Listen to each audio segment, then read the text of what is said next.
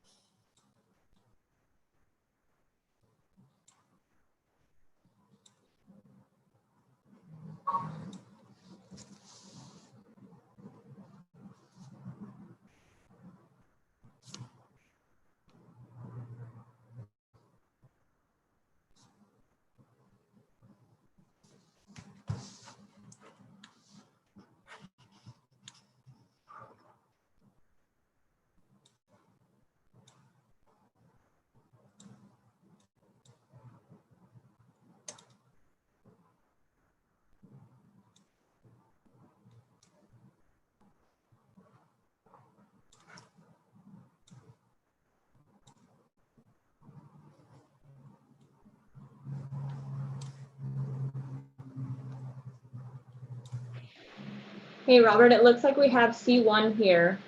Mark Armstrong, if you had any questions for that one. Okay, yeah, hang on a second. Let me just open that up.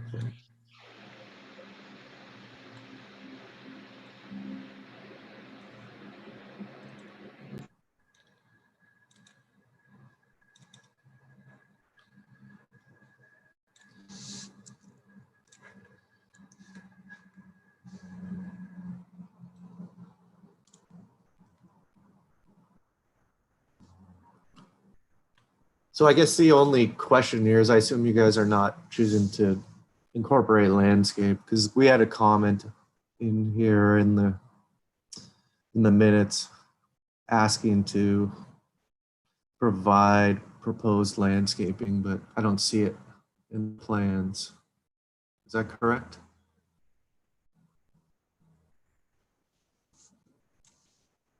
I think you're on mute, Mr. Armstrong.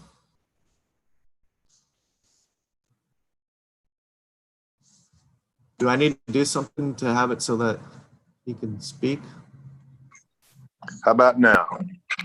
Now I can hear you. Cool. That makes yeah. it easy. She has landscaping now and she just wants to keep it. Okay. And It's not just dirt, so she doesn't see the point in changing it. all right. I'm fine with that, since from what I can see here and when I looked at it on Google Earth, it looked, what's happening here is kind of down, hidden away down a driveway. So I'm fine with that. And if there's existing landscaping that the applicant wants It's to got a couple retain. of fruit trees and some plants along the house. Like you said, it's pretty well hidden. Okay. So then the other comment here was to return with details for light fixtures and materials and color for the entryway. The light Yeah. fixtures are page A13.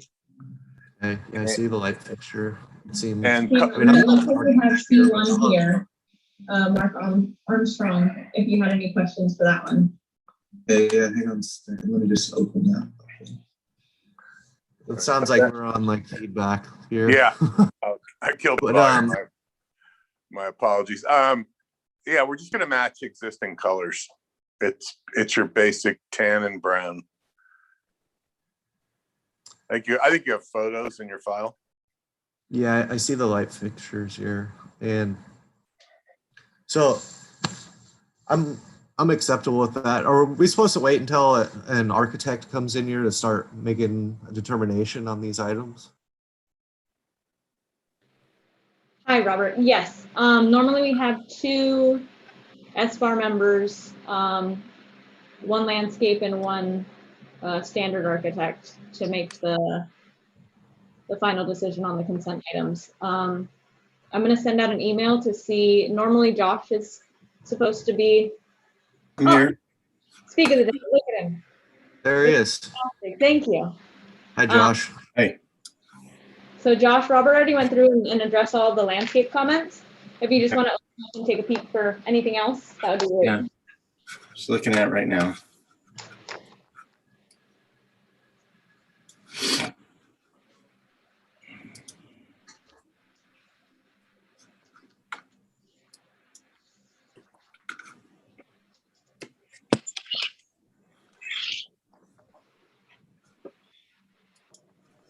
The only other item I had a question on regarding the landscape would be the 4th one, which is the Nizen edition, which we asked to bring landscaping for the, I guess it's just a suggestion to integrate additional landscaping in the front yard. It doesn't seem that they've done that, so I don't know that it's a problem, but I'm not familiar with if there's existing landscaping here that's going to work with it or not. This is Katie Knoll. I'm the planner for that project. I was out all of last week, so the agent just sent me, he basically has a couple revisions of the plans. There's the preferred plans, which is the most recent option that he'd like you guys to be reviewing, and those were just uploaded. And those are late because of me. That was my fault. Let me get them there and see if I can find So is them. it, are they, is the applicant here for item C1? Yeah, he is, sir. That's Mr. Armstrong, I believe.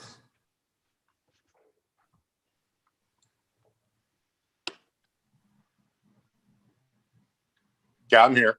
What do you need to know? A presentation to me about what you've done to address the 3 comments that you have. I can share the screen here so we can look at your drawings. Regarding the landscaping, she's chosen to stick with what she has, which should be fine. The light fixtures were the other request, I believe, and also the adjacent structures, which are on page A14. So provide additional details on the site plan, including setback, existing and proposed landscaping, and existing and proposed gates. So can you walk me through how you've addressed those? The drive is marked. The landscaping is existing and it's going to remain. Okay, listen to me. It says provide additional details on the site plan, including setbacks, existing and proposed landscaping, and existing and proposed grading. So those are labels. Walk me through your plans and show me where the label, where you've actually addressed that comment in your plan. The setbacks are clearly marked. Okay. The adjacent structures was what I have in my notes, which are on there. There's no structure at the rear because it's apparently some sort of storage yard. The drive. There's nothing about that. It just says setbacks. So you have the setbacks on there, existing and proposed landscaping. So do you have that labeled? No, there is no proposed landscaping. She's not going to do landscaping. She has landscaping.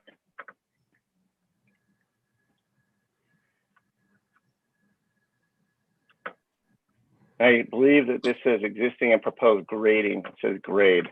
So is there any grading going on this project? Nope. Okay. So the second comment says garage is acceptable and change to entrance on main house is acceptable. So there's nothing to talk about there. Return with details for light fixtures and materials for color for entryways. You have those things here today? Light fixture, page A1.3. Okay. Looks like you have some kind of specification up here. Is that for the light? Yes.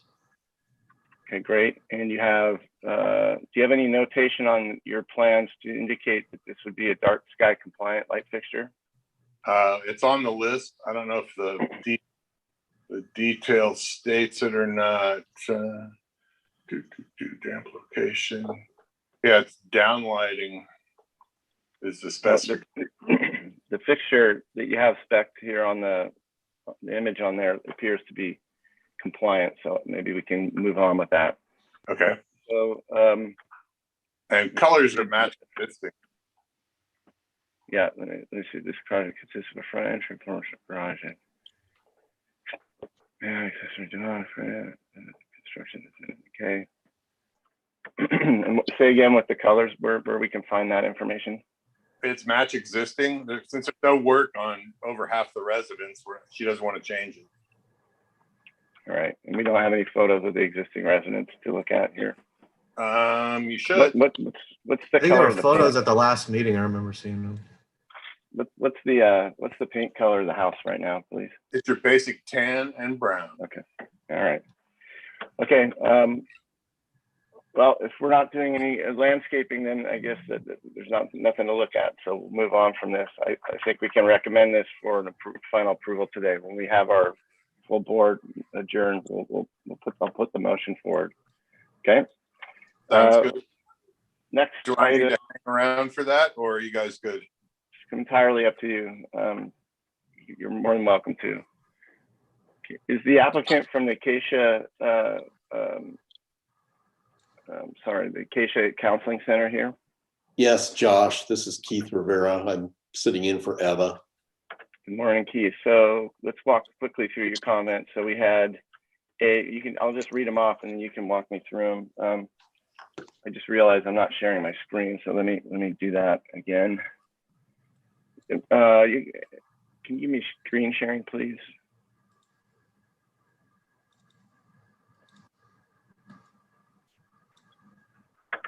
Sorry, I just gotta wait for Leah to give me, there you go. Okay. All right, so I'm gonna flip back and forth here. So adaptive reuse project is really well done. Nice job to the committee and community and detailed well. So landscape plan works well with improvement to structure. Consider the bike parking, see if it can be expanded. Relocate the trees or the swale so that they do not interfere with each other, and return with color rendering. So why don't we start with the color rendering, and then you can talk about the bike and the tree.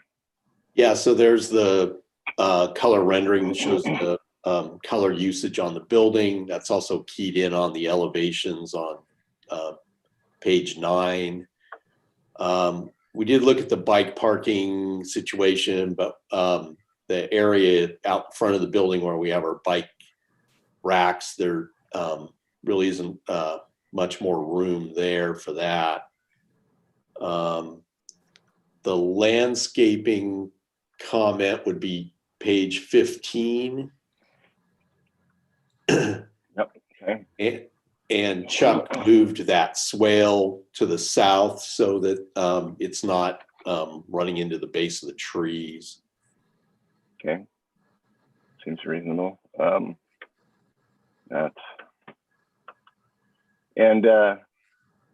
Talk a little bit about lighting. Lighting. How are you guys handling that? Yeah, so it's basically building mounted lighting. That's the wedge light you see there. Go up page 23. Yeah, there you go. So it's primarily the wedge lighting, downlight, dark sky on the building. We do have one pole mounted parking lot light, which is that upper fixture cut there. That says D series. And where's that going to be located? Is that towards the street, or is it in the middle of the No, parking that's in the lot? middle of the lot. Page 19 is the lighting plan. Okay, I see it. All right. Yeah, good. so And there's then you've one got in the middle of the security, parking lot there on the right, and then the rest are building mounted there along the security perimeter. driven. Okay, and can you just quickly walk us through where you're putting the air conditioning condensers? Do you have a location? It looks like they're along that side yard. Is that correct? Yes, they're in that 6 of those? side yard area. We have kind of a, equipment yard there.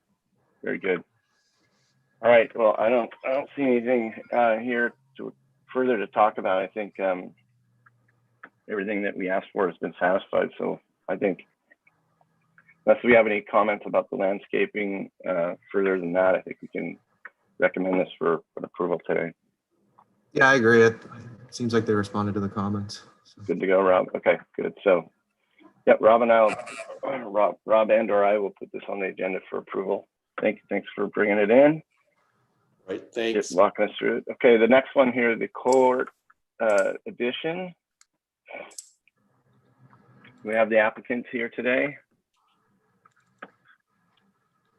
Yes, I'm here. I'm Scott Menzel. I'm the landscape architect.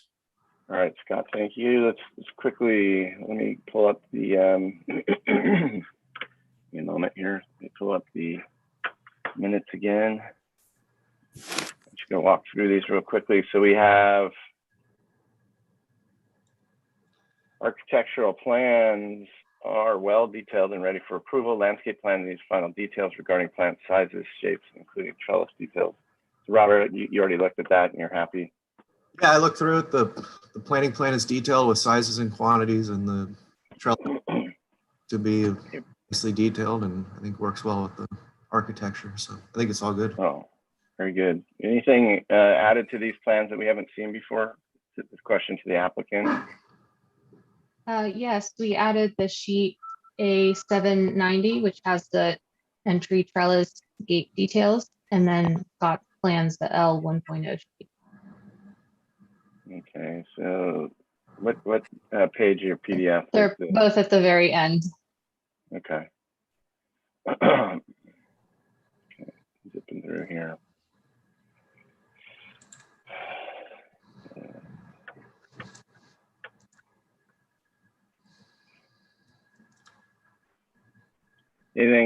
So anything about this trellis that we need to know about other than?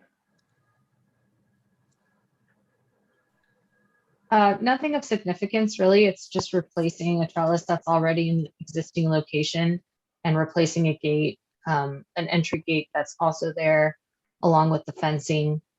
It's, as I mentioned, it's at the same location. Okay, so yeah, you're using metal square tubing, so that should be pretty sturdy. All right, very good. Okay, well, I think that covers all the comments. So with that, I think we'll recommend this again for final approval today. I don't see any issues at this point to do that. Thank you. We also have a color board here. Do you want to make any comment about this? This is included in the submittal and we reviewed it at the last meeting, but everything has pretty much stayed the same here. So we have a combination of stained and painted wood siding, anodized metal, live metal, and then some existing materials that are noted on the board. Okay, very good. Thank you. I'm going to go on to the Neeson Edition acceptable project. We have the applicants here, by the way. Yes, I'm here. Hi. Hello. Some members suggest, just for the secretary, can you state your names for the record? Sorry, I should have asked that before. No problem. Mark Compton. Okay, Mark. Some members suggest introduction of gable at front entry. Most members agree with proposal as is, but suggest increase of size, scale of entry elements. We'll look at that. Consider addition of window shutters. Suggest integrating additional landscape in front yard. So I've got the plans here. You want to walk me through which Sure. There's a couple different things in the file. I got this PDF plan set. That should be the final one. Let's see. I got, yeah, Jump I've got to sheet 10. final for 5/21/21. Is that the one we want? Yeah, preferred plan is, Final. Yeah.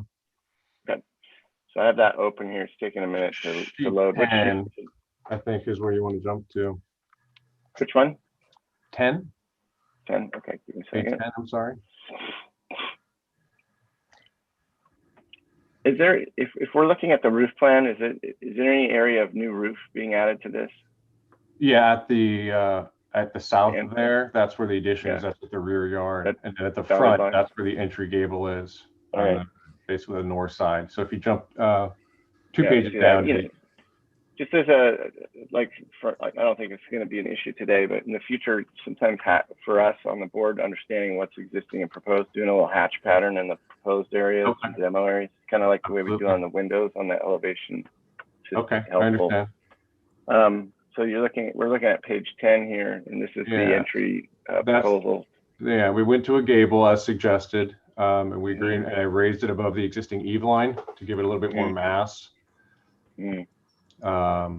In terms of the shutters, my client really did not prefer having shutters, and really liked the clean look of the existing vinyl windows.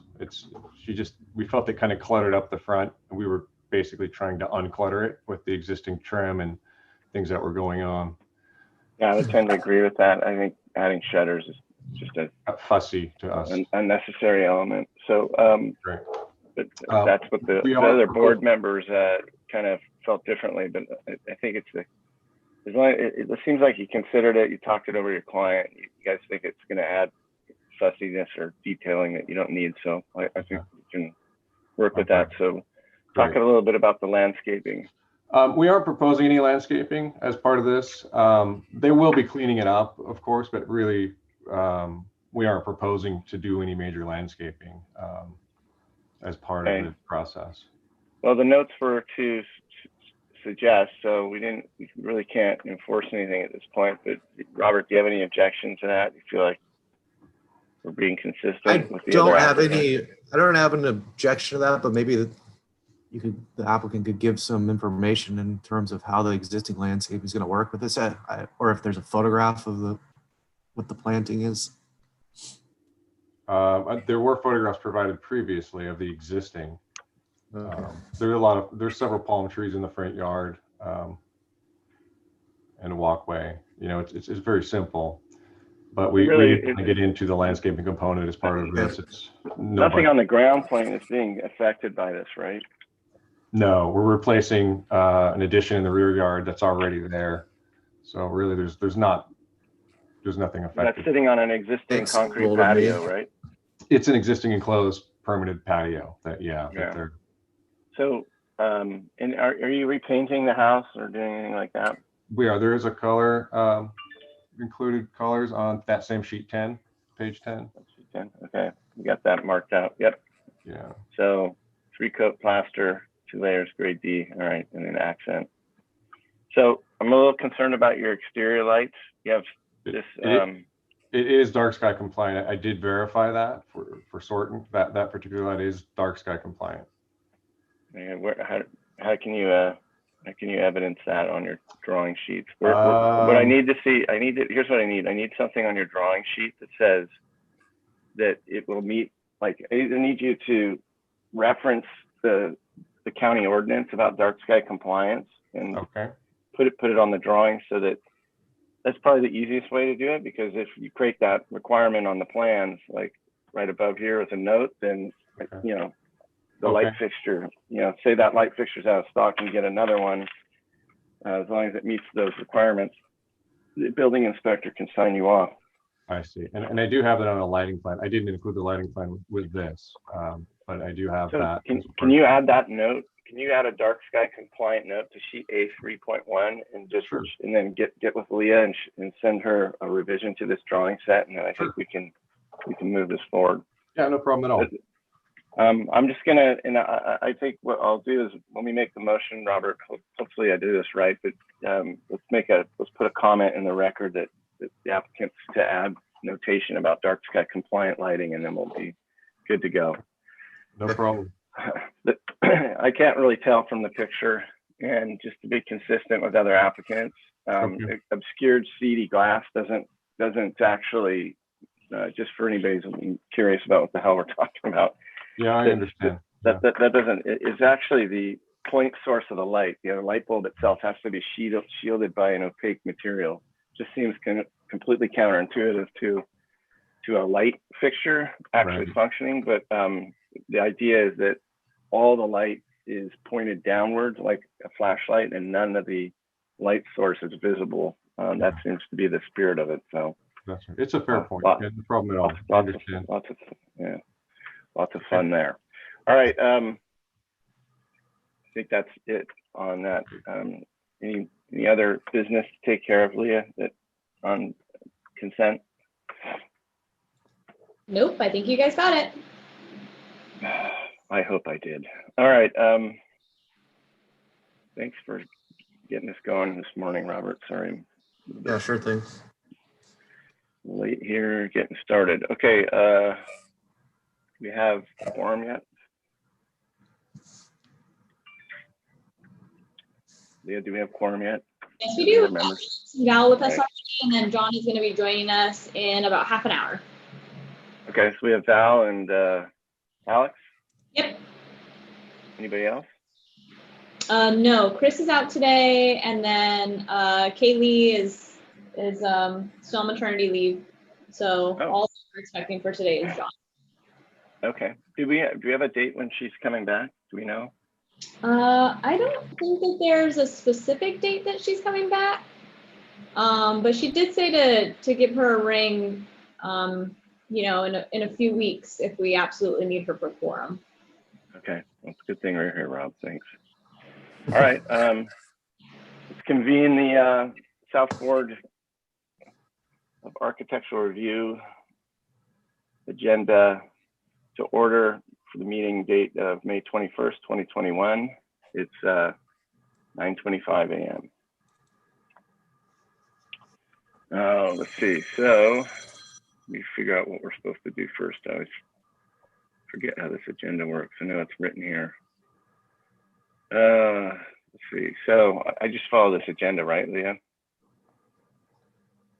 Yep. Here we go. So before we get started with anything else, do we have any public comment? Any members of the general public wish to speak on any item before this board today?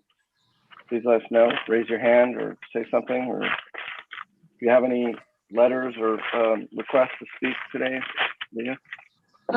Chair, I do not. We do have a few people that are in attendance So this portion of public comment is just for items that are not on today's agenda. Yes. So if you'd like to speak, you can raise your hand. Anybody want to get up here and talk about what an amazing job we're doing here and compliment us about it? Anything goes. Mr. Chair, if you have any requests to speak.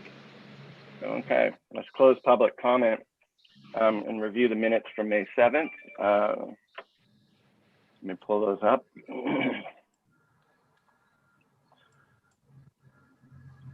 Okay, so we're going to go through our minutes from May 7th.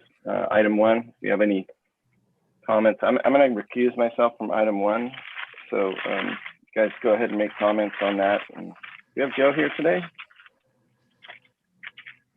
Actually, Mr. Chair, we have Nicole Liu. She normally helps me with CBAR, but today she is our SBAR planner.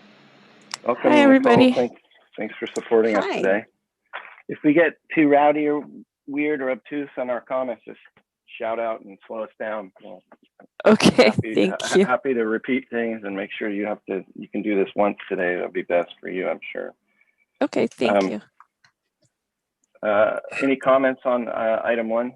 Yes, Mr. Chair, Nicole. Hi, Nicole. I have a comment on item 1. The first thing is I would like the to be divided into 2 sentences, like where it says return.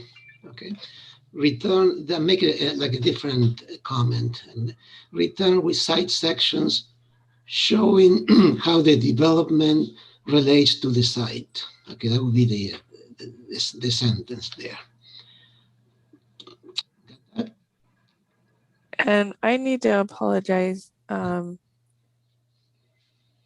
Leah, what date should I be looking at for the ones that you sent me?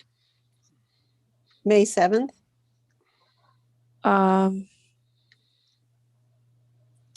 Leah, could you send me the minutes for May 7th? I have. Yeah, which ones do you have? Do you have May 21st and that, what is May it? 2nd. Okay, give me just a sec. Let me send them over to you. Okay, thanks. Sorry, guys.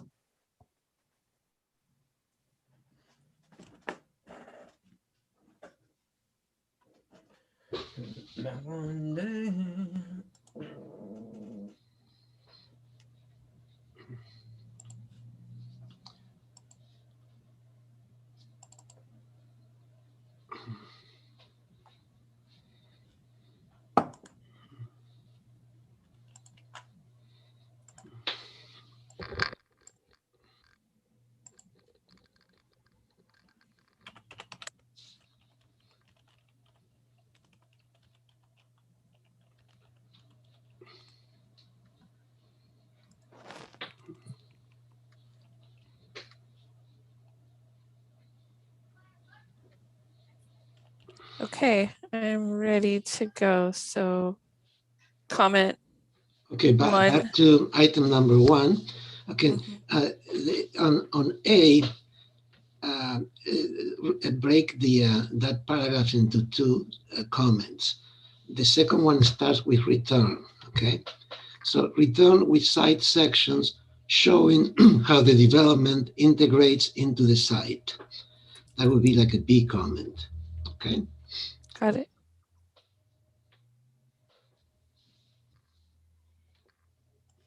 Any other comments? No, I think that. Wait. You got another? Okay. Yeah. Okay. On comment number A, it says that it ends saying should be reduced in size. And I think it needs to be a little bit stronger. Needs to be reduced in size.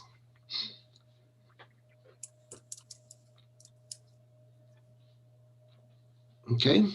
Got it. Okay, now on the one that says D, pool integration into the design is very creative. However, it expands the footprint of the building. That's what D should read like. Pool integration into the design is what did I say? Is very creative. However, it expands the overall footprint of the project.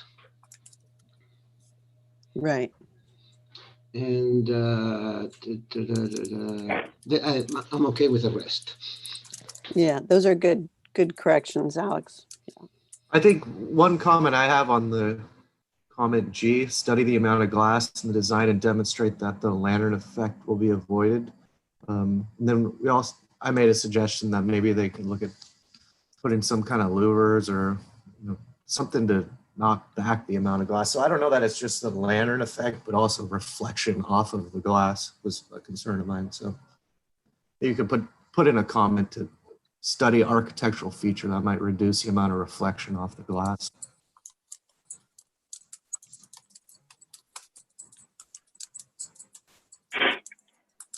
All right, moving on to Boehm Edition. Any comments for Boehm Edition? Can I go back up to Alex's comments on the pool integration? Did you want me to delete the language about however the overall program is very long and should be shortened? No, because I think we said that at the beginning on A. We already said that. So. Well, Alex, you said instead of should be reduced, needs to be reduced. That's correct. Yes. So I have pool integration. The design is very creative. However, it expands the overall footprint of the home. And then it previously had language saying, however, the overall program is very long and should be short. Should I delete that last sentence? Yes, I wouldn't say home, I would say project. It Okay. expands the footprint of the project. Okay. Okay, are we ready for number 2, Boehm Edition? Everybody ready? Ready. All right, anybody have any comments about Boehm Edition? Just a minor comment on D, the wording is a little bit awkward. Board is supportive of the proposed height. Eliminate the word exceedance above the 16-foot hillside ridge line limit. Of D. Yeah, so I think exceedance is a strange word in there. You would know. You could also say exceeding. You can also say it in a different way. Exceeding and eliminate it. Exceeding and eliminate the word above. So choose one of the two ways. I don't think we have any comments on item 3, unless anybody wants to keep on the compliments further. Number 4, nothing. 5, nothing. 6, nothing. So I think that's it. We have down here at 9, or at least for those items. 9, color boards are acceptable. Board finds the project consistent with the Eastern Valley Design Guide.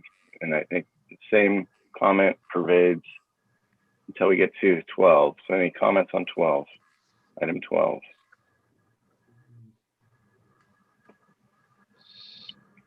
No, I think we're good. Okay. Mr. Chair. Yeah, it's good. All right, To make a motion to approve the minutes as amended. I'll do I have a second that. for the, thank you. All those in favor? Aye. Say aye. Aye. All right. Okay, I'm gonna abstain from, well, I don't need to vote, so motion carries. All right, any informational briefings from SBAR members? Mr. Chair? Yes. We do have one slight revision that we need to make to a set of minutes that have already been approved. It's the February 5th minutes. They're in there, but they're already labeled as approved. So yeah, that could be really confusing. I probably should have sent an email beforehand saying exactly what we're gonna do to these minutes. But all we need to do is change the motion for C1. We went back with the planner and Joe and listened to the meeting. And it seems like the motion that was supposed to be for C2 got recorded for C1 as well. So we just have to amend those minutes to state that that project did not receive final that day and that they can come back for final on consent at a later meeting. Okay, well, that seems reasonable. Do you need us to vote? Do you need us to make a motion to amend those minutes as you just described? Yes. I'll make that Okay. motion to amend the minutes of February 5th as described for item C1, that it was not part of the motion for C2. Second the motion. All right, I'll compliment Valerie for her excellent listening skills because I didn't catch any of that. And all those in favor? Aye. Aye. Carries. So moved. All right. So staff updates. Oh, go Actually, can we go back to informational BAR members? Because I really have concerns about the way we're doing site visits right now. I don't think that they are effective, particularly when we have remote sites and they're difficult to get to and there's short notice for them. And I don't know how many members even make it to them. I think the site visits should be put back into our agendas, even if we drive separately for a while, that they be more organized, because when they happen, they're important. Yes. And they're not getting dealt with the way they should be. I would second that. I think that there's plenty of ways to stay within the compliance of the county's recommendations for COVID, related safety measures and so forth, especially on a site visit. On the exterior, of buildings, and we can keep our distance and still, we're not really even. Yeah, we're not even inside, we're outside, and it's a matter of how we get there by vehicle. But right, and by process and policy, we don't actually have conversations with each other on sites. There's no need for those kind of interactions usually. That's right.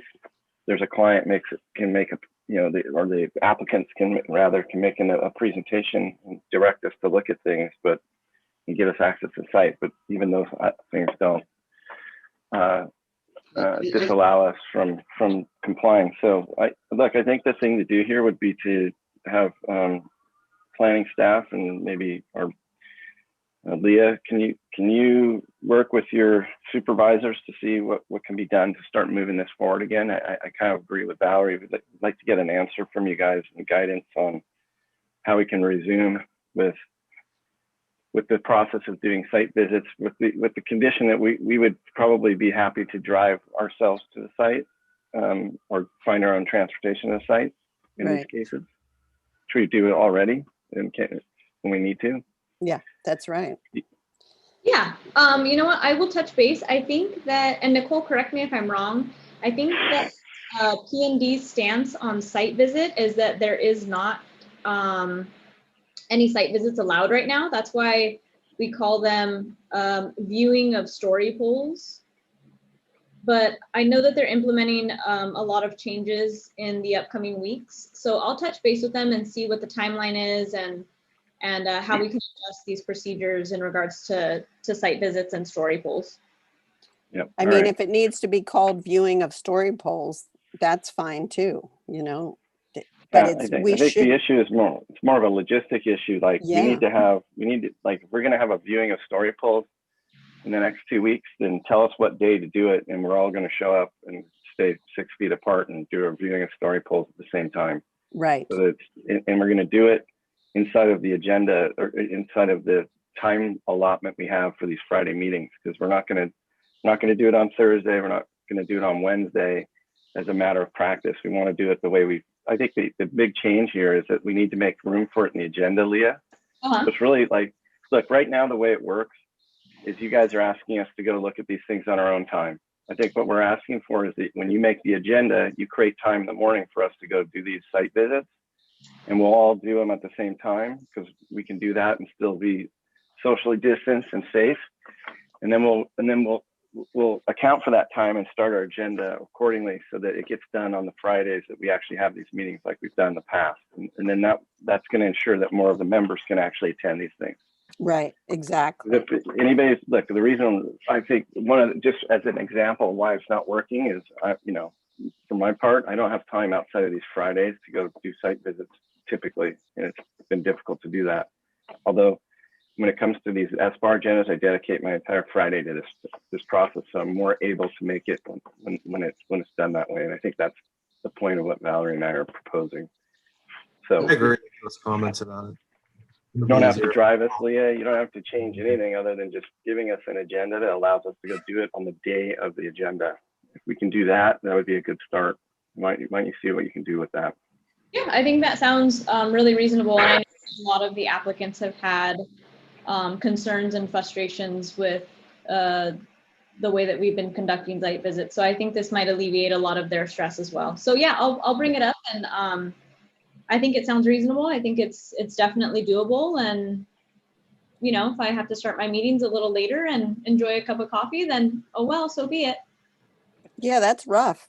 I don't think anybody's going to resume being happy about having a site visit anyway. Kind of like seeing your proctologist. I don't think anybody enjoys it. It's necessary, but not fun. All right. Oh, and Mr. Staff Chair, updates. before you begin, sorry. Let's actually work on the 521 agenda, because right now we're actually on the 5-7 unapproved minutes. Oh, sorry. I forgot to switch over. Here we go. It says MBAR in here, by the way. We have an MBAR agenda in here. Oh, goodness. Okay, anything from staff? Do we have any staff updates from P&D? So I just have one thing, and I don't know if Joe already briefed you on this, but in general, the county offices are going to be reopening on June 15th.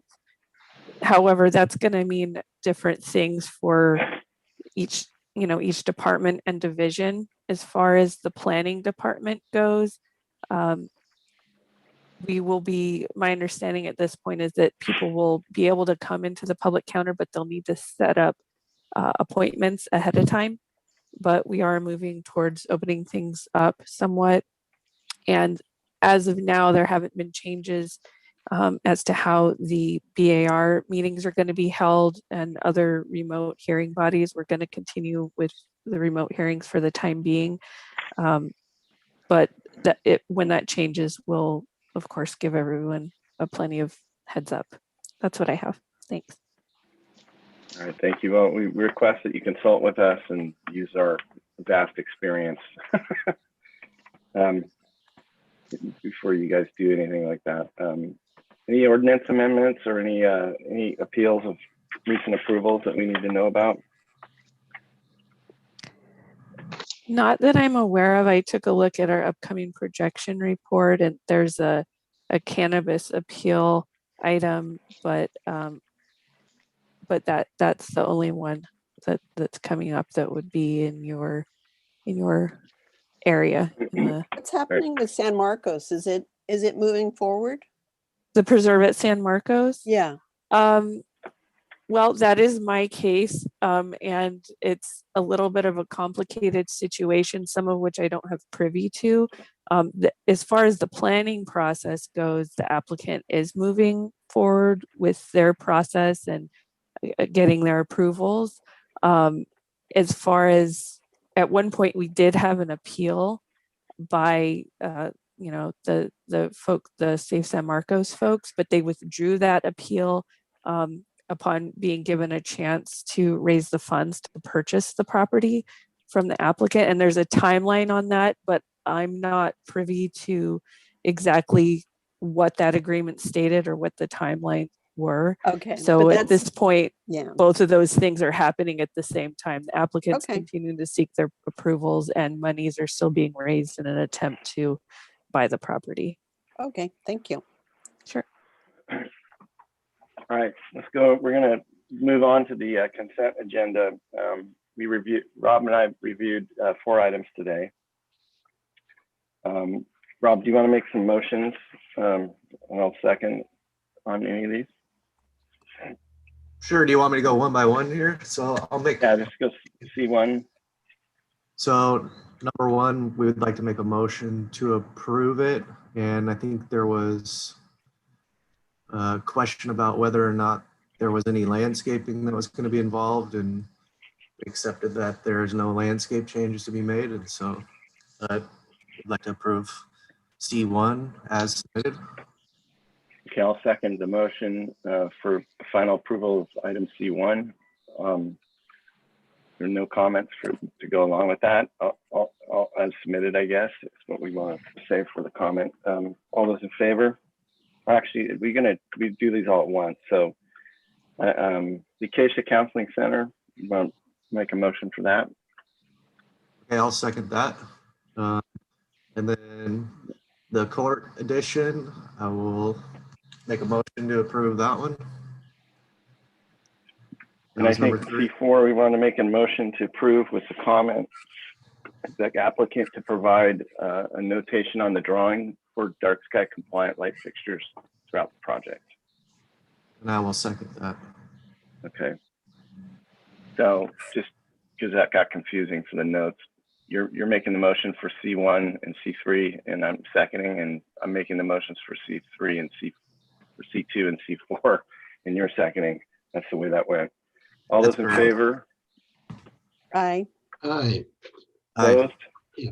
Motion carries. Okay, we'll close on consent agenda. Thanks for the applicants for showing up early to help us get those done today. All right, moving on. Any other business before we jump into our main agenda? I wanted to check real quick before we start today, just on timing. We've got, let's see, Got 10 items. Anybody have any predictions on how long it's going to take us to get through this today? We're just trying to figure out when we might take a break, so we're cognizant of that. It would be reasonable to take a break at 10:30 or 11 for a few minutes, regardless. Right, and then another one at lunchtime, you know. Yeah, we'll see. But yeah, I was just looking to see if there's any conditions placed, but it looks like everything's been conditioned to show up at 9:15. So if we can blast through these, great. If not, we'll do that. So Alex, why don't you remind us at 11, or if it gets past 10:45, just give us a hoot, and we'll see if we can adjourn for a quick break. All right, item one. Let's move on. So item one, request of Brian Banks, agent for Wonderment Farms LLC, to consider further conceptual review of the story poles of a new 4,575 square foot residence, 80/40 garage, and so on. So we have our applicants here today. Mr. Chair, yes, sir. We have Brian Banks here, agent for the owners. We also have Gary and Jackie on the architecture team, and we have Mr. Sam Mathis for landscape. All right. Hey, you know what I was going to ask, Rob, can you drive, or somebody drive the presentation of the document so I can focus on the agenda? I'm not familiar with doing it, but I'll give it a shot if you like. Actually, the way I got this set up, I don't have the documents on the same computer, so it's.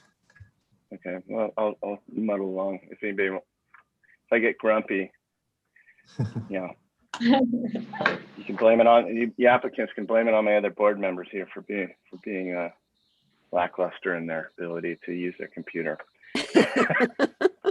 You can try to download the files on here and then help you out with it. All right, so Brian, I probably already said this. So I'll say it again. State your names for record and go ahead and guide us through your presentation. I'll try and keep up with you.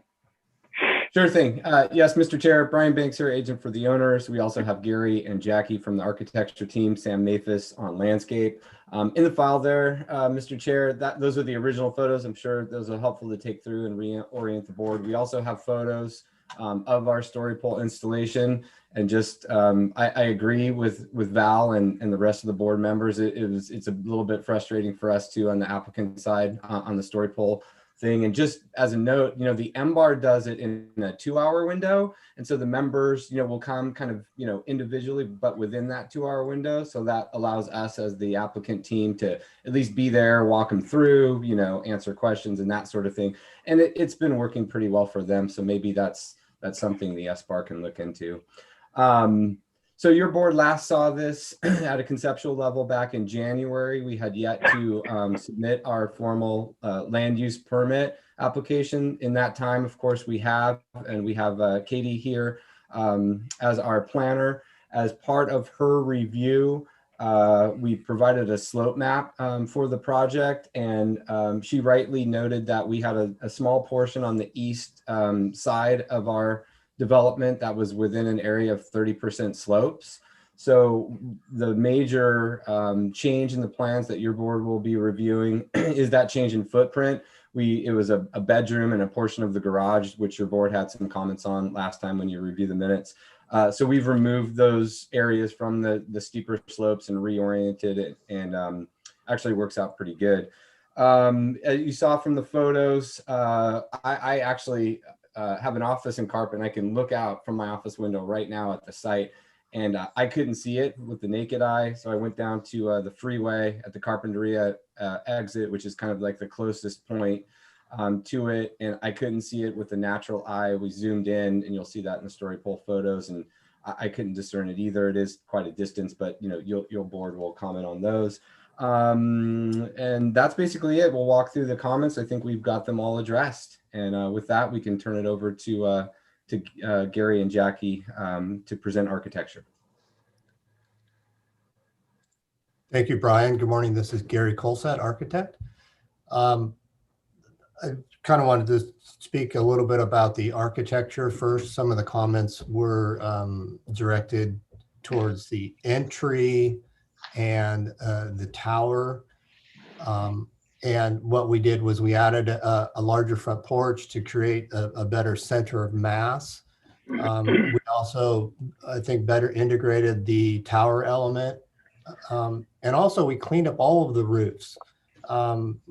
We had a couple different roof pitches going on. And then what we've done now is we've kind of created 3 separate pods, not pods, but structures that are connected more with flat roofs as a breezeway thing. It breaks up the mass, but it also adds a lot of interest to the house.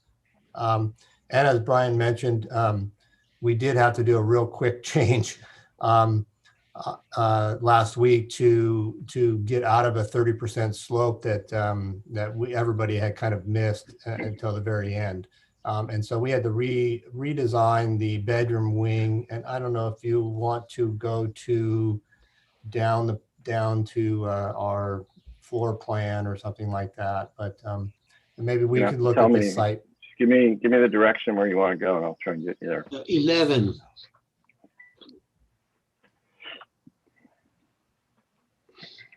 Thank you, Alex.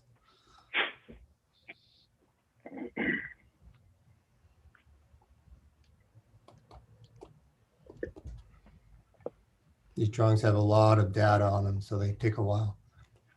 So on the upper left corner, you'll see the bedroom wing, bedroom 2 and bedroom 3.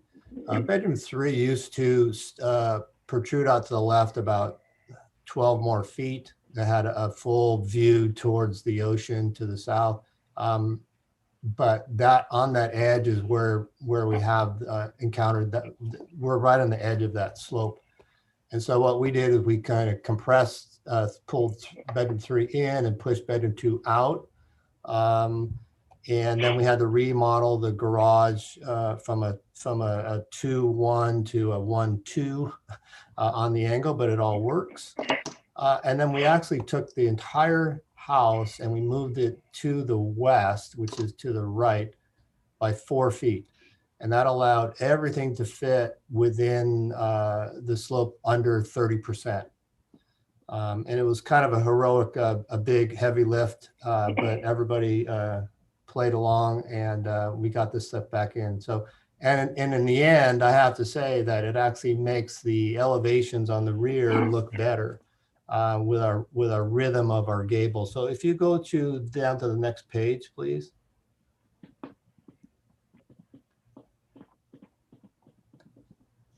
So what I was referring to is on the rear elevation, you can see on the right-hand side, we have a double gable, and then there's a flat section, and then there's another gable in the middle, and then there's a gable on the left.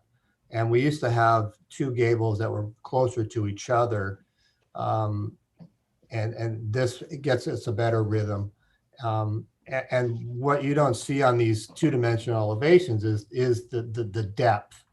So, which is much better illustrated with the renderings that we provided on the cover sheet.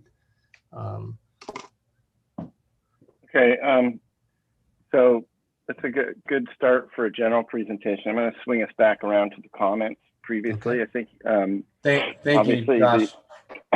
the original project, the original comments for the project's well designed and appropriate materials are proposed. So I think, we can just review, maybe look at some details and materials today if we need to continue with that thinking. But I think the number one issue today was the story polling. And I think you've addressed that. I think Brian made an effort there as well, so thanks.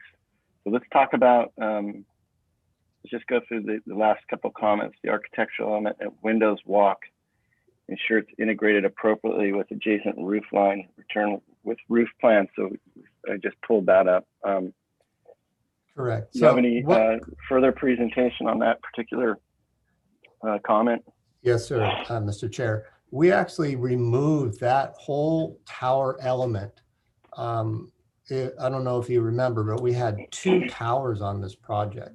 And we determined that the second tower, where we had this widow's walk, and it was actually exceeding the height limit by several feet, we decided that it wasn't helping the project, and it wasn't necessary. And so we've eliminated that, and with that completely. So that's how one of the ways we address that comment. Okay. And the other comment we had was consider extending roof at entry porch to create more of a weighted center of the house. I think you already presented and discussed that. Yes. We'll move on from that. Study garage entry, ensure ability to utilize far garage stall. Any discussion on that? Yeah, we actually have looked at the garage, and we know that we can get all three cars to park in this garage the way we have it. So. Okay. And let's see.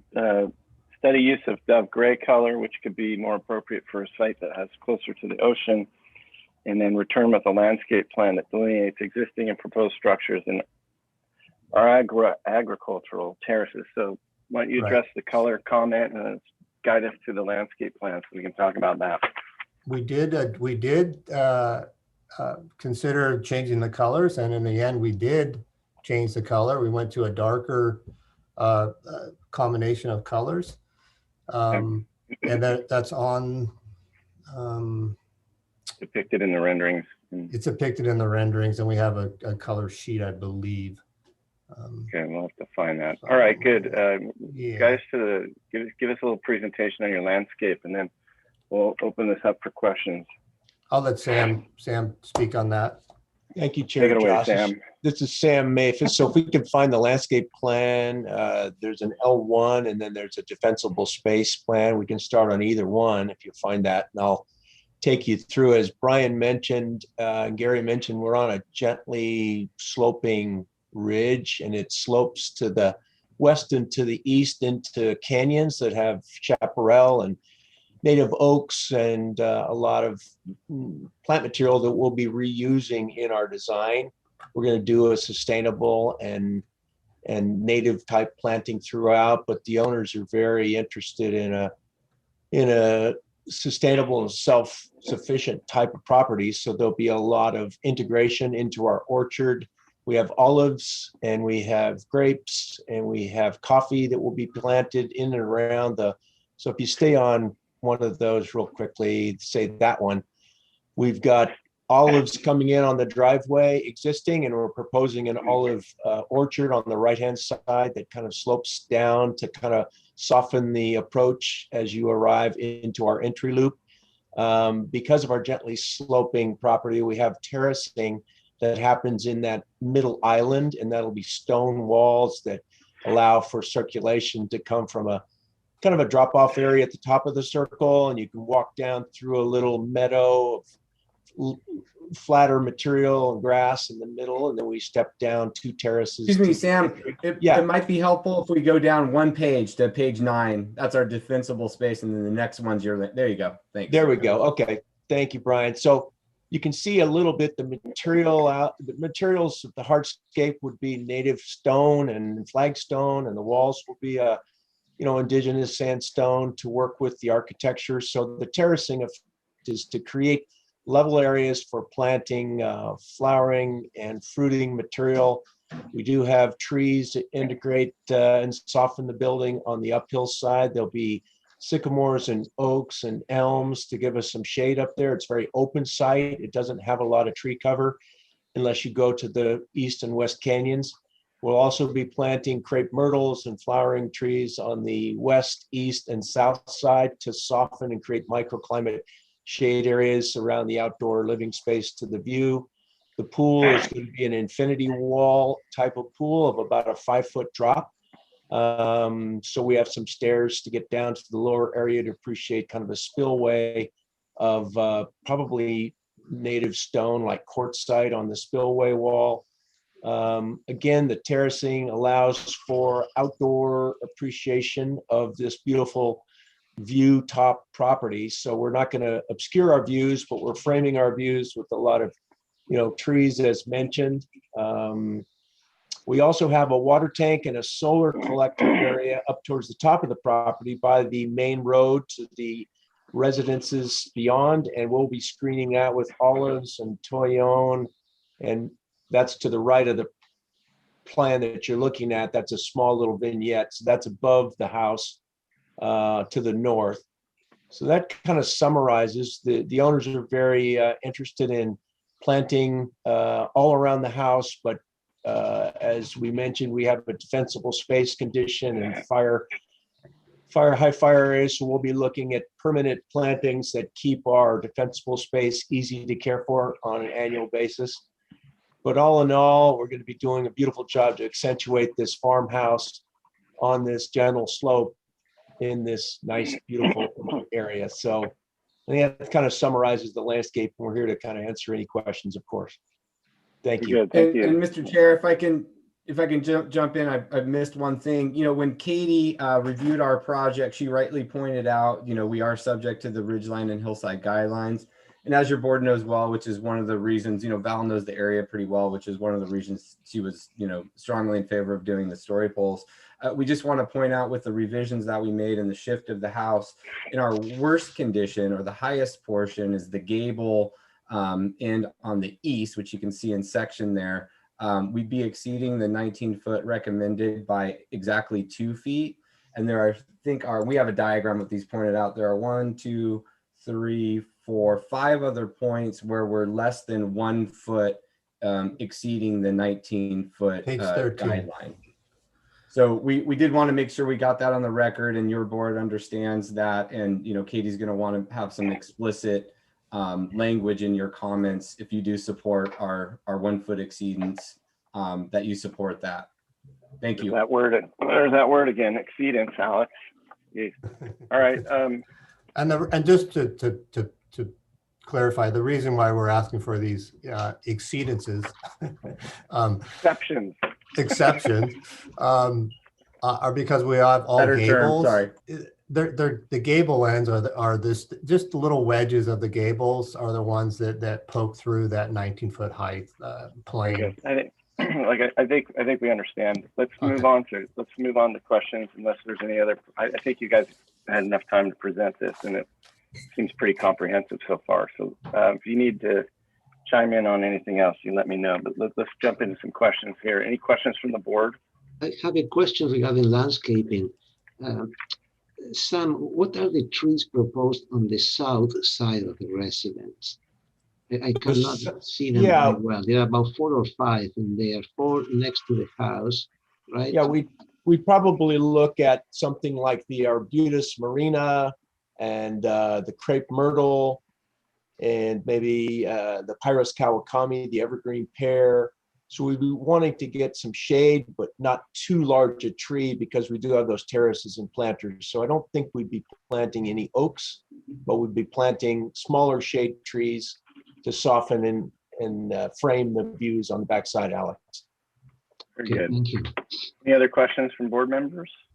Yeah, I wanted to make sure I understood the revisions that you made. Are they reflected in the story polls or did the Yes. story polls? Yeah, Val, the only thing that you'll find is we kept this slope. We didn't have time, honestly, to update the slope map and the septic utility layout with this kind of late shift. So on the plans, the slope map that you'll find is of the former footprint that showed that little portion that exceeded the 30% slope. And so that'll be updated for your hopeful preliminary approval the next round, just so you can see we're complying with the slopes.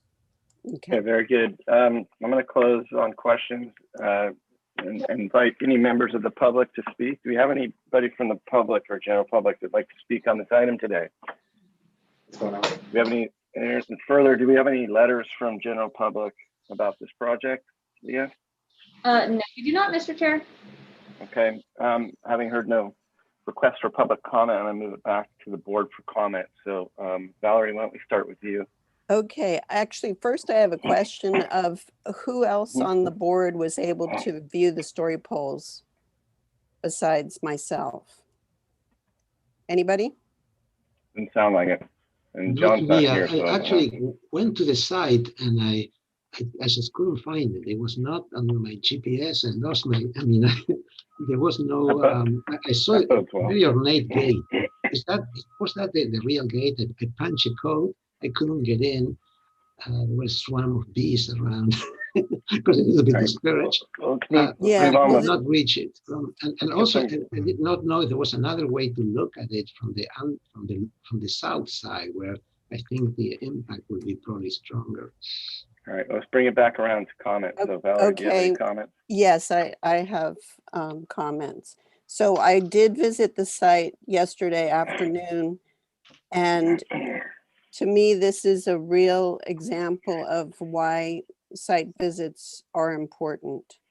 And I do have some big concerns about the way the house is sited. If you look at page 7, can you go to page 7 of the PDF?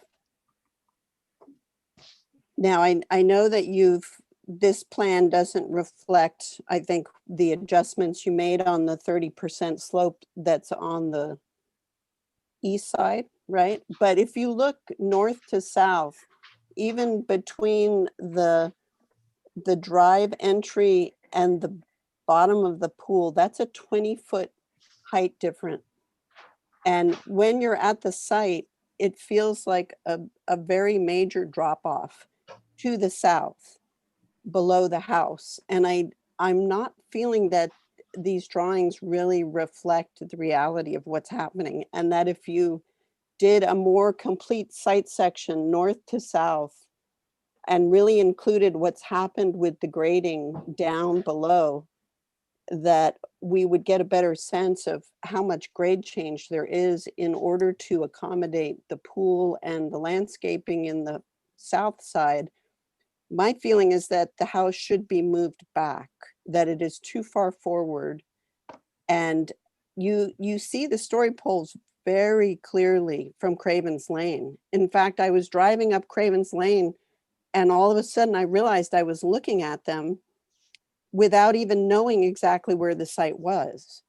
And then when I was up at the site, it was clear how much you can see from the freeway, from Cravens Lane, from other areas in Carp. So the house is going to be very visible, and it's a little bit of a flatland design. I appreciate the changes you've made. I think architecturally you've done really nice things between the first viewing and today, but I'm very concerned about its location on the site. And Okay, so let's should can we be get these? moved back.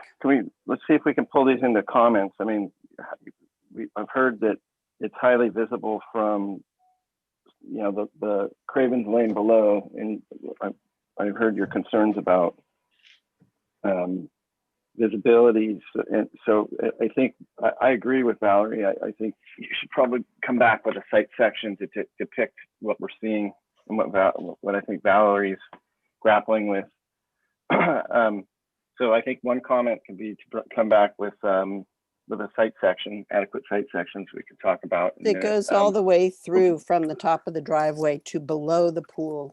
Yeah. Right. So, And reflects the current condition. There's been quite a bit of activity grading wise. Just to guide this, so if they come back with site sections, that'll help us analyze this. But what comments can you give the applicant in terms of what you'd like them to do to adjust the design to assuage any concerns you have about the visibility or the site condition that you're the siting of the house on the hillside? Like, what do you want them to do? Move the house to the north. Okay. And so the comment is to bring bring site sections through the entirety of the developed area and probably extend a bit beyond so we get the context of it. And then the other one is to move the house more north to minimize the view impacts from below. Is that fair? And really evaluate the number of retaining walls that you have to be able to execute this program. When I was out at the site, it felt like there was no ability to have a foreground landscape on the south, but yet in the plans, clearly there is. So. Okay, so how do we make that into a comment? That's interesting. To really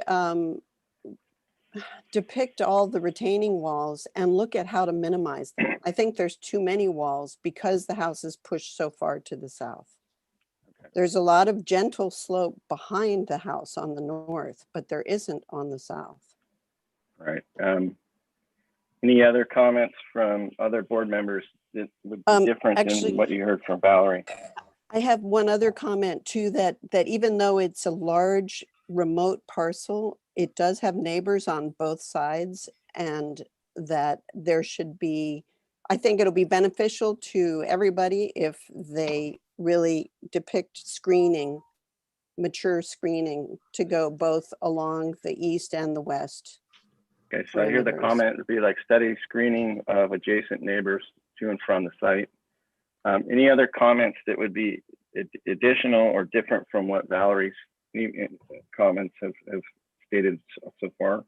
Anybody have any difference to those as well? Anybody disagree with that? Yep. I agree with Valerie, and I think it would be helpful to, if there's additional walls required down with the pool here to, effectuate landscape planting and the grading for the home. Right now, it doesn't show any, but I know that was one of the previous comments that was in here was to provide terraces. Anything from you, Alex? I think the section should really extend down. It should be like a different section. Right. That really covers from like Coral Canyon Road down. I mean, just a real site. It's a big site, but I'm going to hold back any comments on my end until I actually see site sections to evaluate. I understand the concerns that you've addressed, Valerie. Okay. And second Rob, comment. you're agreeing with those. So hold on a second. We're talking about a very extensive redesign to how they're laying out this house. So if we're gonna, we can continue on with other comments, but if we're gonna ask them to come back and repackage this, they're gonna actually take that on, then there's not much else to talk about regarding that kind of change to the project. You understand? Like that's a pretty big move on their project. So we could actually move on today and give them the opportunity to study, and study that and come back. And we can expedite this and move on, or we could sit here and linger on this and talk about 20 other aspects of it. But that's a pretty significant change to the project we're asking for. This is their second time here. They've done their story point. This is why we did it. So I want to find out if we're gonna how we're gonna proceed here, because that would change. I think moving this house to accommodate the comments that Valerie and Rob are giving would actually significantly alter the project. Could I make a quick comment? Yeah, you can in a second. When that's going to reset, that almost brings us back for another review. I'm not proposing that they need to move the house, so I'm sorry if that comment cross No, incorrectly. that's why I want to stop here for a second, because if we're gonna propose moving the house significantly up the slope, that could potentially bring another round of story polling, and it takes this client back, the applicant back to the drawing board to restudy their entire proposal here. And that's, so I want to get a measure of how serious we're actually going to push this, because that's a significant change to how they cited it. And it's fine to do this, because this is why we story polled it. I'm not saying there's anything wrong. I just want to make sure that we create a productive process here for this to move forward. So before, I'll give you guys on the applicant side a chance to talk in a second, but I just want to talk to my board here. Are we seriously considering putting a comment forward to tell them to move the house north, and how many feet are we talking about? Because that we need to give some direction to this. So please illuminate me. Valerie, Alex, hold on. Okay. You'll get your chance. You'll get your chance. Hold on, please. I'm not sure that they have to move it. I mean, they've got plenty of room to move, but they could move it back 10 feet, 20 feet.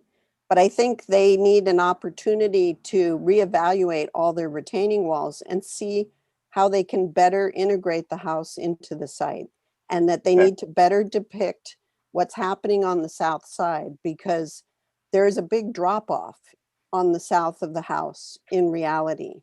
And it doesn't really show in this topo map. To be clear, Valerie, you're talking about moving the house 10 or 20 feet. So that's what I wanted to establish, because I didn't know if you're talking about moving it 50 feet, 25 feet, where you're trying to move it. So does anybody else think it should move beyond 10 or? It's probably more like 20 feet, but I want it to be a clear direction for the applicant that the goal is to nestle the house back into the site, to have more foreground without the drop off. That is the reality that's not really showing up in these plans. Well, there's different ways that the applicant can do that. They don't have to move the house up the hill. They can also drop it down further and create more grading. But you're asking for them to consider moving it in the range of 10 to 25 feet. So Alex and Rob, are you going to support that? Or do you have that concern? Can I say something? I think people should go to the site. Yeah, we heard you. Yeah, I would like to see, I'd like to see a section like that showing exactly, where the house is, right? And also landscape screening on the south side. I don't think what we have is appropriate. The trees are not of a scale enough to mitigate the visual impact of the house on the south side. I would also like to have another opportunity to see this house from the south more than, I'm not sure from where, but that's another thing. I don't think we have to design it for them, tell them exactly how many feet or what. I think we need to pinpoint what the issue is, and then let them resolve it any way they choose. Right, exactly. Okay, so let's check some, hold on, let's check some boxes here. So architectural style, we're okay with. Doesn't seem to be any dilemmas about the materiality. So, I think the landscape presentation in terms of the materiality sounds very appropriate and nice. I think the overall idea of the house doesn't seem to be a concern to anybody. I think what we're talking about here is either lowering or moving the house upslope to reduce its overall apparent appearance on the downslope. That's what's being discussed. And here's my concern: that what you're talking about is significant to the change to the design of the project.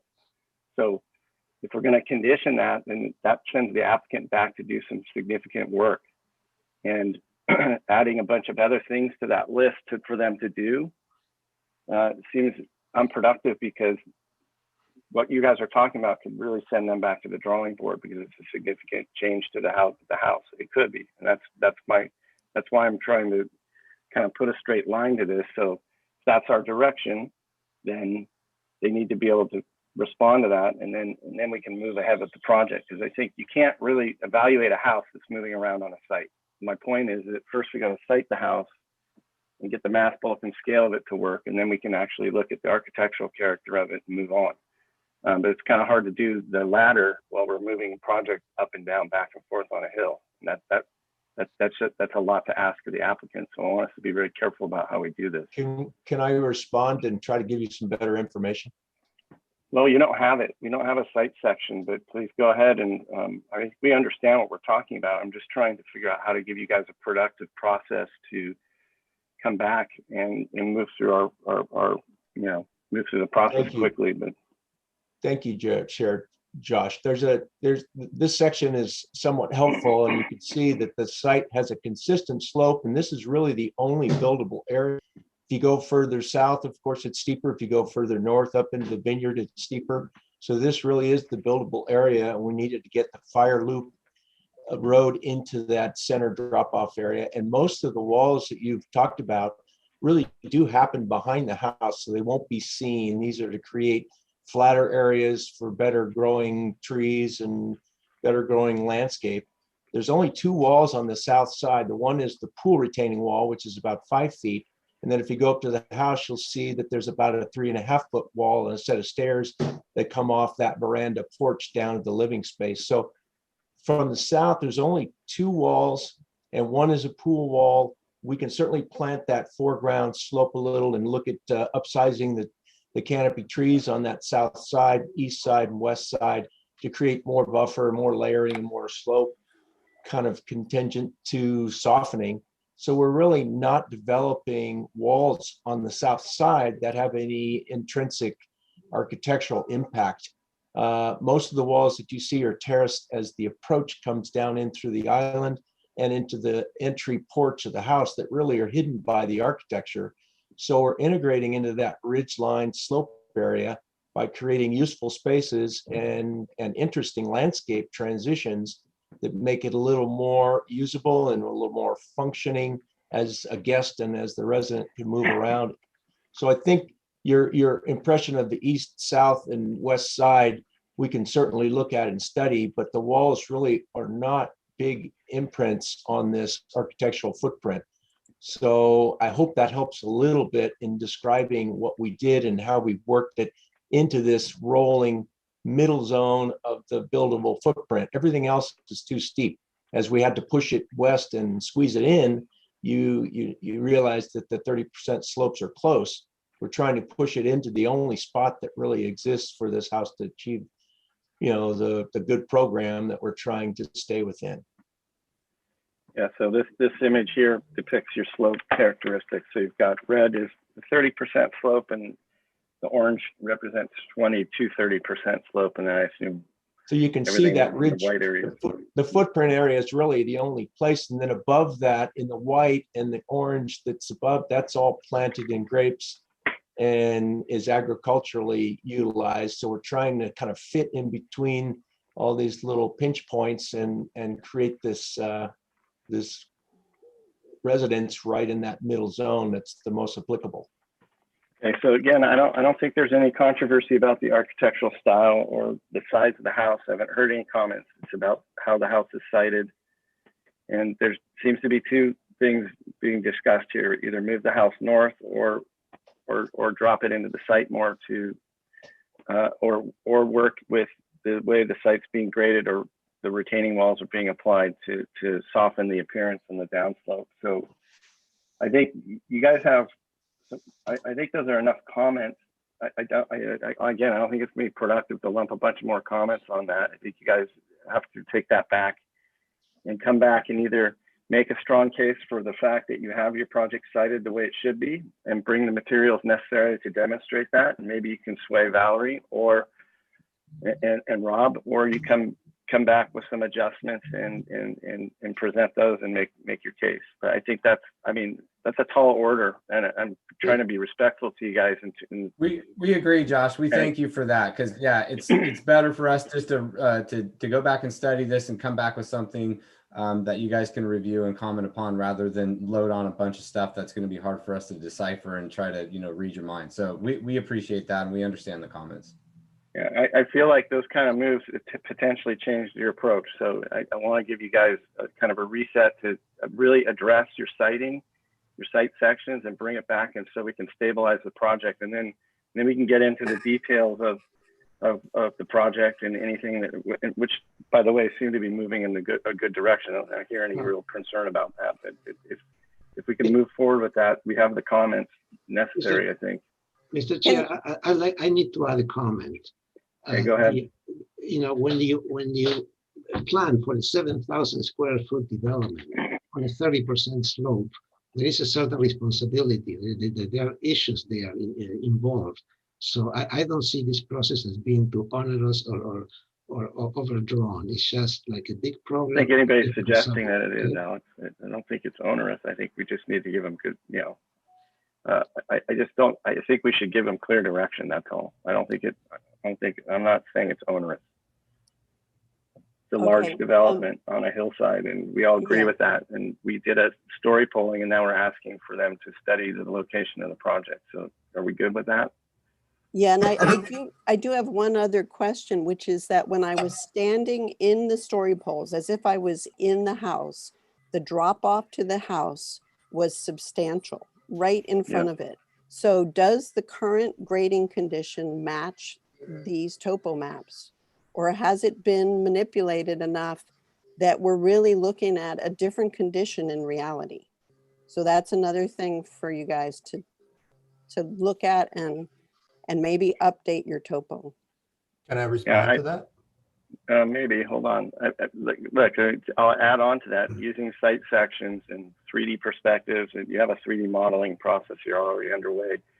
You guys know what you need to do to bring back the kind of assets that'll help you make that argument. So you guys want to keep talking about it, we can, but I'd rather give you an opportunity to make a presentation to address these comments than continue to discuss it, because we're not going to get anything done talking about it here today.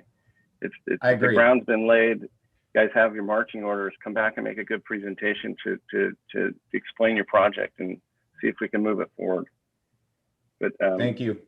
I just want to, that seems like pretty simple marching orders. So do you guys want to hear the comments back, since we're kind of batting this around, and make sure that you guys have what we got it, Mr. Chair. I took good notes. I know, but I want to make sure I want to make sure the board's satisfied. So I'd like to clarify my comment, because I think that it might have been misunderstood. I was concerned that there might be additional walls required on the downslope of the pool area. From what Sam explained and looking at that site section, I can understand that's not necessary. So maybe it'd be helpful as part of the landscape presentation to identify how any walls downslope of that pool area are going to be kind of softened by landscape planting. But aside from that, I'm not proposing that the house needs to be moved up the hill. So I just wanted to clarify my comments that were brought about. So that's what I said. Thank you. All right. Can the planner please read back the minute, the comments, please? Sure. Major concerns about the way the house is sited. The plans do not fully demonstrate the drop off. Story poles are very visible from Cravens Lane and are also visible from the freeway and other areas of Carpinteria. While it is a remote parcel, there are neighbors nearby. Provide a more, and I would like some clarification on the site section, because there are a few comments on that, but here's what I have. Provide a more complete site section north to south, from the top of the driveway to below the pool. Provide a large site section from Toro Canyon Road downward. The house is too far forward and should be moved back from the slope approximately 20 feet. The goal is to nestle the house back into the site. Depict all retaining walls and reduce the number and size of walls. Evaluate the number of retaining walls required in order to execute the proposed project. Steady screening of adjacent neighbors to and from the site. The landscape screening to the south is not adequate. The architecture itself has improved since the last meeting. Confirm whether the current condition on site matches the topo being represented on the plans, and update the plans to meet current / existing site topography if necessary. Okay. That's what I have. Can you go back to the comment about where you had the 20 feet discussed and read that again, please? The house is too far forward and should be moved north back from the slope approximately 20 feet. Okay, so I'm going to propose that we change that comment to read, applicant study the siting of the main residence and look for opportunities to reduce the apparent height on the southern facing slope or downslope of the project. And we'll leave, I think we'll leave it up to you to decide how either to use grading concepts or movement of the project to do that, or anything else you can come up with. But would you be okay with that, Valerie? Yeah, I'm okay with that. And I would also like the other members of the SBAR to go to the site. Yeah, I think that's pretty apparent at this point. So I think that Leah, again, we'll look at maybe adding that to our agenda next time, so we can do that. The other request, can you strike the word major from the initial comment you made? Just go with concerns. Okay. Let's not get dramatic. Anything from the applicant around those comments that you're concerned with, or can we move that forward? Will that give you guys what you need to do this? Sorry Thanks, to cut Josh. everybody off. I'm just trying to move as quickly, and it concerns me that we're I just want to be very careful about this kind of direction on a project, because it seems very difficult we to appreciate it. get an architecture and a landscape scheme going when we're talking about big moves around on a site. And I'd like to see you guys resolve that, and then we can, I think, move along happily. But I don't know. That was the way I thought we should do this. I'm sorry if it got controversial. That's okay. We got the comments. We get it. Thank you. Okay. We'll be All back. right.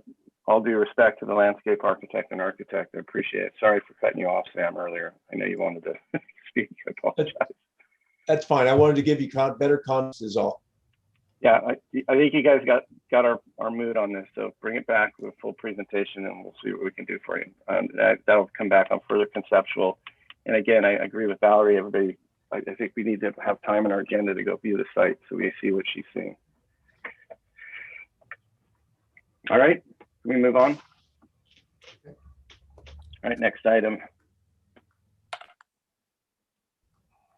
This is a real multitasking process for me here, so hold on a second.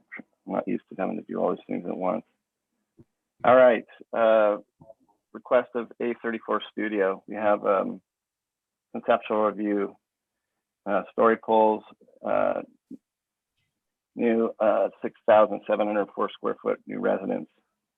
We have the applicants here. I do. All right, please state your name for the record and walk us through your presentation and let me know what assets you want us to be looking at here. Okay, Alan McLeod, A34 Studio. I also have Chantal Vo from Prairie Studios for the landscape. So since your last meeting, obviously we've put up story polls, but we took your comments and we've reduced the scale of the house. We've taken nearly 2,000 square feet out of the program of the house to reduce the overall mass and scale of the home. We've also moved, and if we go to sheet 0.13, Josh, we'll see the changes overlaid from the previous scheme.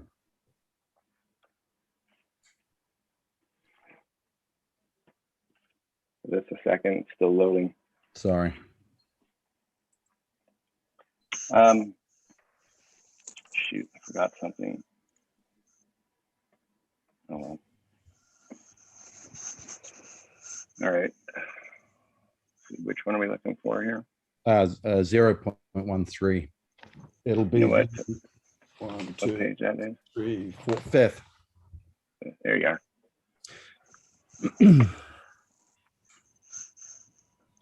are. So as well as taking out the 2,000 square feet, so the you can see the blue.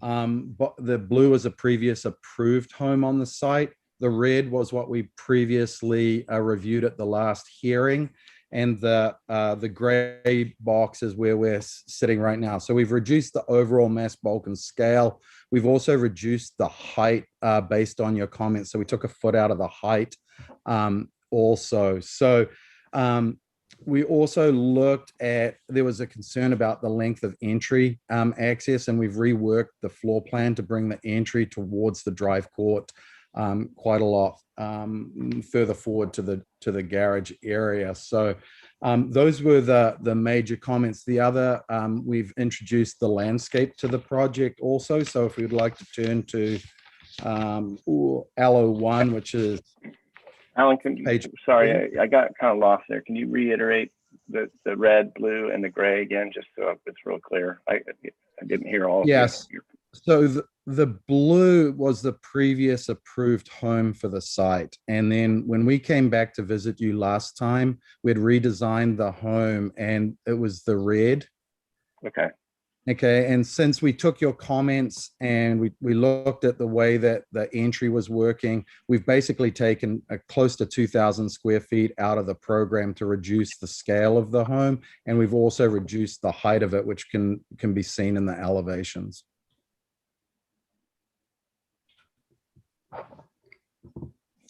We've also integrated the new landscape plan, and we can have Chantel review that with you. Okay. Did you want to comment on? You had a comment there on grading. Did you want to address that real quick? The grading comment appears to be minimized appropriately. So we've by basically reducing the mass of the home, we're reducing the grading, for that area as also. The home is pretty well situated on an existing cut pad. So did you want to also just cover the item here before we go to Chantel on the roof plan again? So roof plan, we've got the solar, the whole solar system working over the top of the garage. So it's not, it's going to be held down. So it's away from the home. We have a series of clearly defined massing that's basically carrying the upper roof, and that upper roof is shading all the existing living space glass. Very good. All right. And do you guys want us to go to the landscape page next on 14? Yes, please. Chantel. Hi, yes. Okay, so I'll present the landscape here. So we have a lot of imagery on the plan, as you can see, to kind of give you the style that we're going for and the planting style and kind of what we're trying to propose here. So just to kind of walk you through the beginning, along the driveway, we just have a lot of ornamental grasses, like the lower image in the middle. We just wanted to soften up the driveway around there and keep it really simple. And on the north side of the building, we have just native low ground cover with some architectural plantings, which will be agaves. And wrapping around to the south side of the house, it's very similar planting. Closer to the house, we have a lot more architectural plantings, like cacti and agave to kind of accentuate the contemporary feel of the architecture. And on the lower portion below the pool, we just have a mix of native grasses and wildflowers. We wanted to keep it really simple and to kind of ground the house and connect it with the surrounding just natural landscape that's there. And we have a few new trees that we're proposing. You'll see they're green on the south side of the house. We wanted to keep it away from the main views of the main outdoor living spaces. And I want to go back to that one plan. I think we got switched to the Wheelo plan here. Oh yeah, and so those trees, we are proposing silk floss trees since they have kind of a really different contemporary look to them. Yeah, and that's kind of, what's it? All right, say that last part again. Oh, that's kind of wraps up everything. This is the Wheelo plan. We're under with the estimated total water usage and just kind of showing you the square footages of the low water planting or low water plantings that we're proposing. So okay. I just the two landscape plans. Very good. So then finally, Josh, I'd just like to thank Valerie for coming up and looking at the story polls yesterday too. You're welcome. Yeah. I'd be curious how many of the other board members were even aware of it was story polling. It seemed to be connecting the dot. We're not connecting the dots here. I apologize for that. So aware of it. So then the one other item, Josh, please. Sheet 701.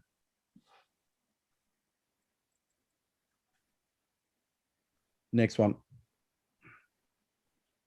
Perfect. So from an overall lighting strategy and material strategy, generally for all our homes, we really like to keep all the lighting for all the indoor outdoor transitions at a low level. So the image to the upper left represents the lighting that we're going to do at all the door transitions, nothing up high or fully shielded. And our general strategy for our lighting, outdoor lighting, is to keep everything low, nothing up high, no overhead lighting, and very simple bollard lighting for any path lighting that can be seen in these images. Very good. All right, I'm going to open it up for questions. If you have any further, I'll give you some time to respond to anything if you have further presentation. So why don't we start? Alex, do you have any comments or any questions for the? Yes. Do you have any site sections, not building sections, site sections showing down the slope and so forth? We have a site section on A0.13, Josh. It would be the same sheet we started with. I guess you. Here we go. I see A1 point. Oh, I see where it is. Okay, got it. Thank you. Does that hatched area represent vegetation, Al? It actually represents kind of the grade behind the cut slope. So there's still, obviously each section we've got further grade in behind. So that's just representing that. And we've pushed the home. Additionally, we've pushed the home further to the north as well. So we're quite a long way off the nose of the slope.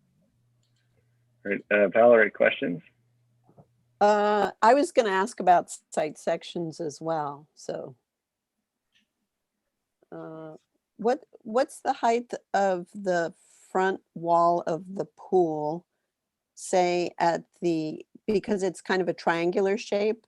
Yes. Is the wall consistent all the way along the south, or does it vary?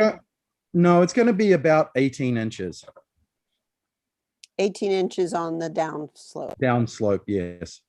Okay. Rob, any questions from you? Yeah, I have a question in regards to the relocation of the oak trees. Is there any particular reason why they're all chosen to be sited in one area, or is there an opportunity to bring them anywhere else into the site? As part of the overall development, a lot of the smaller oaks were already placed, and we're wanting to take those while they're still young and healthy and relocate them as part of it. So we have opportunity to study the locations of the small ones that were planted as part of the overall development. All right, and John, has John joined us? Anybody know if John's on the line yet? Yeah, okay. I'm going to open it up for public comments. Do you have any public speakers that wish to speak on this item today? Mr. Chair, I do not have any requests to speak. Okay, no letters. Bringing it back to the board for comments. Alex, why don't you start us off? I don't have any comments. All right. Valerie?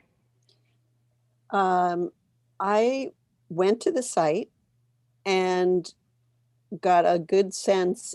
This is a very visible site also. Up from Foothill 192, you drive along and see it from a lot of different angles. And I really appreciate what they have done to try to work with this site.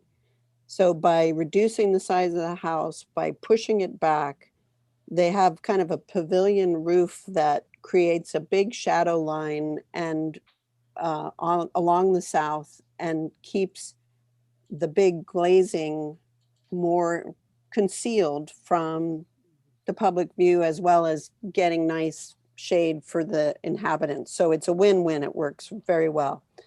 And so I'm supportive of the siting. I'm supportive of the architecture. And I think what I would just have more questions about would be the ability to locate more oaks. Now, when I was there, there's a cluster of oaks down on that little shoulder to the east.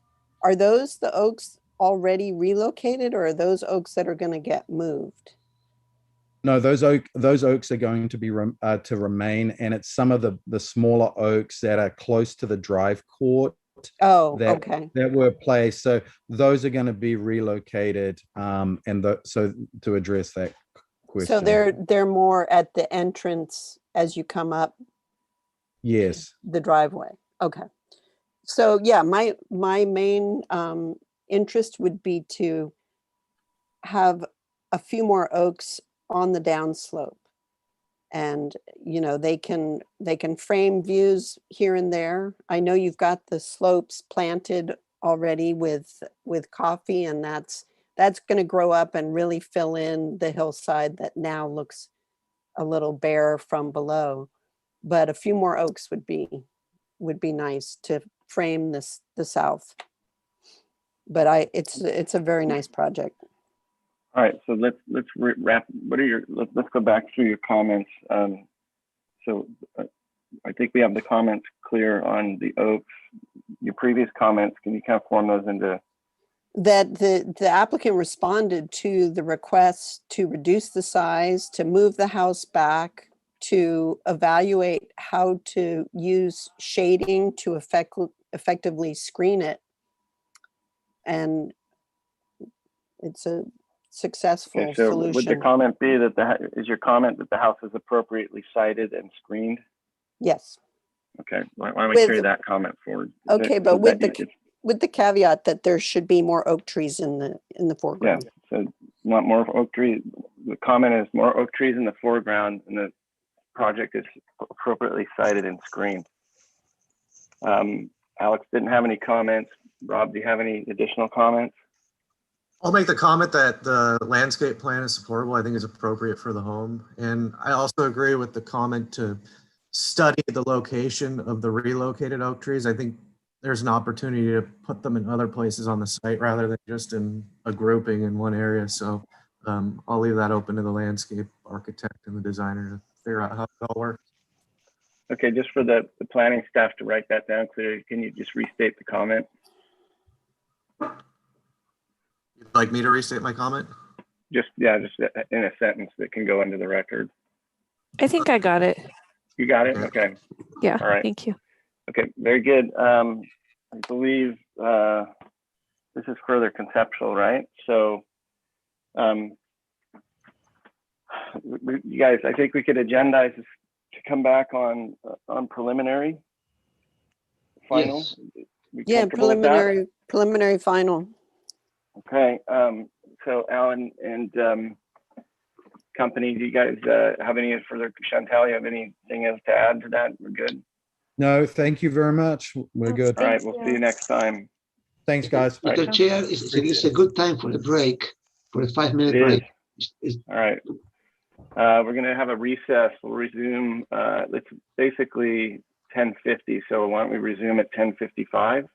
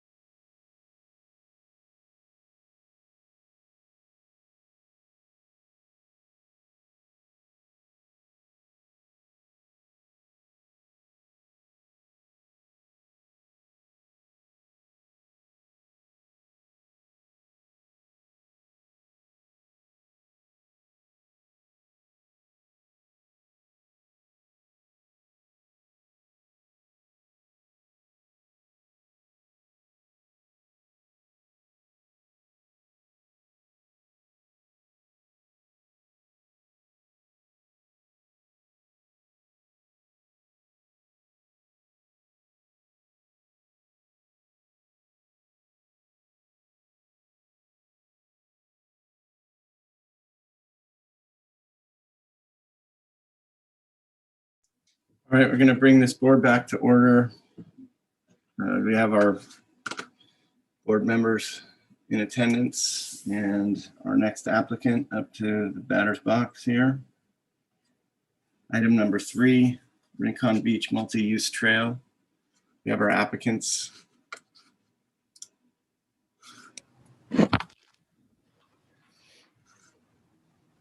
Hello, I'm here for the City of Carpinteria. My name is Matt Roberts. Board here. I see Alex. Here. I see Rob. Has John joined us yet? Mr. Val? Chair, I do not in attendance yet. Okay. Are we good to go? Sounds like we have our applicants Nicole? here. Yes, I'm here. Perfect. I think we have everybody on board. Yay.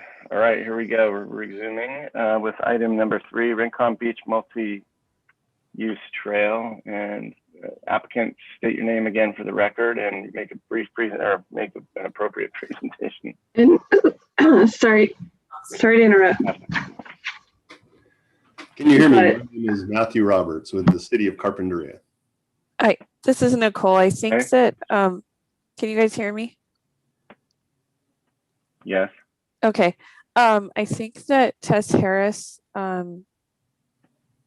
wants to speak. Tess, we can't hear you. I think there's something wrong with your mic. But I think Tess wants to speak for staff. Yeah, we can hear you now.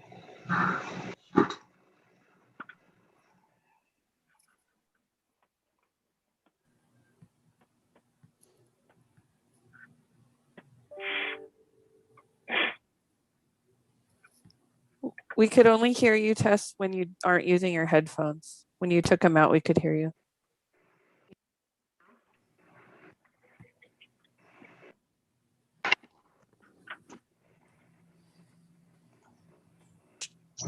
Can you hear me now? Yes. Yes. Okay, awesome. Sorry about that, everybody. Yeah, I just wanted to start out. I know there's a number of things in the Box account, so I wanted to just direct the board. There's a PDF that the planner, Kiera, who was not able to attend today, created that compiles, I think, a lot of the photos. So there's a PDF called Photos, Rincon Beach Trail. I think it's dated May 19th. That should be helpful. And then also the plans conceptual PDF. I would look at those two to start out. And then Matt, if you have further direction on which ones you want to go through, that's fine as well. But I just wanted to give a quick introduction to the project. So the Rincon Beach Trail is a project that is part of the City of Carpinteria's section of the Highway 101 project. It was essentially a mitigation project that was placed on their 101 portion. So this project would need to be completed prior to the opening of the 101 at the City of Carpinteria, similar to how the county has various transportation related projects for the 101 in the county's jurisdiction. And this project is a little bit different in the sense that the city is the applicant. The city is also the lead agency because a portion of the trail is within the city jurisdiction. And so what your board really is tasked with looking at right now is the portion in the county, which is most of the trail. This trail would connect up to Rincon Beach. And so there's a bridge portion, and then the trail connects all the way through to Rincon Beach. And so, I think the planner is really hoping to get just your thoughts on the bridge design, kind of overall trail design, and then landscaping elements as well. Okay. So I will leave you. it at that and then pass it over to Matt, who's the applicant. All right, Matt, take it away. Well, thank you. Thank you for having me today and looking at this project. This has been in the works of, I think the city's general plan, even back in 1980, called for a trail link that would connect to the Ventura County line from the Carpinteria Avenue. And this is an area where it's a little spot on the California coastline that has always been challenging for transportation projects. You can imagine before the freeway was relocated and the railroad was rerouted, what we have is an old railroad bench that exists today, and it has served as a de facto trail to make that connection between the community and Rincon County Park. The problem, however, is that it's along the railroad tracks. So a lot of folks will hike or bike along the railroad. It's a very narrow bench over the Ocean Beach. And then it deviates where the old 1870 rail route was there, all the way into the park. So it's a very popular trail as it is now, but it's an illicit trail because you have to trespass on railroad property, and it's dangerous. I'm sure you all know that the state of California and the Coastal Conservancy has a standing mission to build the California Coastal Trail. They've been supportive of this project all along and have provided funding, as has the County of Santa Barbara in an initial, what we call a project study report phase through the CREF program, which was mitigation money from some of the offshore oil production. The trail is going to connect a wonderful set of resources. It connects the new Rincon Preserve, which the city just acquired with the land trust. A 20-acre open space is at Carpenter Avenue.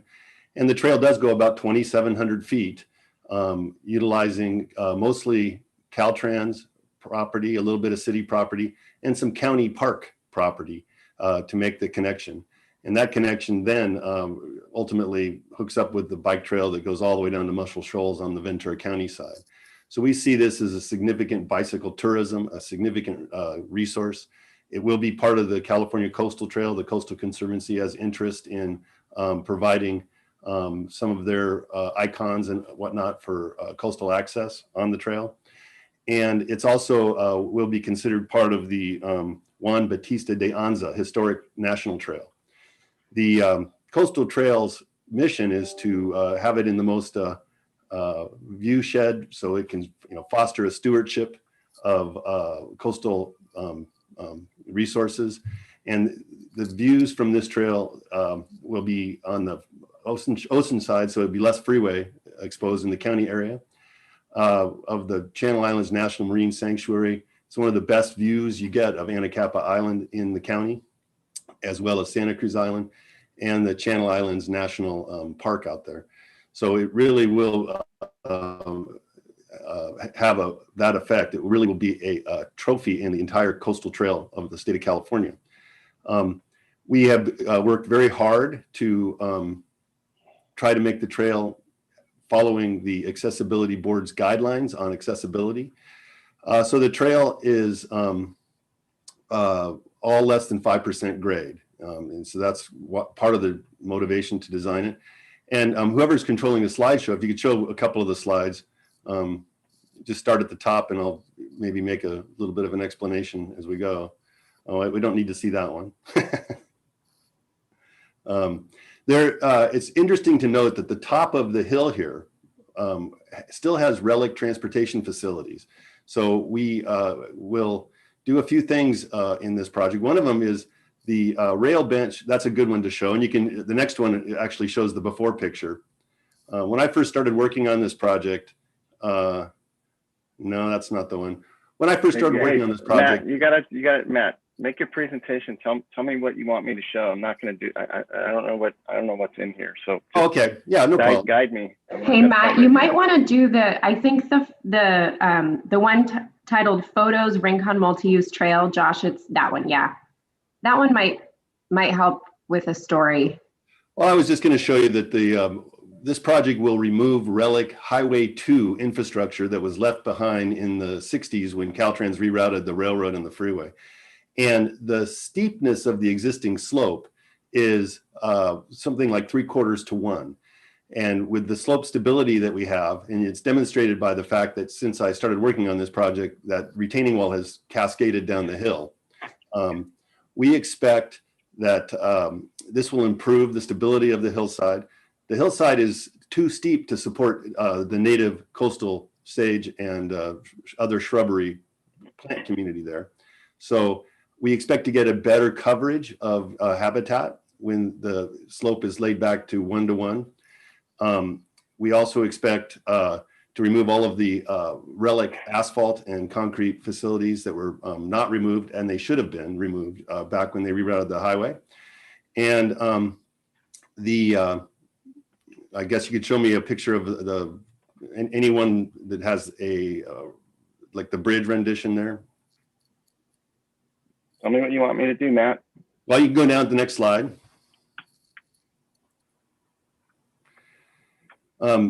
This just gives you an orientation of where it is. We're trying to get the trail off of the freeway as soon as we can, and that'll be acoustically beneficial. So you'll hear the waves instead of the trucks. You can see the Carpinteria Rincon Bluffs Preserve there, where we will be putting a small parking area and public restrooms to serve the preserve, but they will also serve this trail. With the 5% slope, we expect to see it be popular for hiking, and we also expect it to basically defease the illicit trail along the railroad. Take the next slide, please.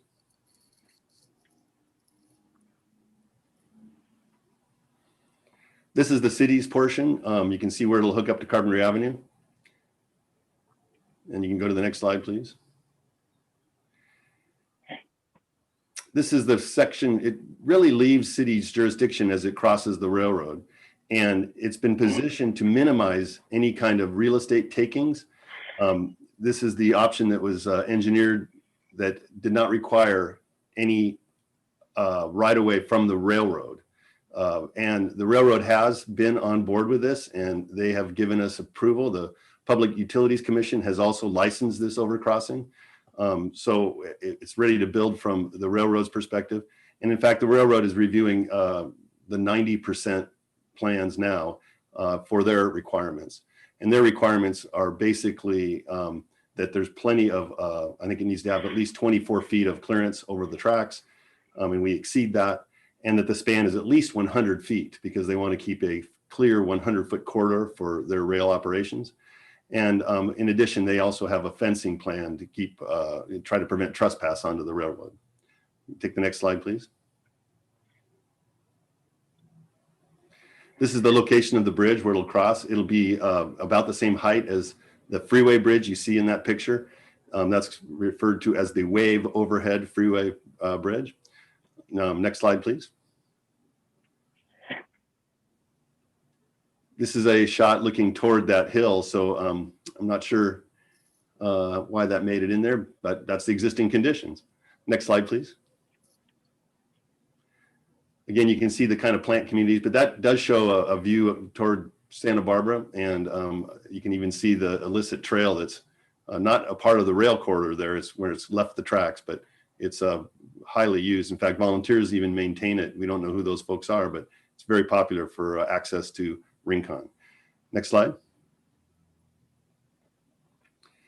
You can see the highly engineered nature of the hills there. This is what Caltrans did. I can't imagine the amount of cubic yards that were exported as a part of this project. I mean, as part of the freeway and the railroad relocation, but it must have been, I wouldn't even be surprised if it was a million cubic yards or more.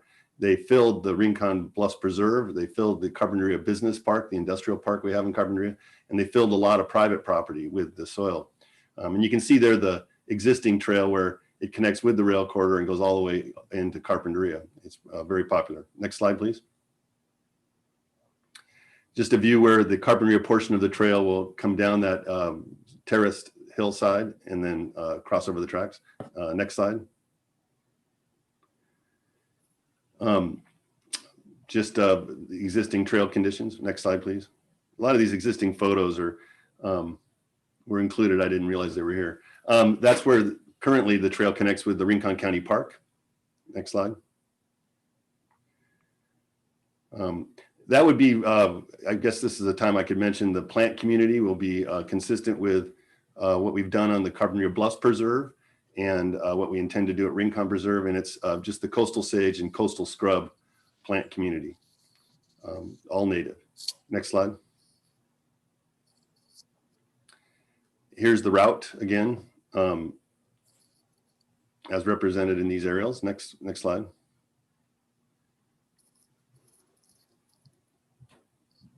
So you can see the illicit trail running along the old rail bench there, right above the beach. Next slide. another good shot of that, showing where the volunteer trail is. Next slide. You can move through these pretty quickly. I think these are provided by the engineering team. There you go. There's a good one to show you what the plan is. The trail bench is wide, and it's made wide for a couple of reasons. One is we have a long 2,700 foot, 4.99% slope that descends from Carpenter Avenue all the way to Rincon Park. And we expect the travel speeds will be at least above average. And actually with motorized bicycles and all sorts of other motorized devices, even mobility assist devices now, such as motorized wheelchairs, have incredible ranges. And we see that on other Carpinteria bike paths where folks are using those to access the coast and access shopping and get around. So we wanted to make sure the trail wasn't narrow and allow for safe passage. And then we also have some shoulders on there that accommodate some of the drainage requirements that the engineers believe are necessary. I'll point out that the bridge is expected to be a prefabricated bridge. A lot of the truss design is very, very structural and it's not just a railing for safety. It's actually a kind of a box truss kind of a bridge scenario. And there are heavy necessary for the bridge to be stable. The other thing is that the railroad will require chain link fencing. I think it's even 8 feet on both sides. It might even be a little bit higher over the tracks, and that's not negotiable with the railroad. They're very, very strict as to what's allowed on a railroad overcrossing. And I'm available to answer any questions. All right, good. Why don't we start with it looks like John has joined us. Welcome, John. Nice to see you. Josh, just real quick before you guys go into questions, there is a document called Bridge Perspective 1 and the trail mock-up that just might be helpful so you can see what the actual bridge design is if you're interested. I'm looking for it. Which one is that? So Bridge Perspective 1, that third one down. That one, yeah. Okay. Just Great. so you can get a sense for the design. So back to questions. We have John. John has joined us. Welcome, John. Do you want to start with the questions? Any questions you have, John? Well, this trail is paved the entire length of the trail? Yes, that is correct. It's a concrete. And so that's the objective is that bicycles and motorbikes can take that trail? We bicycles, to the extent motorized bikes are becoming very popular. That's something in the park world we're trying to grapple with, because most of our trails say no motorized vehicles, and those motorized bikes are, in fact. But we'll probably regulate it with a speed limit. Okay. Any other questions, John? No. Valerie, do you have any questions for the applicant?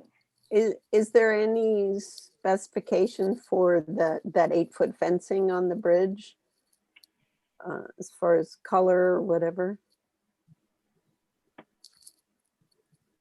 We were planning a black vinyl chain link compliant with the railroad. Wouldn't matter what color, but they do want it to be a no climb chain link. Right. Right. So the rendering depicts a galvanized metal, but you're saying that it would be coated with a black coating. Is that what you're saying? That's my understanding, yes. And then the main structural elements are green, painted green.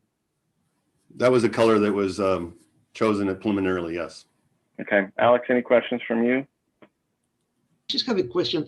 Like right now, to connect with a bicycle, you have to go on the freeway for one to the next access, right? Like about a mile or so. Is that correct? Yes, it's little known fact that stretch of the highway is not a freeway. It's they say freeway ends. It's the little white sign you drive by, and they actually allow currently bicycles to ride on the shoulder. It's not a pleasant experience. Yeah, I remember doing that. It's terrifying, really. Yes, it is. It's terrifying. So this is such a wonderful project. That's a comment, but no other questions. Thanks. Rob, do you have any questions for the applicant? Yeah, is there a landscape plan that's been presented as part of this? We don't have a landscape plan per se. The intention would be to hydro seed mostly with the coastal sage, coastal scrub plant family. All right, I have a question. I'm just looking at this slide here. What's this triangular shape intended to be? I'm sure it's just a rendering, but what are you proposing there? Well, we don't have any. The only thing we were proposing there perhaps is some boulder benches. The site is used somewhat by the soaring community, and that area is a remnant of the grading that needs to take place for the bridge, but it does provide a coastal overlook opportunity, and we kind of left it undesigned. Okay, I'm going to move this into public comment, and we'll come back to comments. You know, If you have Mr. any, Chair, let me ask one more question. go ahead, You John. know, would it be possible to paint this fence? I think it's going to be visually very strong, just in galvanized. I mean, it could be black or green or. The question that was already asked, John, that the applicant stated that the material on the chain link fence and the steel columns is going to be coated with black, a black coating material. So those, I think, you know, the way the rendering is depicted is showing it as a galvanized metal, but I believe their comment was that will be changed to black.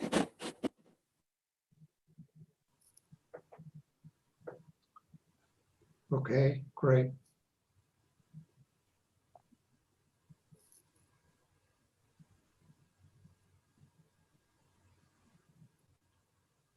And Mr. Chair, just as a heads up, it looks like we do have one public commenter whenever you're ready for him.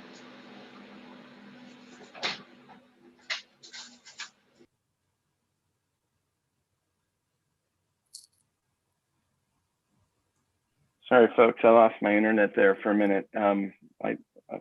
I was asking if there was any public comment and then I lost connection. Can anybody hear me now? Okay, we can hear you.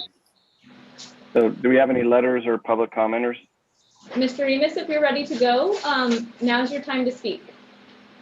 So I'll give you 3 minutes to speak, sir or ma'am. Who is it? State your name for the record and we'll time you. All right, good morning, Chair and Commission members. This is Barry Remus, and I'm representing COAST, the Coalition for Sustainable Transportation, and also along with our partners at the Santa Barbara Bicycle Coalition. And we've been following this project. As we know, this project was born quite a while ago, and we really advocate for the benefits of this project for both connectivity and access. From an aesthetic standpoint, everything looks great. I only have one question and our one potential proposal, and that is that picture right there that you just had on the architectural design of the bridge. The placement of the chain link fence, I look at it and I wonder from a standpoint of bicyclists crossing the bridge, if there could be potentially a safety issue of any bicyclist inadvertently hitting that chain link fence. So I would wonder if it's possible for UPRR to approve or placement of the chain link on the opposite side, the outer side of the metal rail, so that the metal rail is on the inside and the chain link is on the outside. If that still achieves the desired intent of no climb and no access to the railroad, it seems to me that it perhaps might offer a more safe riding experience with mitigating risk for accidentally hitting the chain link fence, which could potentially be a safer travel if the chain link was on the outer side. And that was it. That's my comment. And thank you very much. All right, thank you for taking time today. Do we have any other members of the public who wish to speak? I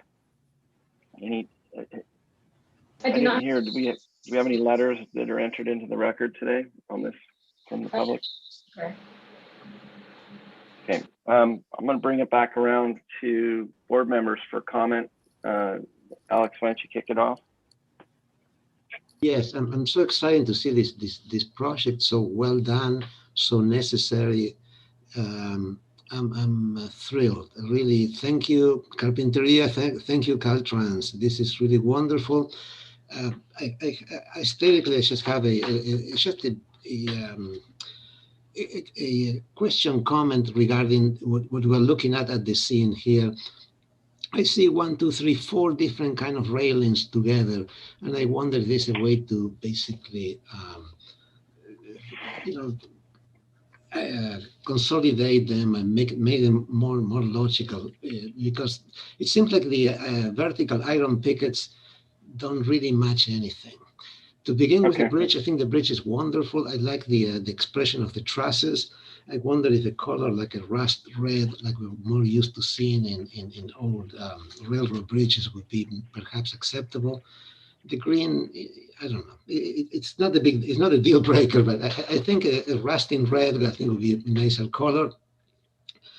And I like the wood fence on the other side. The wood kind of, like rustic type of thing. But somehow there's a need to integrate these 4 different despairing elements. If the vinyl fence is needed, maybe you need to somehow take it from there and expand. I don't have a suggestion. I just expressing, the need for a minor improvement. And again, it's a minor comment on an extraordinarily phenomenal project. Thank you. All right, so Alex, can you kind of summarize? Like, I think one of your comments is that you think it's a great project. That's one.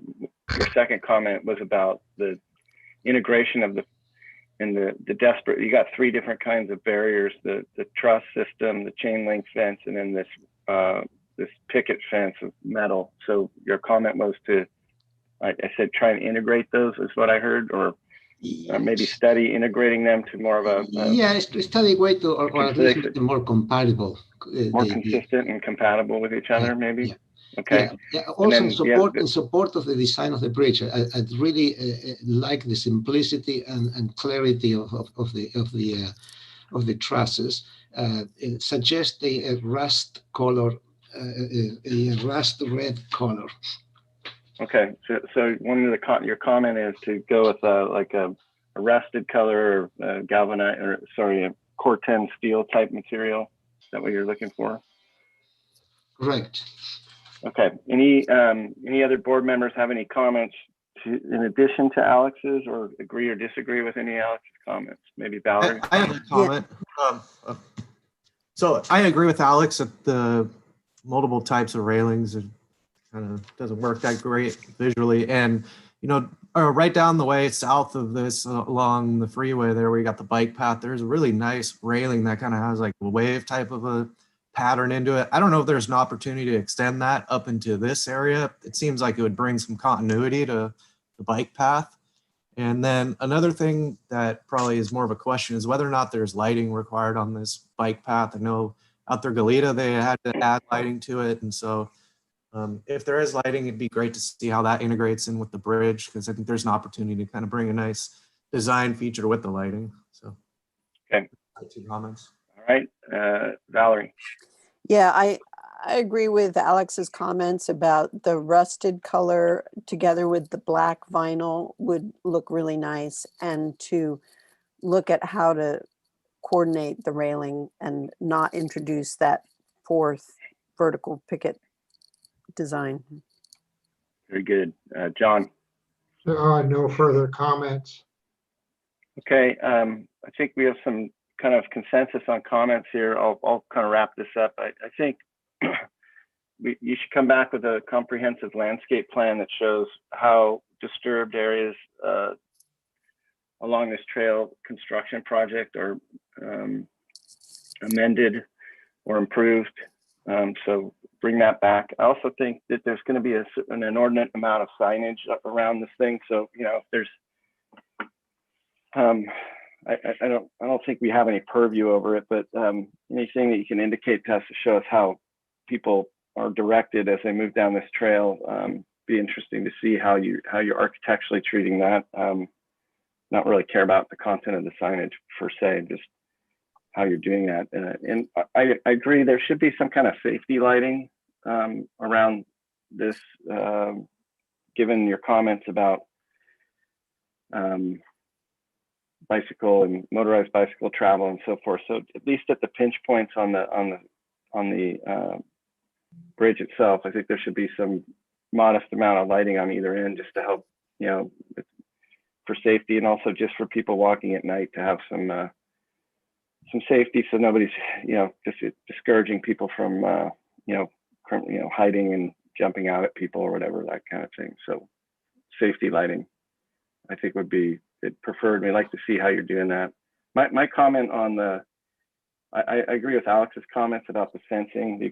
I think the truss system for the structure of the bridge is very good.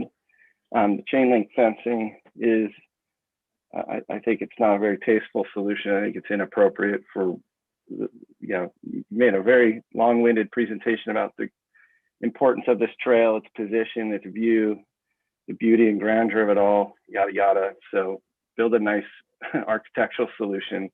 I think chain link fencing is pretty underwhelming and inappropriate for the job that this is trying to do. It's going to be here for a long time. It's kind of a monumental bridge for a pretty monumental trail system. So bring back a proper architecturally detailed fencing solution that's integrated with all the fencing involved on the bridge. And I agree that the green color is, in my opinion, not very attractive. I think a rust or brown or a gout, like a Corten steel color, would be much more appropriate for this location. And yep, I think that's about it. Anything else from anybody? Do you have any further comment? Any other? I'll give you a chance for any kind of rebuttal or any information you think we don't have on the applicant side, and then we'll I think have you come back for further conceptual. We can probably agendize you guys for a preliminary approval. If anybody on the board objects to that, let me know. Mr. Chair, I think can go for final as far as I'm concerned. Preliminary and final, okay. Any further presentations from the applicant? No, I appreciate you taking the time to take a look at this, and we'll take these comments and do what we can to integrate them. I worry a little bit about meeting the railroad's fencing requirements, but we'll find out. I'm pretty sure they just want it to be no climb, and chain link, I don't think is their mandate. Well, there's lots of ways to build a fence, and chain link is one in about 1 million. So you guys get to it. I also take into consideration the public comment, please. I don't think that gets into our record, but I think you had some good advice there as well. All right, a brilliant addition to the community. Thank you. Next, we're going to move on to the next item. Thank you. Mr. Chair, regarding the next item, they are requesting a continuance to a future meeting. On to item 5 then. Yes? Oh. Okay, so that puts us on to item number 5. Chair, Chair, could I, this is Nicole, can I just confirm on the last item, was it returned for prelim and final for the bike trail? Yeah, okay. I think that's appropriate. Thank you. Okay, we're on to item 5, Halston new single family dwelling, request of Don Brogg, agent for Tony Halston. Do we have our applicants here? Good morning, can you hear me? Yes, go ahead and state your name for the record and give us a presentation. Let me know.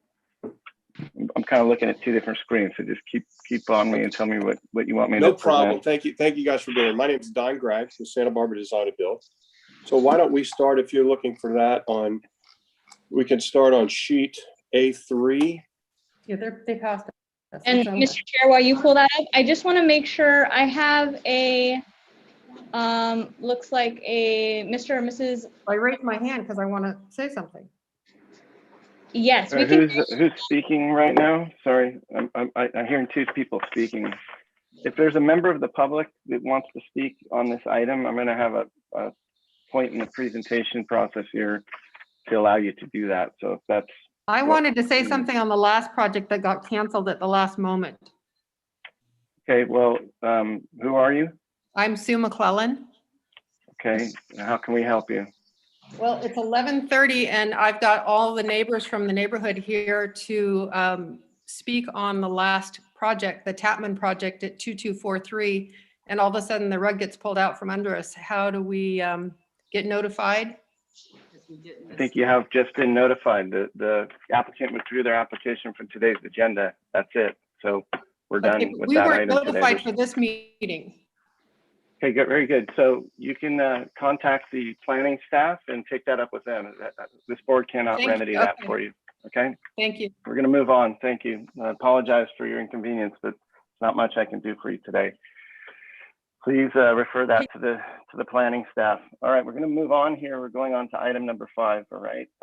Can the applicants please state their names for the record and start us over again? Thank you. Sure, absolutely. My name is Don Gregg with Santa Barbara Design and Build, and I will get right to it since you guys look like you have a long day.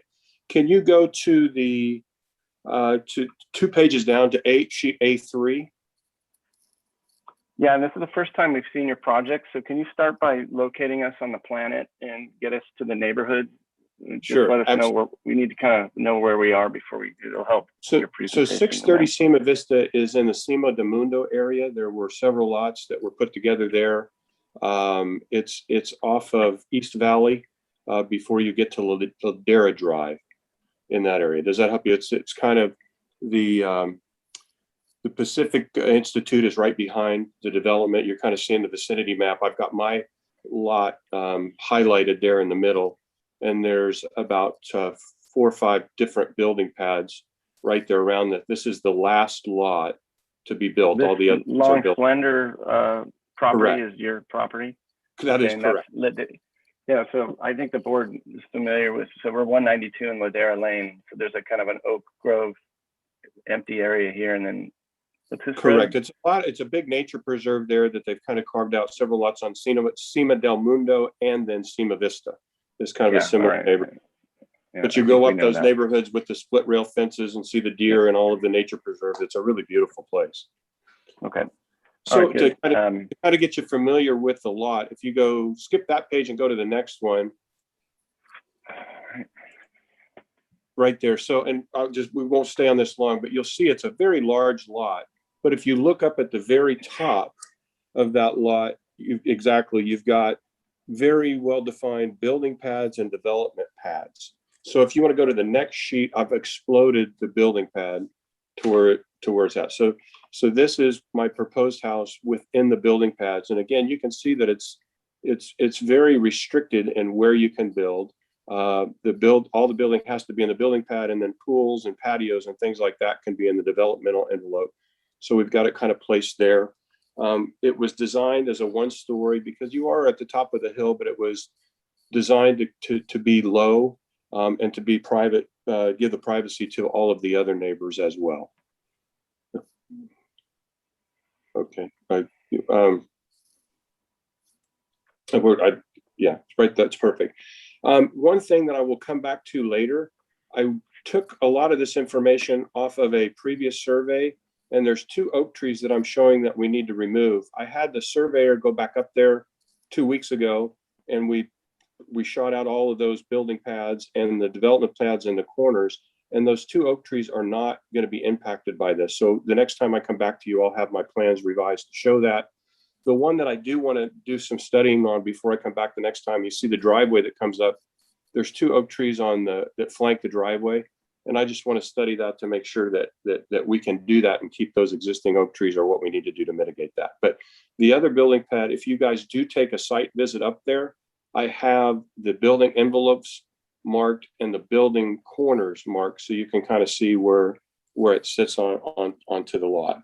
But it's very well positioned to protect the neighbors. We tried to do something size-wise that is consistent with the neighbors. I think the one directly across the street is 6,500 square feet. This is about 5,800 square feet.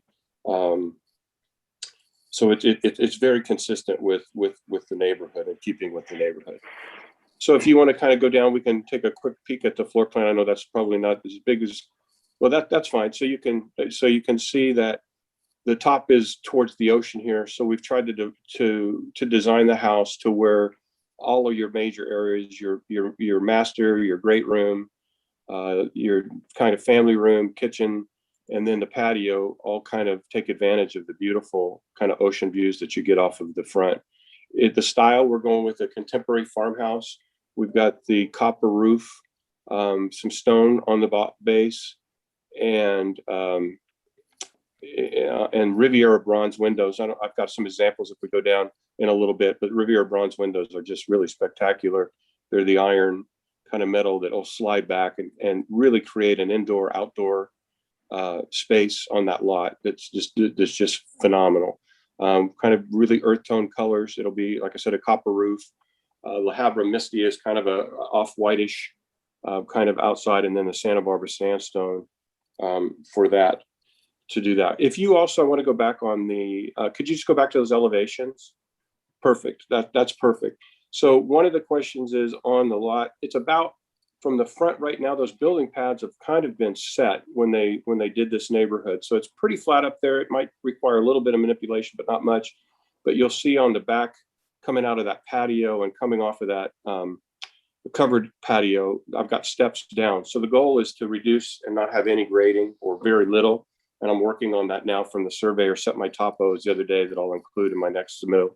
So the front will be on grade, and then it'll step down to the back off of the patios into the lot. So it's not, we're not going to do a lot of cut and fill on this thing. If you want to go to, just before we go to landscape, if I've got some renderings on there, if you want to, or you can go some renderings. So the top one is on the mountainside as you enter, and then the bottom one is what would face the ocean. So you can see the indoor outdoor kind of concept to where those sliding doors just slide away into the patio. And then on the end there is a covered patio with the roof that's got the fireplace and some great areas that then will step down to a pool. Why don't we go, I know the next question, or some of the details I've got, I will put, based on some of your earlier comments today, dark sky lighting compliant on the light. I know that it is, but I didn't put it there. So before you have to ask me, I will make sure I put that on the next submittal. And then if we want to just take a quick look at the landscape, I've just done an initial landscape, and based on your comments today, if we get some positive comments, we can do a little bit better. But you can see where we're sticking with that. We can only landscape in that development envelope, but it's all very drought tolerant landscaping. It also is very in keeping with the other houses. It's very consistent with the landscaping in the entire neighborhood. And again, if you go up there, you'll see what I'm talking about. It's a really beautiful nature preserve that's very consistent, and so we're really working hard to be consistent and keep with those same elements as we go forward. So with that, I will leave it for you guys to ask me some questions or comments, and I'd be happy to answer any questions that you have.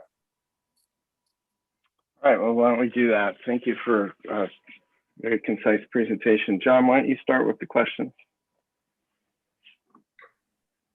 Well, at the moment, I don't have any questions. All right, Alex, questions? No, I don't have any questions. I'm going to have to leave in a few minutes just to take a short break to do a minor emergency. But so I would like to make some comments first. Thanks. Okay, go ahead. Well, let me ask real quick, hold on before you do that. Do we have any members of the public that wish to speak on this item, or any letters? Mr. Chair, I do not have us to speak. All right, good, very good. Alex, go ahead and make your comments. Yeah, we'll make sure they get in the record. Yeah, I just like to if you go to the slide 7, you see that there are some side elevations that also need some attention, not just the front and back. I think the dormers, if you go to the elevations to 6, page 6, the dormers are really a little bit too small for the scale of the, maybe you can combine them or do something more consistent. The renderings are much better, much more better developed than the elevation. So, Alex, would your comment be to take the dormers and enlarge them? Well, do something with the dorm. I don't like to give a specific direction. I'm saying that right now they are kind of I don't know, they look out of scale with the rest of the house. Okay, so study the dormers. Yeah, I have a question, comment regarding the changing of slope for the roofs. It's 4 on 12 and then it's 6 on 12 on the dormers. Sometimes it's done successfully. I'm not sure it works so well here. Another comment about the stone. The stone and the timber is kind of a nice statement, but it appears only in one place and nowhere else. So I guess a general comment is like consistency of use for use of materials throughout the house on all sides. It seems like the roof, the change of pitch and the roof doesn't really quite work well. And yeah, and pay attention to the east and west elevations as well. The big gables, as shown in the front and on the side, are usually problematic because they have almost like an industrial scale. In any kind of building, when you have gables more than 16, 18, 20 feet wide, there's always something that looks more like an industrial scale. In this case, with the half timber, it starts working better, but it does need a little bit of help. I apologize, I have to leave now for a few minutes. I'll be back in about 20 minutes. Thank you. All right. Thank you, Alex. Did we capture his comments okay there? This, Yes, I think I got him. okay, very good. So back to questions. Any other questions from board members? Have any questions about the landscape plan, Rob? Yeah. Hey, Josh, this is not great. Should I wait to comment on Alex's comments till everybody's commented? Yeah, you should wait till I let you speak. Okay, thank you. Sorry about that. Hold your horses, man. Yeah. All right, hold my horses. I'll give you, why don't we do this? Let's get through the questions. We've already addressed public comment. There doesn't seem to be, I'm gonna let the board members make comment and then I'll give you a couple minutes to rebut anything you hear on that. Thanks, Josh. Okay, no worries. Go ahead, Rob, please. Yeah, can you speak to the oak tree remediation plan you have here? Are there a bunch of oak trees being disturbed as a result of this, or it's kind of unclear from your landscape plan? As I said earlier, maybe you didn't hear me, the 2 oak trees that I have marked that are in conflict, once I had the surveyor go up, they are not in conflict. So there's plenty of room and I'll revise that. So I may not have to do that oak tree remediation. It doesn't look like I have to now. Okay. I just had the surveyor go since I've done this submittal. All right, let's get into and then you're doing a comment. permeable paver driveway for this entire length? We'll probably, at the top, yes, I need to define that. I thought about that. I don't want to go up the slope, but once you get up to the hillside, then yes, it'll be permeable pavers. Okay. All right, good. Let's get into comments. While we're on this subject, Rob, you want to give us some comments on your side of things? Yeah, so I think in general, the landscape plan warrants further development. I mean, the planting choices you've started with, I think are generally acceptable, but the symbols that are shown here, the size of them, I mean, it just doesn't really conform to the normal standards of what I would expect to see the landscape plan. There's oak trees shown around the outside of this that just aren't really at the right scale. So I think overall the landscape plan needs more development.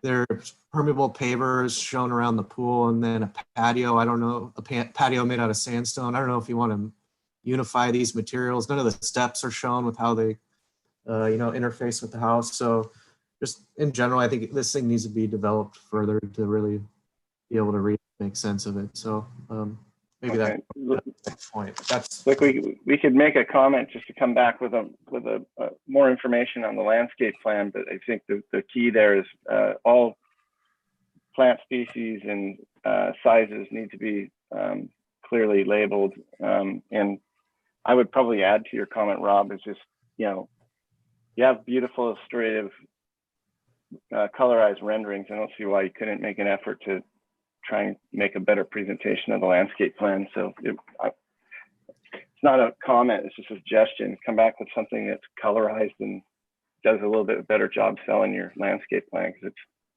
not very good. the symbols are not to scale, so we need to Just need to reflect the size of the planting and. It's great. Yeah, that's kind of looks like it has chicken pox. Yeah. All right. Remember those? All right. Anything else, Rob? No, I think that covers it. Thank you. Are you okay with the architecture, Rob? You want to talk about that?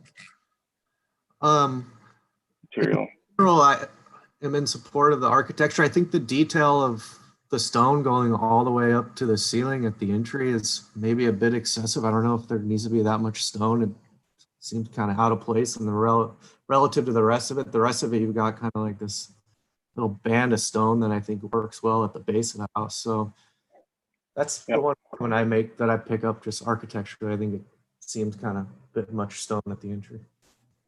Okay. John, you want to pick up where Rob's left off here?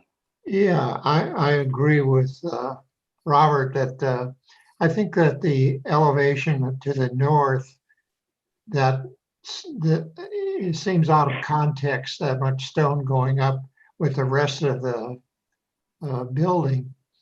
I mean, it just seems too strong and like it doesn't belong. The rest of the building doesn't,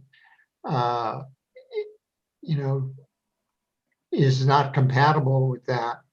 On the south side, there's a lot of windows that are exposed to the sun, which is, I think it's, they should be, have some shade or some shading over those windows. The covered porch, which is indicated, which I guess would be the west side, the southwest corner, I think those columns look too spindly. I think they should be thicker, or, it seems like it's not enough support for the building, but that's an architectural opinion. I mean, I'm sure structurally it's adequate, but it just looks anemic. I also think that you've got an awful lot of hardscape here on the south side where the pool is and where this courtyard is. And I think it would be good to kind of be able to integrate some landscaping into that area so it wouldn't seem so hot. That'd be my comment. Valerie, do you have any further comments? Yeah, I do. I have a few. This is a pretty large footprint for the building, and we really should be looking at a site plan that puts the footprint in the topo of the site so that we can see how the building interacts with it. And I think we also should see a site plan that has the neighbors located so that we know how close you are to them. Then as far as the architecture, I want to reiterate about your two side elevations. They do not feel developed at all. It feels a bit more like almost like a tract house drawing, which you really don't want to have that on such a, big spacious house and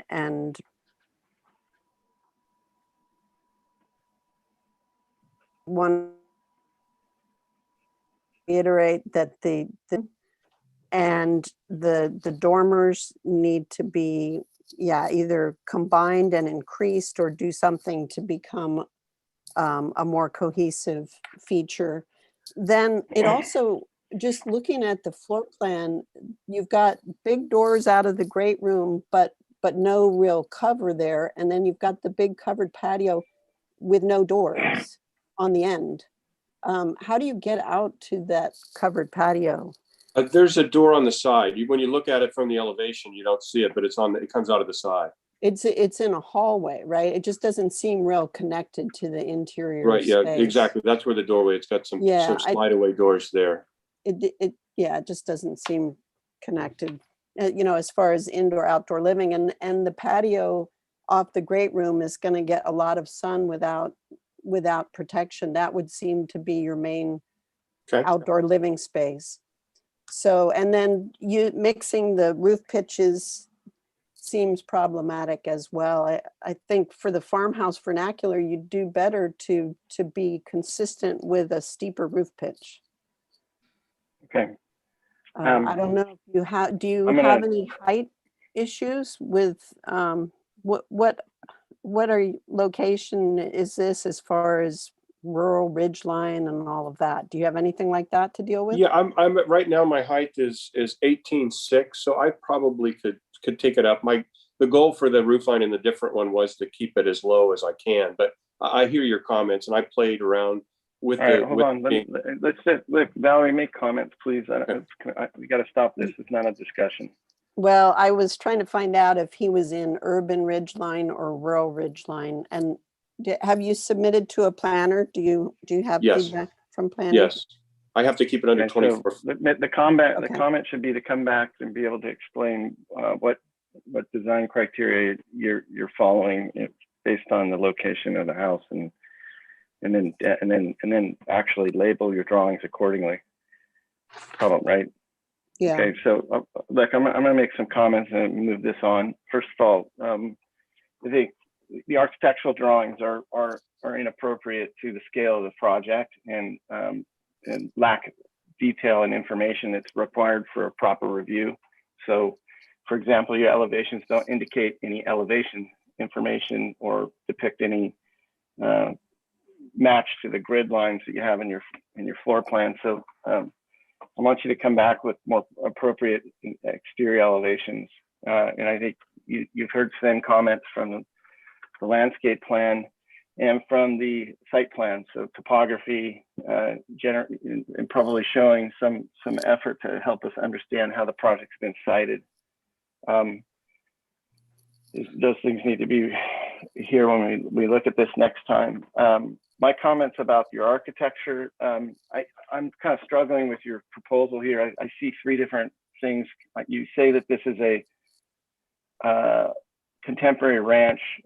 The front elevation seems to be kind of like a mid-century modern, almost Eichler-like looking presentation. You've got very hefty truss and beam work and column work on the front and rear of the house. And I'm looking at the delicate nature that you have applied to the eaves and the rakes, and they don't seem to match.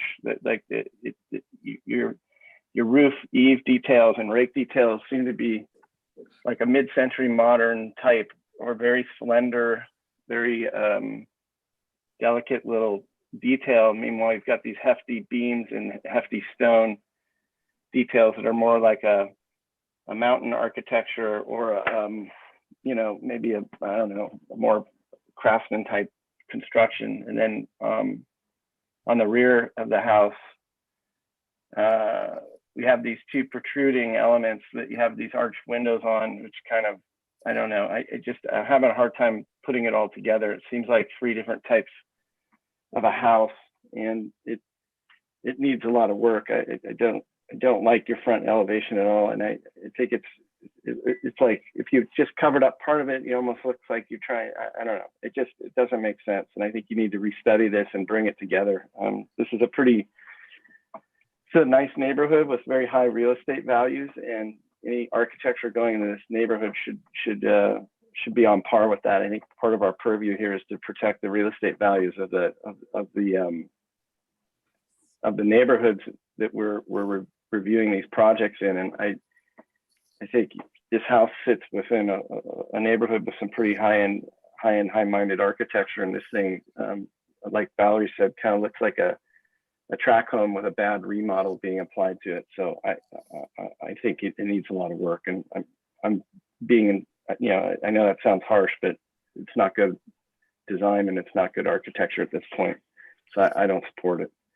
From that standpoint, I want to see it come back with some improvements. So that's my comments.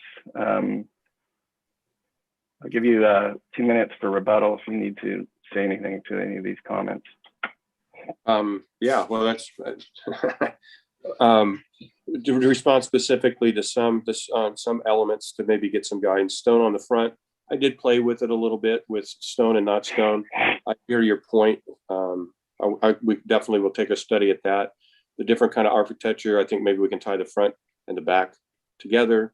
Definitely, I'm hearing the ridge line. I was trying to keep it down height wise, but I do like it at the higher pitch as well. I can go back and revise that and bring that back. In terms of the landscaping plan, defend myself a little bit on that. I was more looking for comments on, you know, where it's set, the scale, the height, where it sits, and getting. So I was hoping to get some positive comments there, and then would go back and do a full-blown landscape plan. I just wanted to get some direction before we did a whole lot on the architecture, and then had to go back and if we had some changes. But next time I will come back and we'll have a full But landscape. you need a site plan with topo in the. Well, yeah, look, I mean, look, you brought this forward in a conceptual manner. Okay. So Yeah. all the comments have been given to you so that you can hopefully right. productively proceed and get to some opportunity for an approval. So we don't need to debate about why you did it or didn't do it. It doesn't matter. Right. And I'll tell you for the next time. Take the comments into your next revision and come back with those. Those are only being given to you to help you move through the process. And I appreciate that. I had a hard time getting a Let's move surveyor on. out there because every survey, but I do have on my top that I'm working on right now. Great. So bring it back next Okay. time. I think you have some you got a long list. Also so some site sections too. Okay. I agree with you, Valerie, on that. Thank you. All right. All right. So come back. We're going to see you again on further conceptual there's a long list there, so I'll keep you pretty busy. Thank you. Next item is item 6, T&D real estate additions. I'm just checking in. Did Alex make it back, or are we still missing him? Okay, it sounds like he's still out. T&D real estate, let's see, LLC addition. Looks like we got Brian Banks here again. Applicants, are you ready to make your presentation? And if you are, please state your name for the record and give us a presentation, please. Are you on? Yeah. Oh, hey, hi, this is Sophie Calvin. Brian Banks was just calling me on the phone. I thought he was making his presentation first. Go ahead. Okay, could you pull up the plans? Which one are we looking at? This one? That is the one. All right, is someone going to read in the description?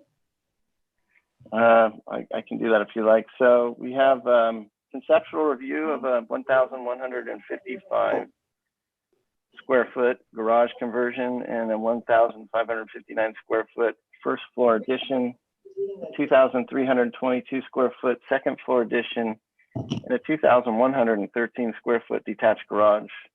The following structures exist on the parcel currently: a 6,063 square foot two-story residence and a 1,155 square foot attached garage. The proposed project will require approximately less than 100 cubic yards of cut and approximately 100 cubic yards of fill. The property is a 2.31 acre parcel zone 3E1 and shown blah, blah, blah. So there we go. Looks like, that's probably all the relevant information. information. Now on the Zoom meeting, and he's going to open with the presentation. Very good. Thank you. Sorry, guys, I had an internet snafu there. Yes, thank you, Mr. Chair and board members. Good to see you again. So this project, as you described on Padaro Lane, your board saw a project to the east on that vacant lot about a year ago. But today we're only going to be reviewing this west lot with the existing residents. This lot is subject to the interim FEMA map. So we do have FEMA issues.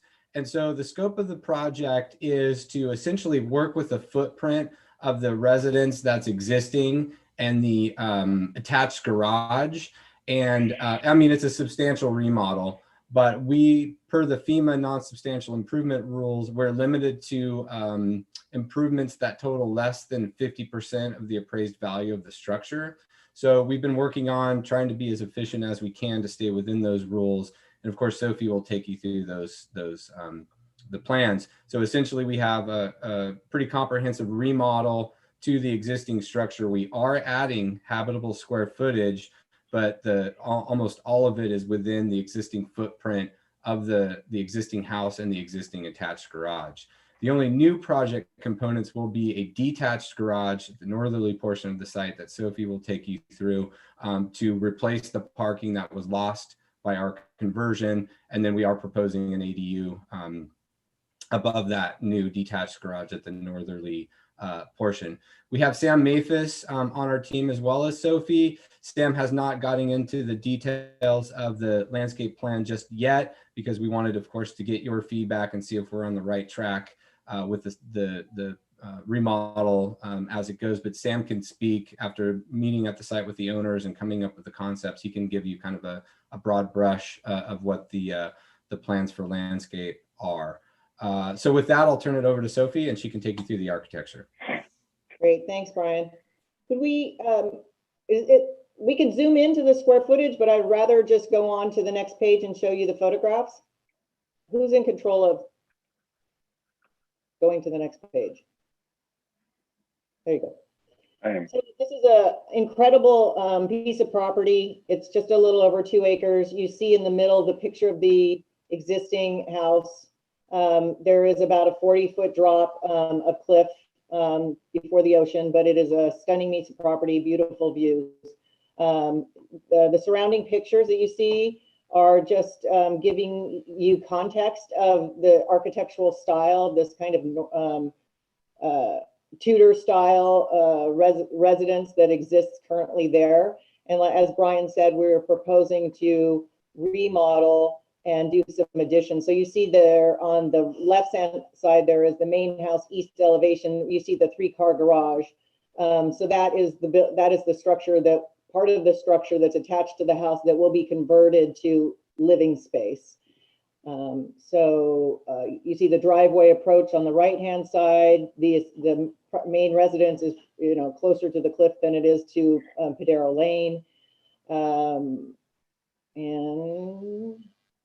we go to the next page. Okay, so now here I'm going to walk you through. Padero is on the upper portion of the page. That's Padero Lane. You see that there's gates and a driveway and a circular driveway that takes you through. But you drive past what I will show you on the set of plans is a 6-car garage with an ADU on a portion of on the second floor. And then as you go around the circular driveway that's existing, you will see the footprint of the house, and those darker areas represent the area of addition. You'll see it clearer in the floor plans when I go to the next page. I have put the presentation, I put the presentation together. You will see existing floor plan, then new floor plan. Then you're going to see new roof plan and others. So I want you to understand how I'm presenting this to you. So here's the existing floor plan of the house. And it has the 3-car garage. And if you go to the next page, and I might ask you to toggle back and forth between the 2 pages so that the board can see exactly where the additions and demo areas are happening. So if you don't mind going to the next page. So it's color coded. Oh, yep, there you go. Oh. So the blue represents the addition. And the red hatched represents areas to be demolished. So you see on the western side of this, or the left side of this, I'm sorry, the right side of this page, there are 3 sections of demolished area. And then the blue walls are new walls, and the blue fill is the areas of addition. So if you want to flip back one back, you can see where the mass and scale has been added, and then flip back to the next one, the forward one, forward one. Oh, there, okay. Yep, thank you. Okay, now let's continue on to the next page. So this is the second floor plan as it exists, and you see that the building that looks like it is at an angle and it's detached, that is attached by roof line, but it is below that is the 3-car garage. This is habitable existing square footage above that 3-car garage. Go to the next page, please. so this is what's proposed. We're actually attaching the, this is the second floor. So we're attaching the second floor of the main residence to the habitable square footage that sits above the garage. Go to the next page, please. So this is the existing roof line. And if you see that one section that shows a 3 and 12 pitch roof connecting the main residence to the garage structure, there is a roof line that's already there. Please go to the next page. Now you see that we've increased the roofing and we've added some square footage there, but just tying all those roof lines together. Next page, please. Okay, so now I'm comparing and contrasting what is existing on each elevation. So the lower images are the existing house, heavy roof line, lots and lots of exposure of the roof, not taking advantage of as much, area of glass but not overly too much glass. This is an ideal site for views of the ocean and views up and down the coast. So the owners of the house wanted to bring it up to date, bring it a little bit more current, and just a cleaner, more Spanish colonial revival style that you see on the top, on the upper proposed north elevation. Next page, please. So this is the south elevation, comparing the two elevations, existing and proposed. Next page. Here's the west elevations, proposed and existing. And the east elevation. Next page. So here's some perspectives of the house, just to give you a little bit more feeling of relief and shadow and in depth, and a little bit more of what you can see in the character of just on flat elevations. Next page. Okay, so now we're going to the garage. So this is the detached garage that sits on the northern side of the main residence. And sorry, could you go back one? So, and then above that, you see the ADU floor plan. So there is a staircase that takes you up to an independent ADU. And there's the roof plan. And I've clouded the ADU. Just because ADUs are supposed to be non-discretionary, but I did want to show you what we're proposing there in mass and scale. Next page. Is that the last? Oh, no, there we go. Oops. And then that's the southern elevation showing the garage doors and everything, and then the ADU and the staircase leading up to the ADU on the second floor. Next page. That's it. Yep. That's it. All right.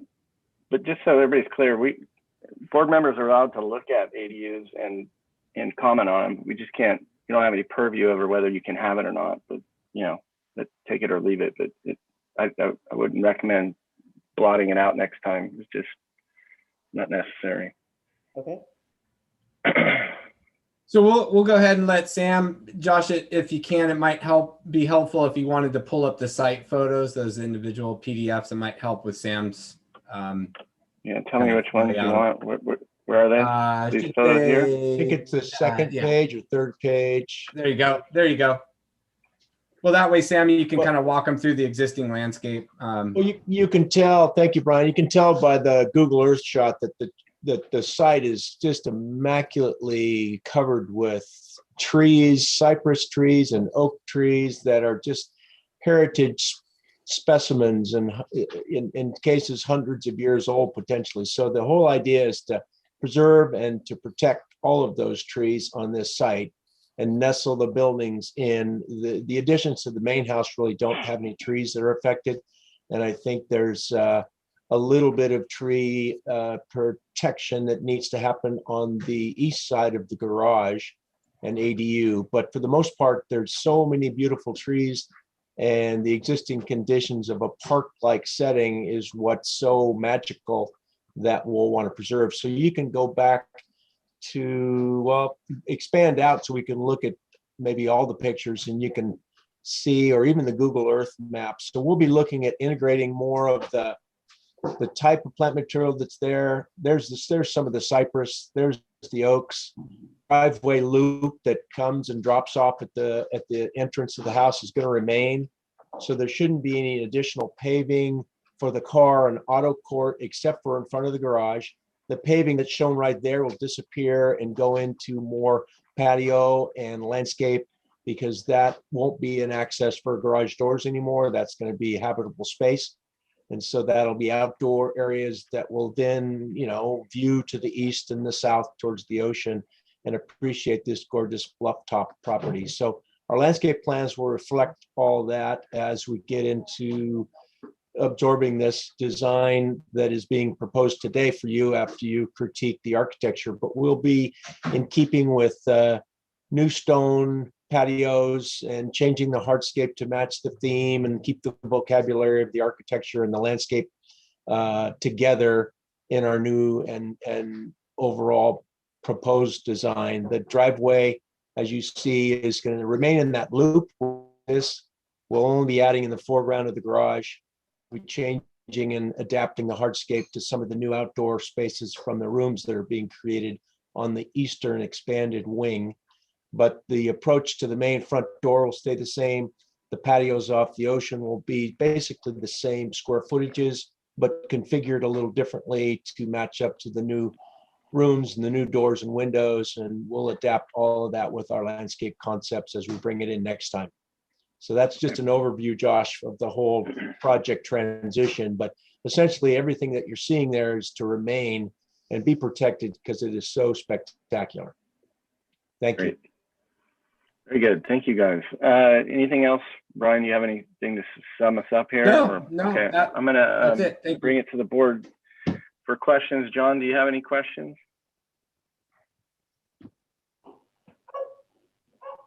By the way, no, Leah, I have no questions. Okay, good. Leah, can you check in with Alex and see if he's going to return?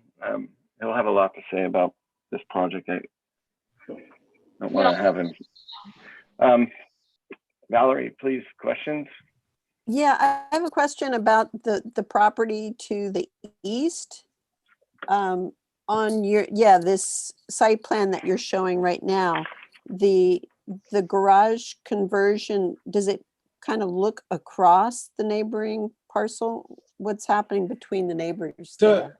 So Val, it was about a year ago, we brought to your board at a conceptual level a new development on that property. Sophie's got it kind of grayed out, and that was what you viewed before. And your comments your board's comments was that you wanted to see kind of the site, even though they're different legal parcels and different permits, the site context. So we are going to be coming back to you with that lot next door. But yes, that would be the layout, the overall kind of comprehensive layout in the future. Is it, so it's the same owner, both parcels? I guess I didn't see Correct. the earlier, yeah. And so Correct. they look across the next door parcel, but it's all really part of the same project or same Yeah, and owner. it would just be the pool. So it wouldn't, the views from what was formerly the garage and out to that east view would just kind of clip the pool deck, but the structure wouldn't block, so they'd be able to have that view from that former garage out across the neighboring lot into the ocean. Okay, thank you, yeah. Simple as mud. Ain't nothing simple in this world. All right, good. So any other questions from board members? I have a question. On your guys's, was it A11 proposed south elevation? On the left side of that, it looks like there's like a big old wall hanging off the side of the building. I was wondering what the purpose of that is. Where are you talking about, Rob? On this side here? A11, it looks like. A11? Yeah, this is the south elevation. You can see it on the north elevation too. the proposed north All right. elevation.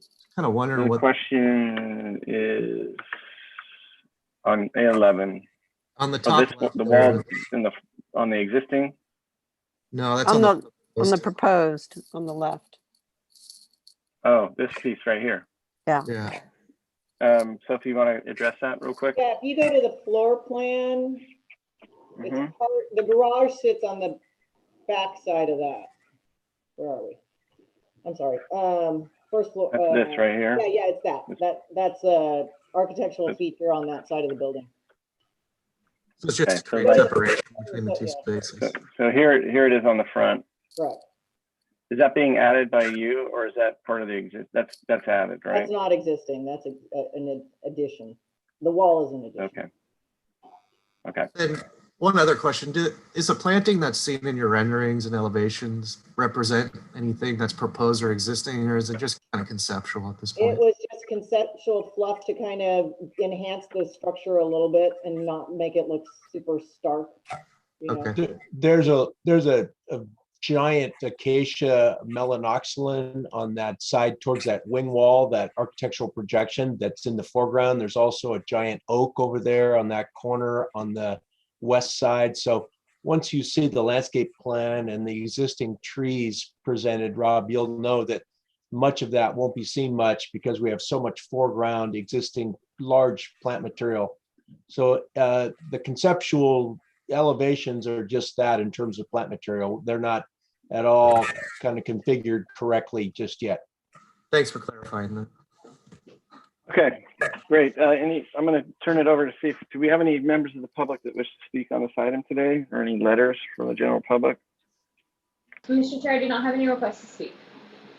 Okay, good. Why don't we jump into comments? Rob, go ahead and start for us, would you please? Mr. Chair, Yes, ma'am. just had two hands raised. Let's start with Oh, Bob. we do have public speakers. Okay, sorry. Okay, go ahead and state, for the public comment, please state your name for the record, and I'll give you 3 minutes of talking time. So Bob, you're unmuted whenever you're ready. This is Ann Diener. We live on the east side to this development. We're extremely concerned and sad about the condition of the trees on the property now. There are so many dead trees. The trees have not been maintained in years. There's debris along on the road, and it's just very concerning to us to see all these dead trees and things that are not being maintained. Thank you. Very good. Thank you for your testimony. Do we have another public speaker today? We do, Mr. Chair. Okay, when you're ready, state your name for the record, and I'll give you 3 minutes of talking time. This is Suzanne Duca. I'm the neighbor on the west side of this proposed house. And I would just like to compliment the architect and the owners for building what looks like to be a beautiful home. I was at first taken back by the size because 6,000 plus 6,000, it's a 12,000 square foot house, and it's kind of a narrow lot in many ways. But it seems like they have done it very, very carefully, and it won't be much of a difference to me. I'm awfully close to their property line, but you know, I think it's going to fit in just fine. I'm pleasantly surprised. Okay, that's it. Very good. Thank you. Thank you for participating and bringing your comments. Before we go into comments from the board, just new information's come to light from Ms. Diener about the condition of the trees. I wanted to give you, Sam, just before we get into this, you want to address that quickly? Let us know what the plan is for addressing any of that. Well, we've got a tree company that's been helping on the property previously, and we've got Duke McPherson, a specialist on site to look at some of the trees and making sure we're doing all the right things. There was a huge oak tree moth infestation on our property, and I think the Duke is to the west, and most of the live oaks, the Quercus agrifolias, got infested with a caterpillar, and the moth and they ate almost every leaf. So Josh, if you were to look at the trees, the oak trees specifically, you'd think they were dead, but they are starting to push new leaves and making a recovery. It's happened in Summerlin, Carpinteria, and parts of Montecito, this oak tree moth, and this year has been a bad infestation. So we're looking into all of that. We're making sure that there isn't a second infestation to take the trees backwards. So, you know, in essence, the trees are in good shape. A few of them look like they do have dead limbs and dead leaves, but it's because of an invasion of oak tree moths. It's very typical this time of year. Some years are worse. This one is a very bad one in this particular area. So we're very, very aware of taking care of these trees, and we'll be doing good stewardship throughout our whole development at this point. Okay, very good. I guess just one follow-up question. Do we have an arborist attached to this project, or Sam, are you an arborist? No, I'm not an arborist, Josh, but we will get reports on all the areas around the new construction throughout the whole property from one or a number of arborists. I have talked to Duke McPherson on site, and he is putting together initial studies and initial reports to help us with all that movement. Okay, good. Well, a little off record, you might want to share that with the neighboring properties. It sounds like that information will help protect their properties as well, and probably go some way to explaining what you guys are doing to keep things moving the right direction. So Duke McPherson is actually the arborist on the Duca property to the west of us. So he'll be combining his knowledge of those properties contiguously and helping us with the neighborhood. Okay. All right, good. Well, let's move this on to comments. Valerie, why don't you start today on comments here? Okay. This is a very interesting challenge you've taken on to convert a substantial house to Mediterranean from the kind of English style that it was before. And there's, if we go to the north elevation, what page is that? That is 10, page 10. Yeah, there's just a few elements that it seems like you can still work on your fenestration, your window organization. That area where the tall wall comes out on the right and the small windows there they need to be reevaluated to be stronger. I mean, it's an austere facade, but it should be organized. And then the little to the left of the second conical tower, that little shed roof also needs some work, because you've got such a strong,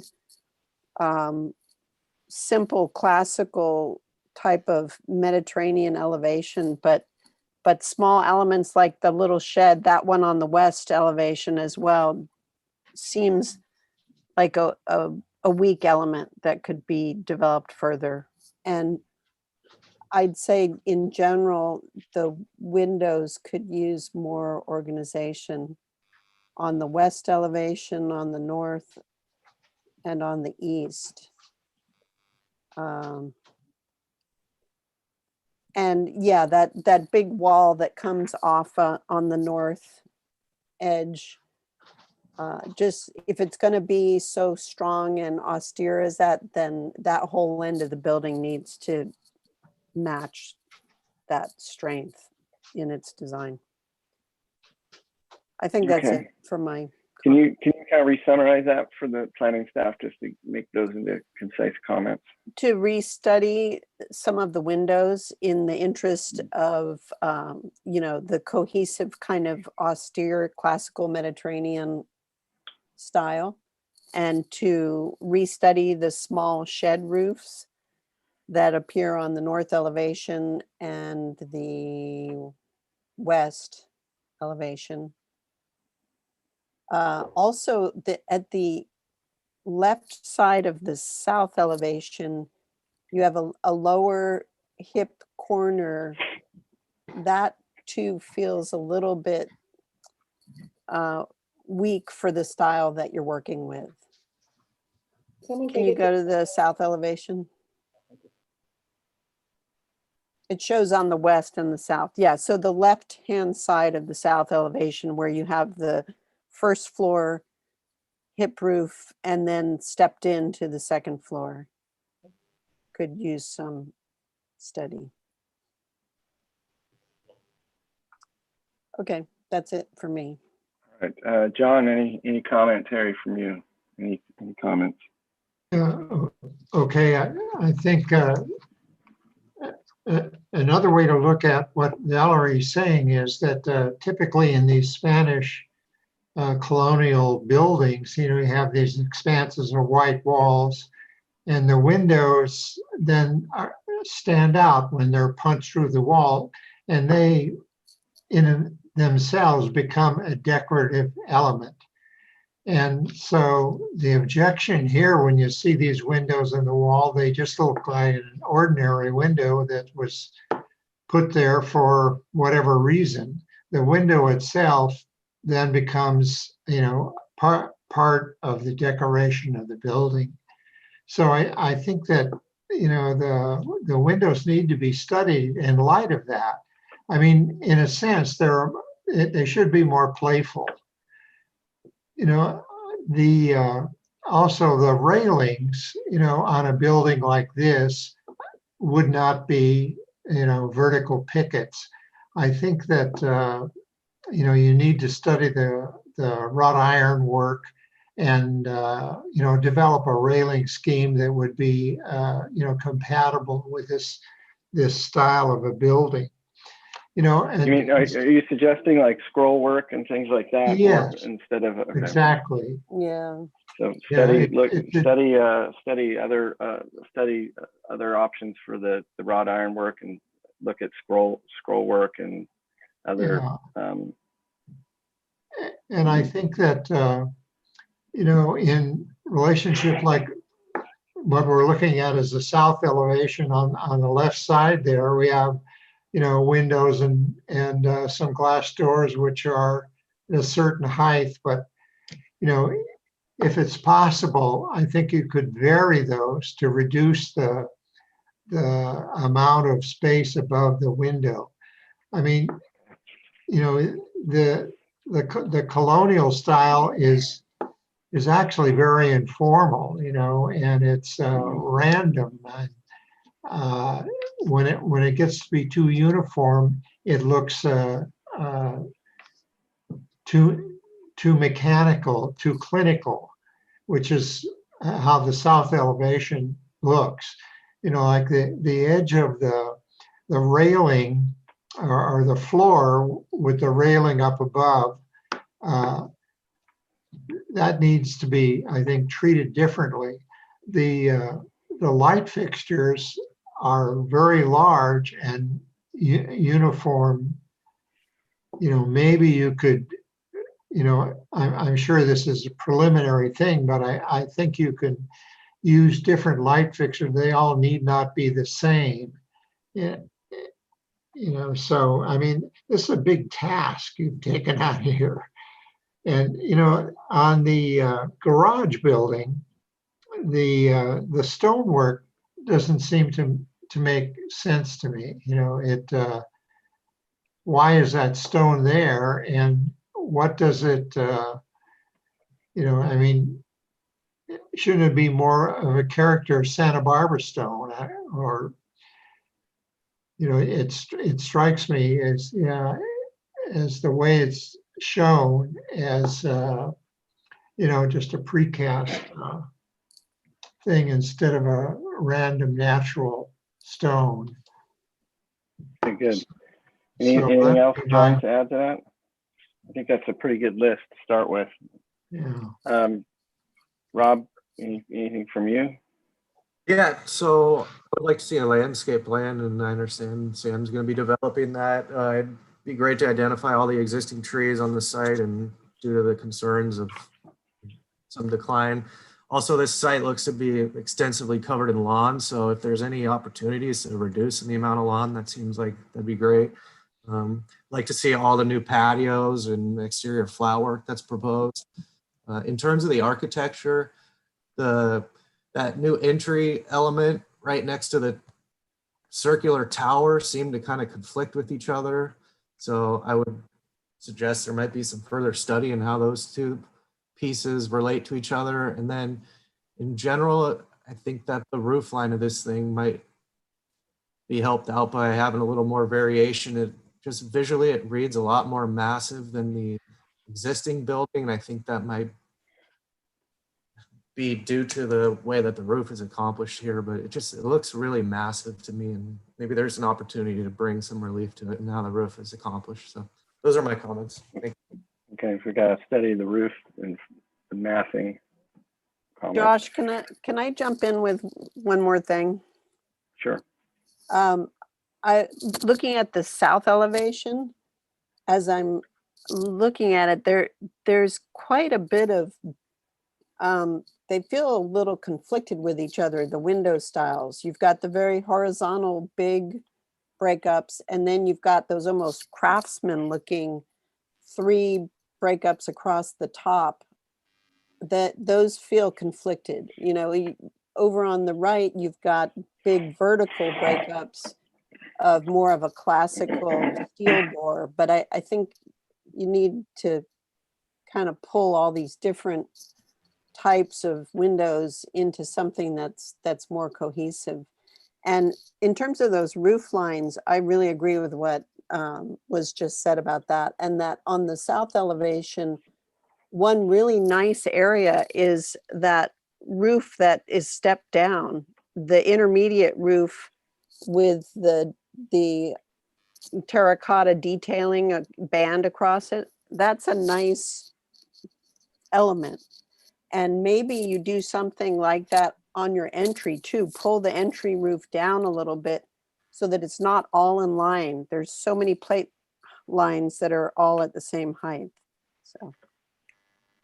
Okay, good. Alex is still not with us, so. No, I'm here. Oh, good. There he Good. is.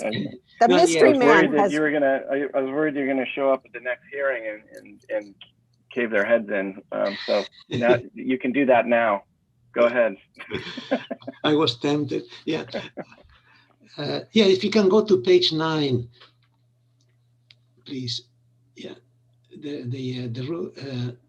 There we go. I agree with all the previous comments. I think this is a overall it's a doable. I mean, mass bulk and scale. I think it could work. I think what you see here is a little bit of the chaotic roof forms. There's just too much stuff, you know. And you can see the cones, the sheds, and I think it could be simplified.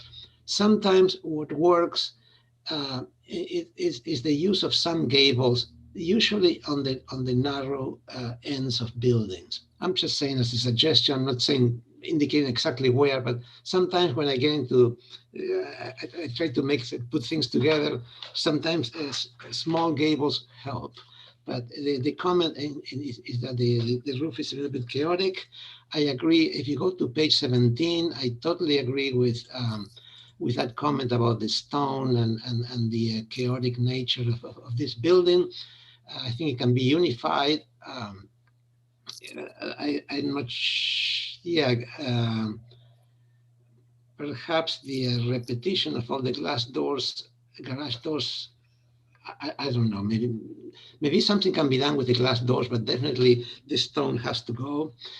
And I do agree with the comment on that somebody made about the entry. I think it's a little bit confusing to have the entry next to the tower. The way it you know, it doesn't quite identify it as an entry. It seems that. Well, I guess there's something there that, well, no, I'm sorry, maybe, I guess I misread it, but there is a little bit of, you can see the chaos on roofs, especially on this elevation. Those are my comments, thanks.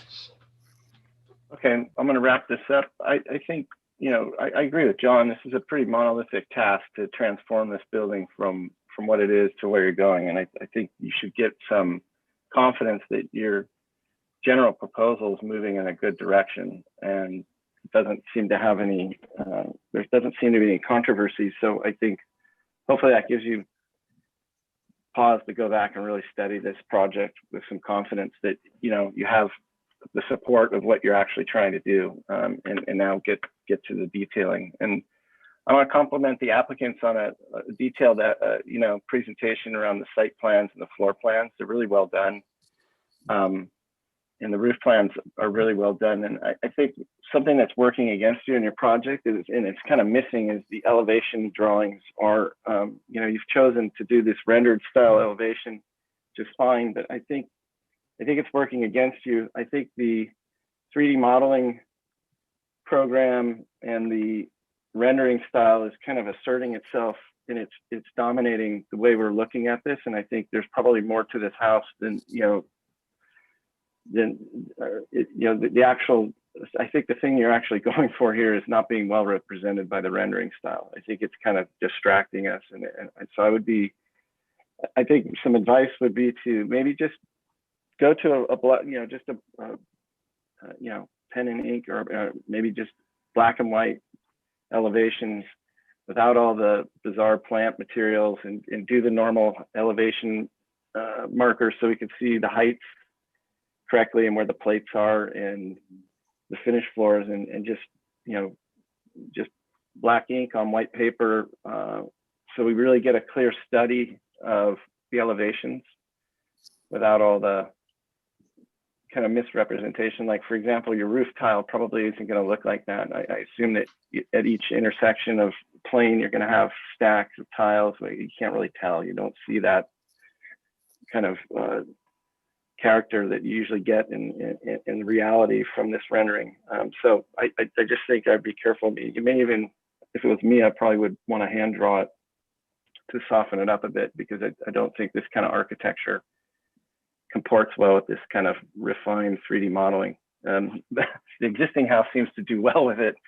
Looks kind of actually right, but I think it's working against you. So I would say come back with like a very standard architectural graphic elevation without a lot of rendering and color in it, so we can really study the comments you've had about fenestration and window proportion, head heights, finished floors, plates, roof pitches, and things like that. None of that's labeled here. So, and then bring back whatever renderings you want to complement those. Those are fine. But I think that'll help us get to this. The only issue I have with the architecture is I'm a little bit struggling with the heavy wood timbers used in the trellises. Feels like it's kind of got a Monterey quality to it, or I don't know that those heavy timbers really make sense for this type of architecture. There's a certain type of classic Mediterranean Spanish, I don't know, architecture that's being attempted here, and it almost feels like it has, like, some elevations feel reminiscent of George Washington Smith type buildings.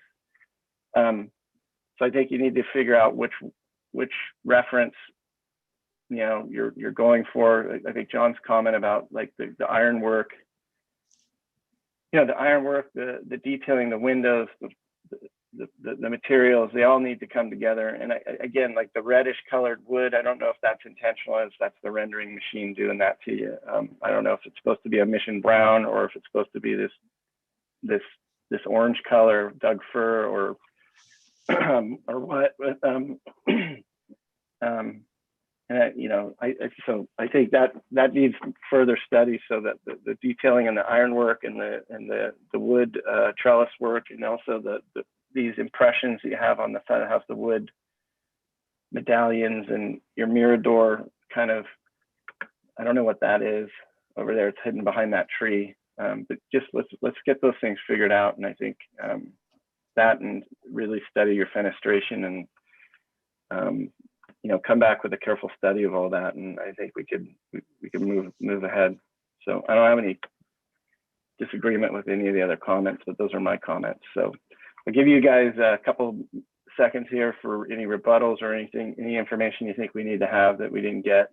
No, Josh, this is Brian. I think that's great. I mean, that was our intent, was to just come in and make sure, you know, the overall concept works, you know, site, size, bulk, scale, you know, those kind of things. All of those architectural comments are well taken. We understand completely, and we'll be working on all those details, and the owner will want to do that too. We just didn't want to do, too much until we kind of got some direction on the big stuff. And I think we've got that. So that's helpful. We'll be back. Okay, so we're going to bring you back on further conceptual and full board. So thank you for a good presentation today. Thank you. Thank you all. Take care. Thank you, everyone. Okay, we're going to move on to item 7, unless anybody we've got 7, and I see 8 is missing. Is that a mistake, or is it just missing from my files? Josh, let me take a look and make sure that it's in there, but 8 should be ready to go, and 9, but 8 and 9 are pretty small. Yeah, so it looks like on the agenda we go from 7 to 9 to 10. So Well, then that's probably no folder for 8. yeah, forget about 8. 8 sucks. It's overrated. Yeah, nobody does 8 anymore. It's totally passe. All right, so on to 7, the number before 8. Do we have our applicants ready?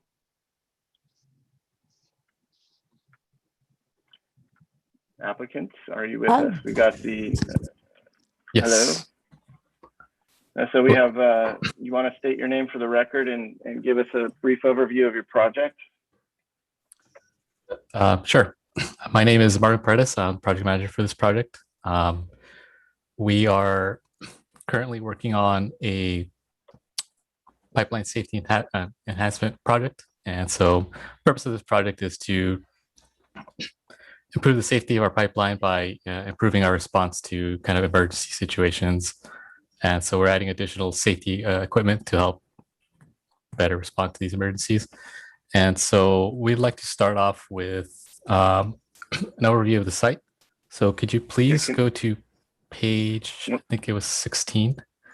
Oh, yeah, sorry. 1 second. I'm just going to stop right here. I just wanted to see, do we have our planner, Christopher Schmuckel, available? Is that right? Schmuckel, yeah. Hi, I'm Holly Harris with Rincon Consultants. Christopher will not be attending today, but he has briefed Nicole on the project. Okay, can I get just before we let this gentleman make his presentation, can we get just a report here quickly from the planning staff on what our purview is of this particular project and what we're here to look at, from a policy standpoint? Hi, Josh. Yeah, this is Nicole. Let me start by reading a portion of the memo. Chris wrote a planner memo, so let me read that to you, and then I'll answer that a little bit more directly. So, and in his comments, Chris says the proposed project is a discretionary permit that will go before the Planning Commission after receiving conceptual review from your board with positive comments. The proposed project is within the county right-of-way and bisects the Ortega Hill Trail. SoCalGas is working with planning and parks to reroute the trail around the proposed equipment in this project. The project includes 1 radio antenna, though the applicant is looking at 2 different models of antenna. Both antenna types have an elevation shown in the plan set. However, only 1 antenna is proposed. And then in terms of your purview for the project, I would say that there are some, I would suggest that you take a look at the location of the trail and the experience, from a landscape design perspective of a pedestrian using the trail as it interfaces with the equipment. And then in terms of the equipment, there's some railings proposed that you may want to look at the style and materials for the railings proposed along the public portion of the pathway. The applicant could go into this in a little bit more detail. I think there are some color options for some of the structures that they're proposing. And I don't know if there's any landscape element proposed to this, but I would suggest that also within your purview is whether there should or shouldn't be landscape proposed as part of this. So basically, can we quickly check in on that item? Do we in fact have a landscape proposal as a part of this application currently? Yes or no? No, we do not have. Okay, so Holly? no, we don't. All right, good. So if I understand this correctly, we're looking at some SoCal gas equipment adjacent to a trail, and we're here to look at I think our purview would be limited to the way the equipment's enclosed and how it interfaces with the public trail. Is that correct? Yes, right, as well as colors and materials. Yeah, colors and materials, but of the enclosure, and then the colors of the paint on the equipment that we don't have any qualifications to or understanding of. Like we're not. This is an architecture board, so we're not into pipe fitting here, and we can't really comment on this equipment because we don't know what it is and what it's for and how it works. Right, and there's also a railing. If you on the screen that you were just on, there's a railing being proposed. No. Okay. Right there on the right-hand side. Guardrail. Yeah, that's there's a traffic engineering thing, right? That's not something we should be dealing with. So it's a pretty bizarre application, everybody. Sorry, but I'm just trying to figure out how to.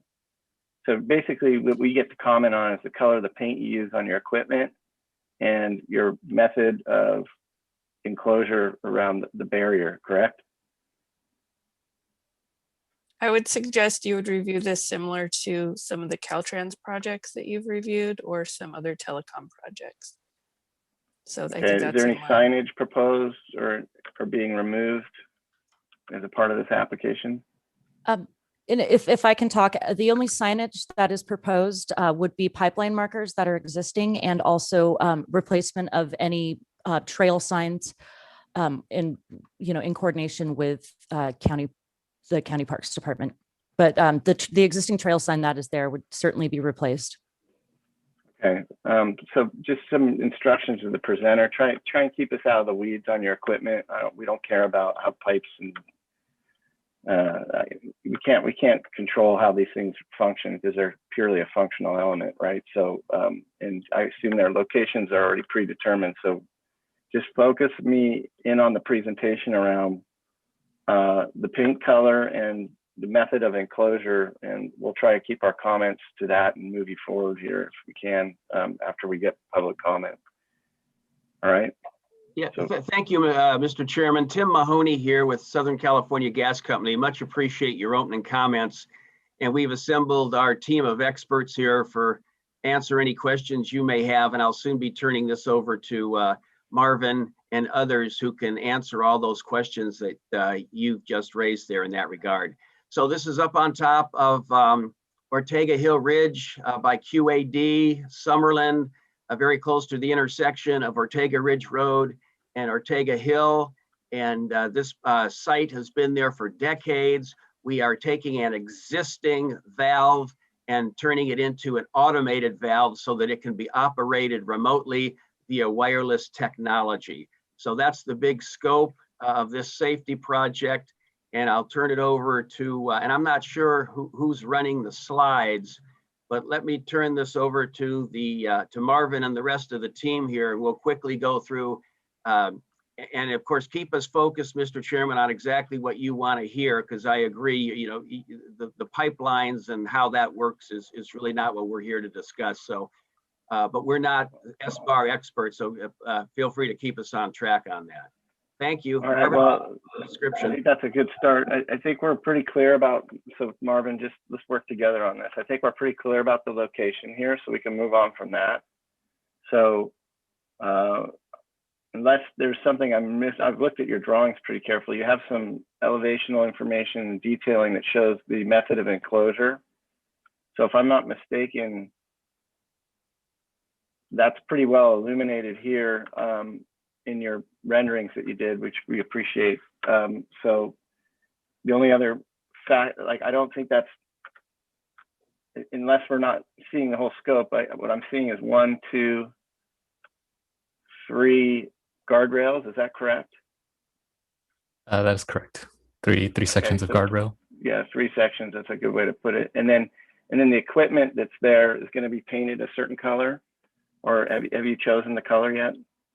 Or is it to match the existing color? So we're looking at, could you please go to the couple slides up? Let me get the exact slide number. Go to page 17. Okay. Yep. Okay, it's actually 18. Yeah, so the one on the bottom. We're currently showing the this photo simulation. So the one on the left is showing what's currently out there. There's some existing equipment. So you can see there's, a large Edison pole, couple of panels, a vault vent stack. So some of that equipment's going to be removed, and we'll be replacing it with some of the new equipment to provide the additional safety functions. And so we're looking at possibly painting those panels and the poles like a sandstone type color. Alternatively, we could do a dark green color if there are any preferences onto what might work best for this particular area. I think Very that's good. something we would like to bring up with the Why board. don't we see if, look, we have all these documents in front of us, so we're looking at the same stuff you've presented. So let's see if we can move you forward with that amount of presentation. I'm going to open up a few questions. I'm going to start. I want to know what opportunities we have for landscaping. Is there anything that would prohibit adding some landscaping around some of the, like on image proposed project site on the top right of the screen there? There's some barren area shown around the pole and the two boxes. Is there anything that would prevent us from adding some ground cover or landscaping to those areas, gentlemen? And this is Holly. I can speak to that as well. There is not available irrigation out there, and it is within a public road right of way. So landscaping beyond ground cover may, present some safety hazards there. We are proposing to hydroseed with native species at the completion of the project. Okay, but there's no subgrade concrete or anything that would penetrate or any kind of other issues other than just feasibility of adding water to getting some landscaping in there. There is a high pressure natural gas line as well. So we don't really want to plant anything that has aggressive roots. And there are underground vaults proposed as well. Right, but hydroseeding just means you're spraying it on the top. So there's no digging, right? That would work. Correct. Okay. Correct. So we can hydroseed that whole area is what we're saying. Yes. Okay, and we would use a coastal sage scrub mix from S&S Seeds. All right, very good. Is there anything else you think we need to know before we move this forward? Real quick, I'd just like to comment that SoCalGas is proposing to underground the power pole there from the other side of Ortega Hills. So that does provide a community benefit and is consistent with the Summerlin Community Plan goals. And they are working with the Parks Department and, do intend to maintain and enhance that trail. And that's still, the process is underway. Very good, very good. Okay, so, and then this black chain link fence, is that going to remain? Is that existing to remain? So what's happening is that's actually an encroachment within the current county road right-of-way now. So they're going to be moving that outside of the road right-of-way. And just, it would remain as is a chain link fence with black paint. So there's no change to that proposed. Element to remain, it's not part of your proposal. It is not. We are correcting it and moving it out of the county road right of way. And that's the extent that we're altering that. So you're moving it back off the road, but in its same configuration and same material? Yes, that is correct. Okay. All right. Very good. I think that's on your proposed project site image. It shows it kind of push back or remove. So I think we can see that. Okay. Let's take a swing at this. I want to see, is there any other questions that we need to ask these guys from our board? Yeah, I have a question. When I look at the drawings, there's a very tall pole, but I don't see it in the photo sims. Is that this pole here to the right? Is that Right. it? Yes. Well, and there is an existing power pole that will be removed again with the undergrounding of the utilities. Yeah, I understand that, but if I go to page, So it looks to be like a 20-foot tall pole with an antenna on top of it. yeah, page 9, there's a drawing of a very tall pole. Yeah. There's another 13, about 14-foot Yeah, there's approximate 2. pole with another antenna on it, right? Yeah. And then we have some risers. So we got a couple little poles here. Where are they? And I think what Valerie's asking is help us locate these in the renderings you've provided. So I see 2 poles in the renderings. They don't appear to be at the height of what's being shown in your schematics. So perhaps your rendering math is a little bit off Because if I'm not mistaken, you gentlemen or ladies and gentlemen, can you guys explain what we're seeing there? Yeah, certainly. Let me take a shot at that. The pole, if you will, to the left is a vent stack. So that is to release any air that's coming from the 3 underground vaults. That's to the left. To the right with the, yes, to the right. Yeah, and before we move on from that, sorry, just sorry to interrupt. How tall is that? Marvin, how tall is 9 that? feet. 9 feet? Okay, and then the one on the right is another piece of equipment. How tall is that? That's the antenna for the automation. And Marvin, how tall is that and what's on top? So that's one of the ones that we had to comment on. We had 2 different kinds of poles. We're looking at switching it to a smaller pole, like where we're just confirming if it's possible to do so. It looks like we might be able to. If we are able to go with a smaller size pole, it's going to be about 12 feet high plus maybe another 1 foot for antenna, so about 13 feet tall. Okay, 13 feet. So you've got in your drawings here, I think what Valerie's referring to is so are you let's go to this drawing here. On So page this is about it's 18 this is a feet. 13-foot tall pole here. Is that the one we were just talking about? Yeah, so we're trying to switch to a different type of communication, and that will result in a smaller pole. It seems viable, but we're still. So this pole I'm looking at in this drawing is what's represented in your rendering at 13 feet, plus or minus, right? Correct. Oh, okay. And then hold on. Just work with me here. What this 18-foot pole? Where is this? Is this an option, or is it actually somewhere on the project that we can't see? Well, actually, no, sorry.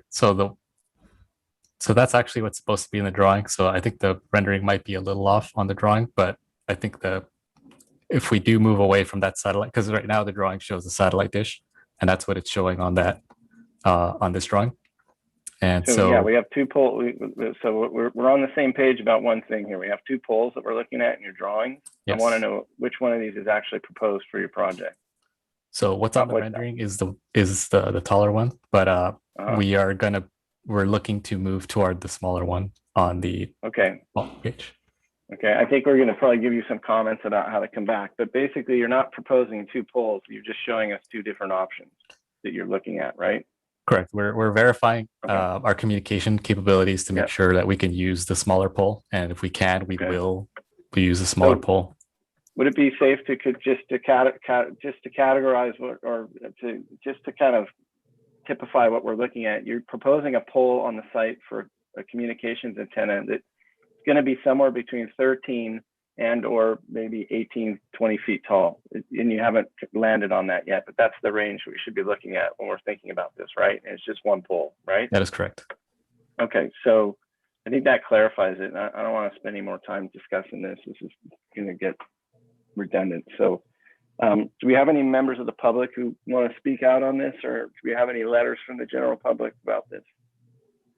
Mr. Chair, we do not have any requests to speak. Okay, so I'm gonna let's just corral this a bit, board members, and let's go through this item by item. So let's talk about the easy stuff. Paint color. Do we like the tan color that's being proposed? No, I think a dark color would be better. Yeah. Like a darker, would you say like a darker warm gray? Or a brownish gray or. Okay. So the applicant to return with a darker brown gray paint color.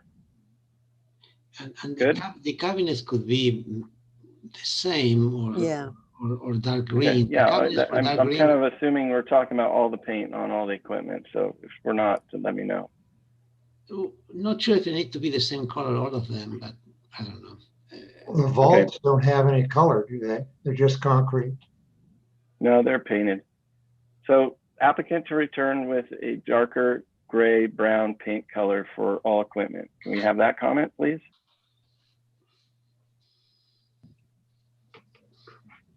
Okay, nobody's objecting. So let's move to the next item. The enclosure, the 3 runs of this looks like a traffic barrier. Do we have any comments about that? Is it acceptable, not acceptable? And if it's not acceptable, what do you want? I was just wondering, so I had a minor question. White 3, usually these things are all connected and they look a little bit better. Is that because of access to the vault or something like that? Or what's the All right, rationale? so to the applicant, the board member wants to know why there's a gap in the middle of that longer run. Is that for access? Yes, it is for Necessary. access. Okay, thank you. So we have, are these, is acceptable or unacceptable? Do we need any revisions to their proposal? Well, it seems a little out of context with everything else right around there. And I don't know if, now actually just going up to Monte Alegre yesterday, all of their guardrails are Corten. And they Okay, look so- considerably better. And they're dark, and then they had some low-level planting on them. Okay, so that's a good comment. So look, I think what a board member's saying is we want you to come back and show us how guardrails have been handled in the adjacent area immediate to your proposed modifications, and demonstrate what's there so we can make sure that what you're proposing kind of is continuous with what's already out there. I think that's one of the options. The other option is to look at using a different material, like a darker brownish color, like a Corten or rust color. Yes. Hi, this is Holly. If I could go Hold real on, quick. hold on. Let me just work with my board members here to try and get some comments. So I'll let you rebut anything at the end. Sounds good. I want to get through this quickly. No, I agree. I think coloring it dark would be helpful. Okay, so the comment would be consider darker options to the metal guardrail. Okay, and bring that back, for our review. So you got to study it and figure out what you think is going to look good and bring it back. Mr. Chair, if I may add something, if you go to the other slide, I think it's the one. Okay, are we still talking about the guardrails, Alex? Yes. Okay. I understand the gap between the second and the third one, but why do we need one on the first? Yeah, that one right there. Why is that gap there? So another question to maybe Mahoney or Mr. Sorry, I forget the other gentleman's name. He doesn't seem to be on my screen anymore. But do you guys want to answer that? Those two, I think it would be better. It would make a little bit more sense. It seems so. So Marvin and Tim, what's this railing here adjacent to the apron of the driveway? Yes, let me take a shot at that first. The distance between those two will accommodate pedestrians that are walking through there, so they don't have to go out on the street. They can walk through the space there in between those two. I think that's correct, isn't it, Holly and Marvin? But these are, so we're talking about gas lines and we're trying to protect them from vehicle traffic, right? Because I think it would be a bad thing if a vehicle crashed into it and released gas. I'm assuming that's what we're trying to prevent, yes? Well, yes These are and no, vehicular sir. barriers, aren't they? Yeah, we are protecting gas equipment. Just let me say, there's no way that a car is going to bust that gas pipe because it's too far down below the surface of the earth and it's in a concrete vault. So we're trying to stop an automobile from running over the vault lid or smashing into the above ground equipment like the SCADA box or the vent stack.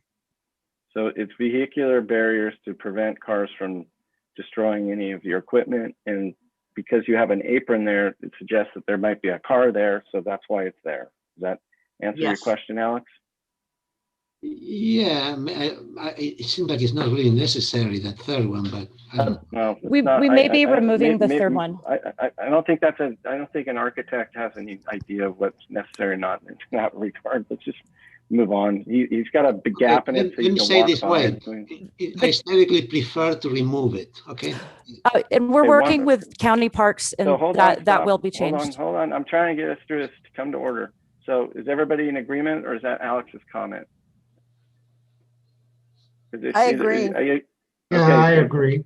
I think minimizing All right, so rails if it's safe. Majority of the members think the guardrail adjacent to the driveway apron may be unnecessary and would prefer it not to be there. Okay, that's the comment.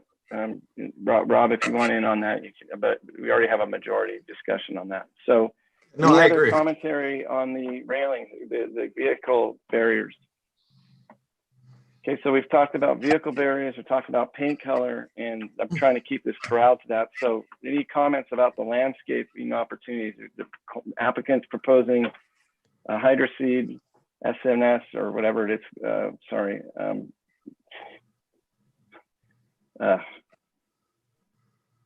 whatever I can't remember what the spec is. Could remind me what your seed mix is? This would be the coastal sage scrub mix from S&S Seeds. Thank you. Okay, there you go. So any comments about that? Acceptable, unacceptable, and then what do we Seems want? acceptable to me. I'm in support of that. All right. That's acceptable. Anything else? Only comment I would add is if it's in your purview to do this, it looks like the state of repair on that curb along the length of your proposed area seems to be in disrepair and not very good shape. So I would say consider adding a new concrete curb to in proper drainage along that edge there. It just seems to be, it just needs to be, look, I can't really tell from the drawings, but it looks like it may be cracked and in disrepair. It could be use some improvement. Any other comments?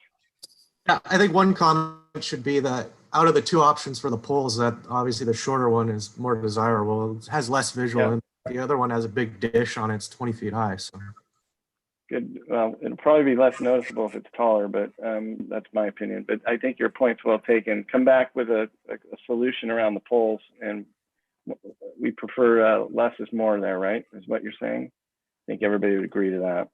Yeah. Okay. Anything else? Is there any proposed lighting necessary for this project that we missed? No lighting has been proposed. Look, I think you have enough direction to come back with a preliminary and final approval. So if that's in order, we'd like you to return with addressing these comments. And if you have your stuff figured out, we can look at it on preliminary and final. I think, do you guys need to see this on a full board, or can we bring this back on consent with these comments? Consent will be fine. I think consent. Okay. Consent. All right, so Consent. come back on consent. We'll agendize you for preliminary and final, and do your best to pay attention to our comments. We're going to move on to the next item. Thanks. So Thank you moving for your on to time. item 9. You're Thank you. welcome. Thank you, Mr. Chairman. Members of the board, thank you. Sure. That's why I went to architecture school, so I could talk about gas lines and guardrails. Let's go on to item 9. Do we have our applicants ready?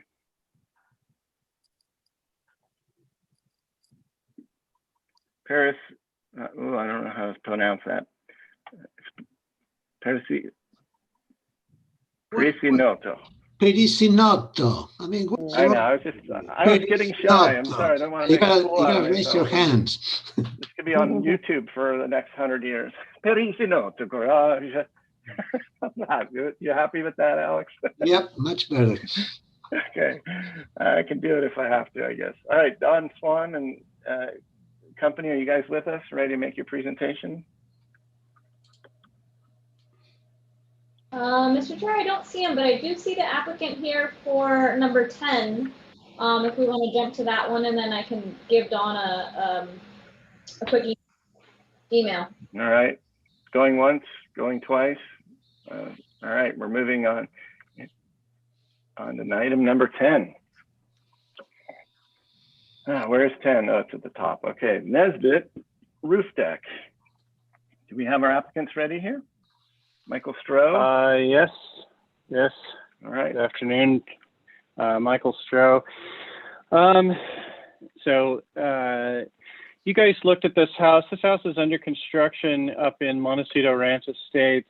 This is the corner lot, the bigger house. You guys approved this in, I believe, 2017, as I recall.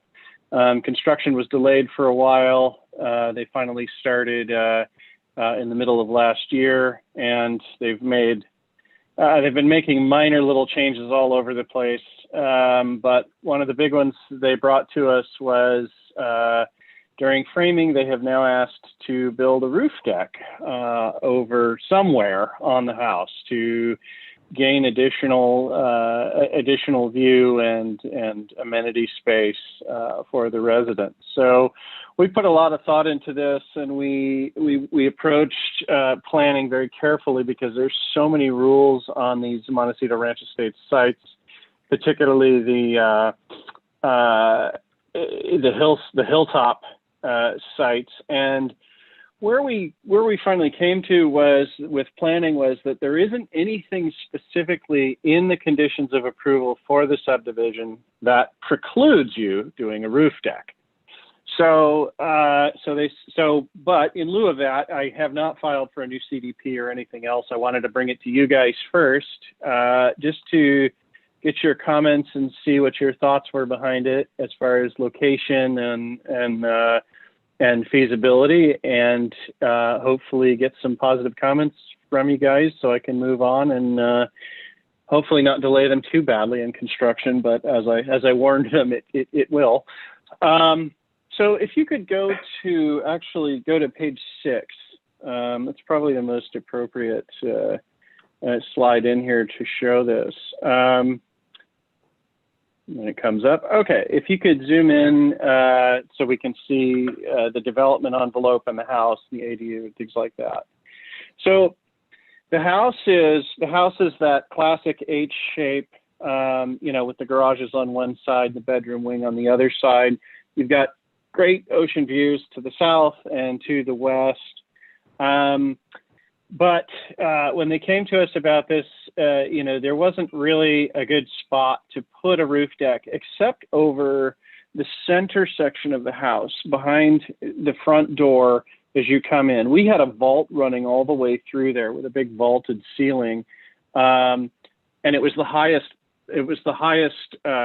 roof plate that we had. We were using our 9-foot average, and so we had an 11-foot roof plate there. And so that was the only place we could actually really feasibly place a roof deck. So what we did is we took the area over this covered patio and then looked at, okay, if we're going to put a roof deck there, how do we get to it? And because of the layout of the house, and because we couldn't really come from inside without creating massive waterproofing issues or creating a doghouse on the roof, which nobody would like, we decided to try actually an outdoor spiral staircase, which we have placed on the western elevation on the back of the house. So if you could go to slide 8, or page 8, sorry.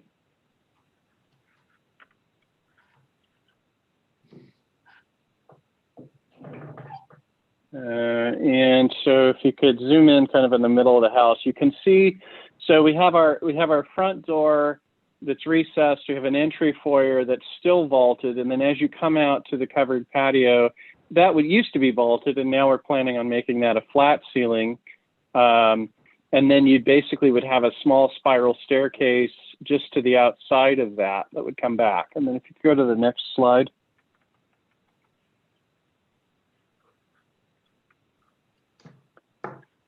And zoom in on the middle of the house.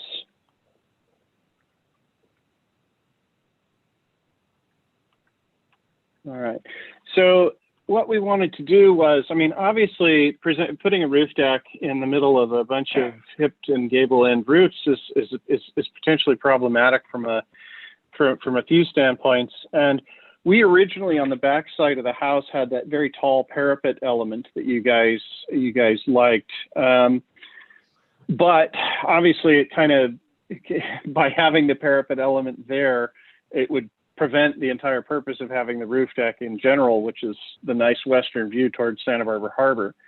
What we did is we actually pulled the parapet back to the back side of the roof deck. And then what we want to do is we want to actually do raised planters on the other 3 sides out to the stair. And the planters would be deep enough, and then probably on the back side of the plantings would have a small rail, whether it be glass or iron, to meet our guardrail requirements. And so if you could go to actually slide number 10. And go down, let's see, that's our front elevation. Here's our rear elevation. If you could just zoom in on that, on elevation number 1 there a little bit. So this center section is recessed between the main living room and the main dining room, and those elements are gable-ended with stone cladding. And originally, in this center section, we had a big archway with the parapet on top. What we've done is we've actually pushed the parapet back and then given this a flat parapet on the planter box edge with a small little cornice line. And then we've gone with a flat opening into that covered patio that matches the other openings along the backside of the house. And then we've got the spiral stair that kind of is proud of that would come out, and then it'd be a painted iron that would work its way into the roof deck area. If you go to the next slide, I've got some 3-dimensional renderings that'll explain this a little bit better, I think. In particular, if you could zoom into number 3 there, it's probably the best view in terms of describing this. So you can see the spiral stair, and then it would come into the patio, the roof deck, and then we've got these raised planters that prevent the roof drainage onto the deck, and then raise that up. And that's 18 inches tall. Actually, no, I'm sorry, 24 inches tall. And so we still have another 18 inches to go with whatever guardrail we want. So the thought was, again, to do some low plantings along that patio, and then behind that, mounted to the wall, do some sort of railing, or, I mean, they asked for glass. I can ask for glass. I know you guys aren't going to allow it. Again, we need to meet our guardrail situation. And if you go down, you can see in section exactly how this works at the bottom of this sheet.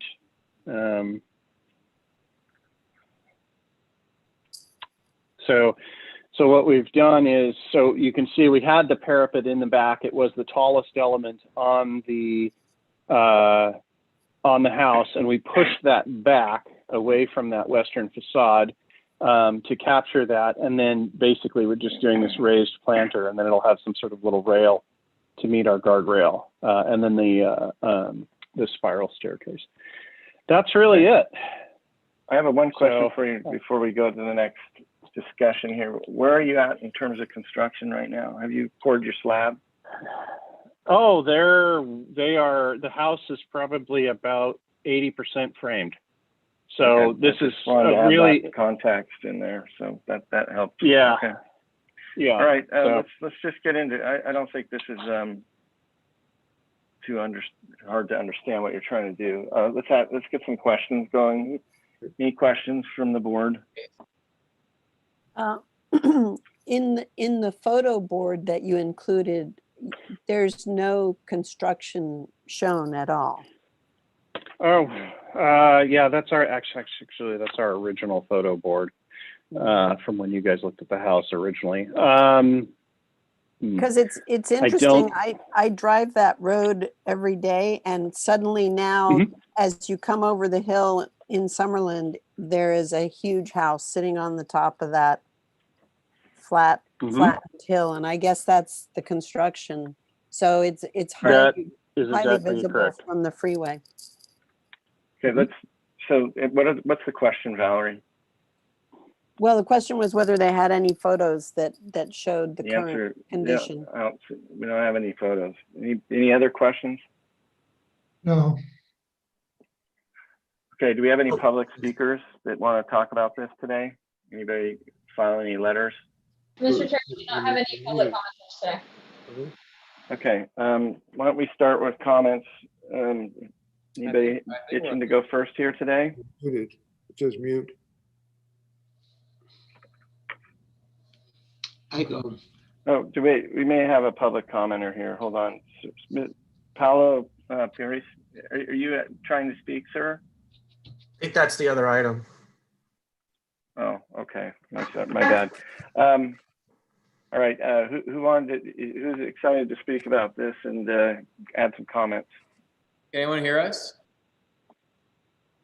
Yeah, but that's for the we we're on the next side. We're in a different issue right now, Mr. Perissinotto, right?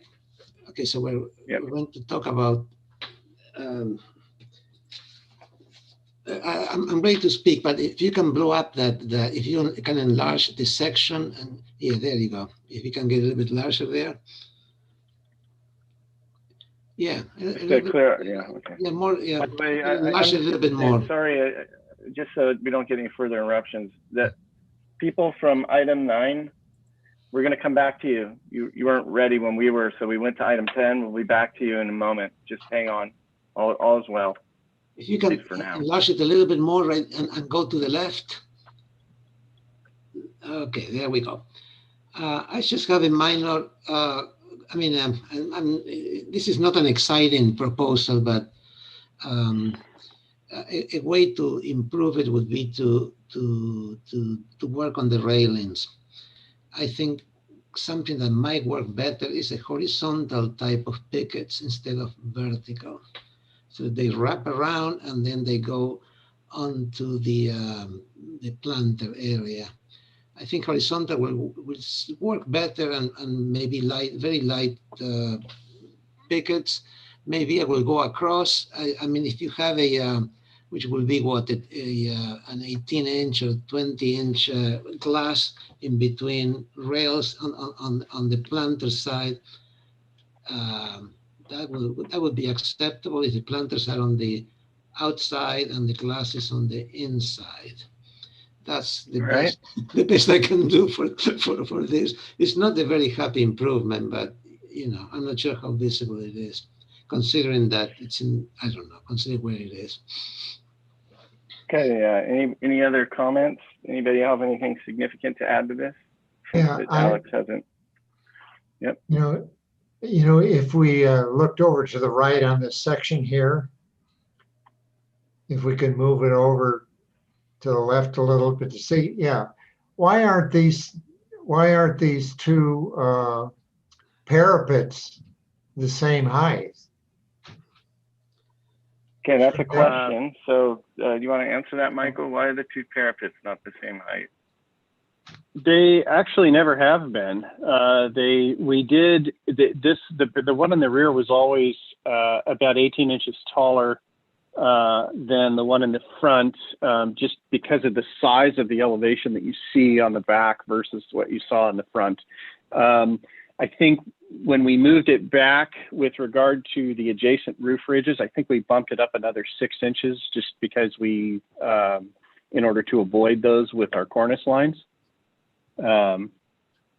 Actually, you can see it in either of those 3D views that we're right at the ridge line with our lowest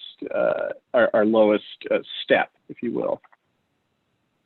It just seems awkward to me that you're defining this space that's actually the vestibule, the entry, and it seems like they should both be the same to define that space better. It just seems awkward. Okay. Well, what's the comment? What do you want him to do? Well, my comment is that I think both those parapets should be equal height. They should be at the lower height. That's already that's an existing approved design element that's already been reviewed and approved. So I don't think it's on the table for discussion, but you're welcome to make the comment. Well, okay then. Never mind. I have a question, Michael. There's two different sets of plans in here, and this one looks remarkably different than what we just looked at. So can you explain what's going on here? This one is not. So the original, when they originally came to us, the roof deck they asked for was substantially larger.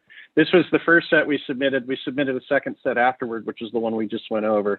And in this one, they pulled everything out, and they weren't real happy with hiding the stair behind the parapet.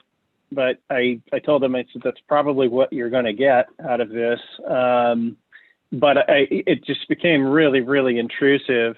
And when they started looking at the costs of building all the new foundation for, you know, moving that parapet wall out and everything else, they kind of went, oh my God, no. Okay, we can cut this thing in half.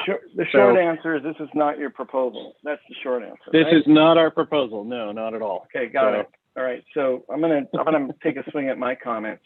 Thanks for providing an image to help me support my comments, by the way.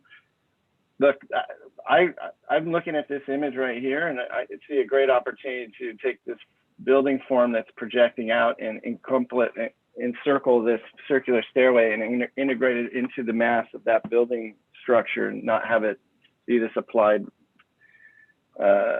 element to otherwise a very nicely designed house. So I don't think what your guys are proposing there, it's unfortunate because it's an add-on and it doesn't look great to what was otherwise a nicely designed house. So I think if you could integrate it with the architecture by bringing this wall across and encompassing it and building, you know, instead of making it wrought iron, you know, have it just be a built form. But unfortunately, now that I understand what I'm looking at, I was looking at the wrong plan. So what you have is something entirely different. So the only comment I can have is consider doing this in a way that can integrate better to the architecture, because I don't think it works.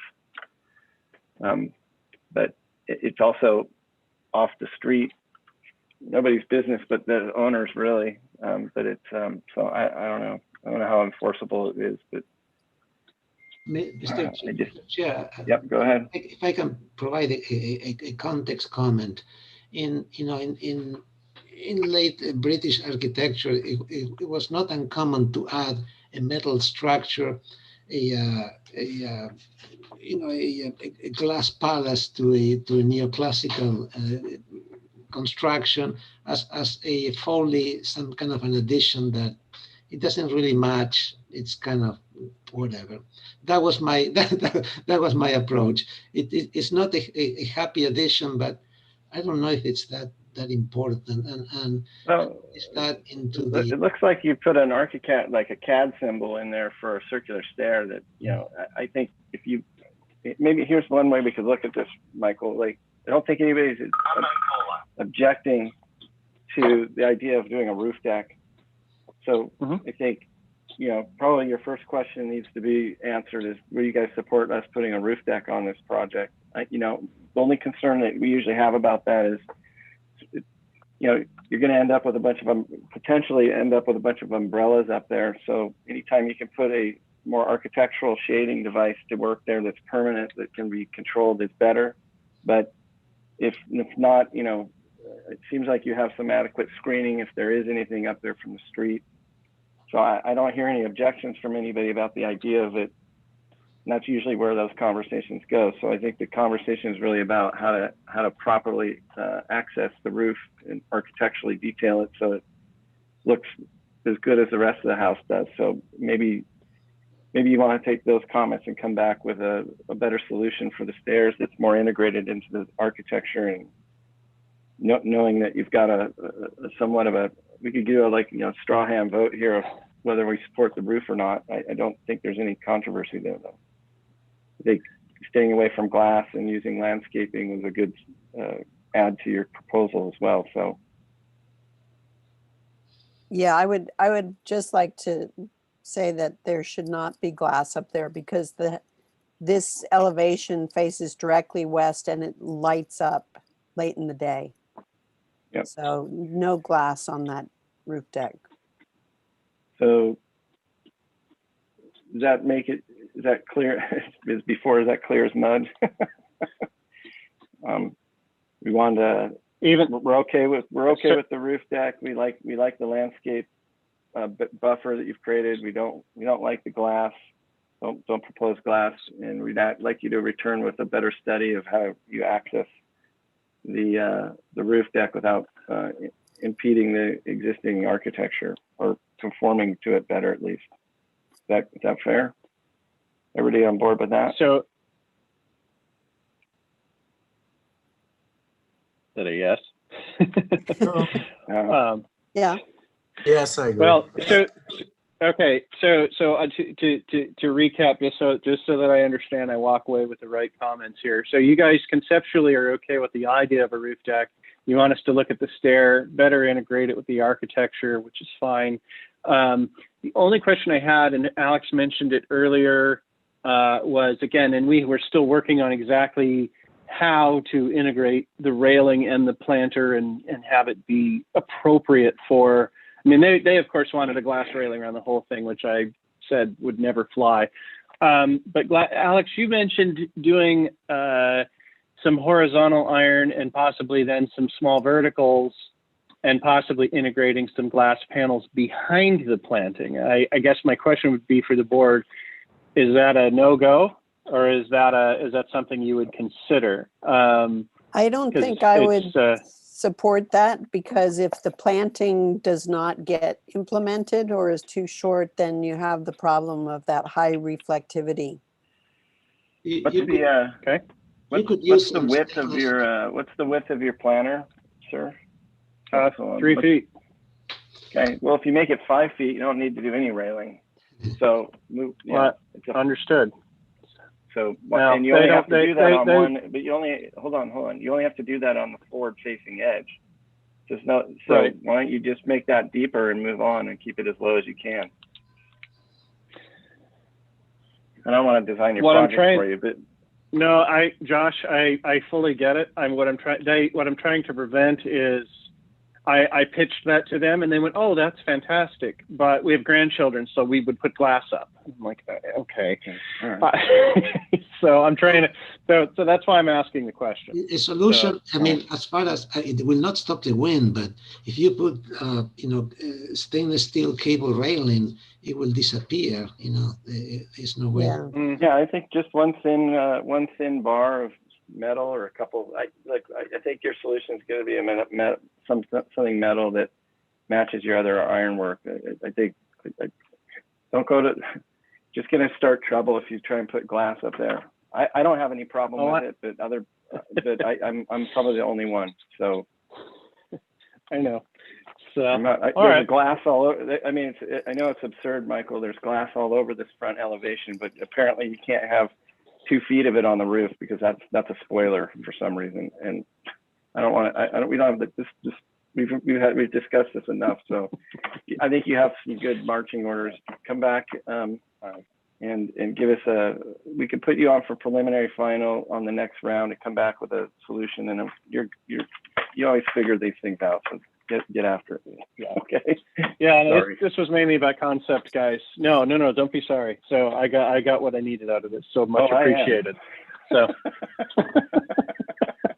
All right, we're gonna move on. We're going back to Thanks, guys. in time to item 9.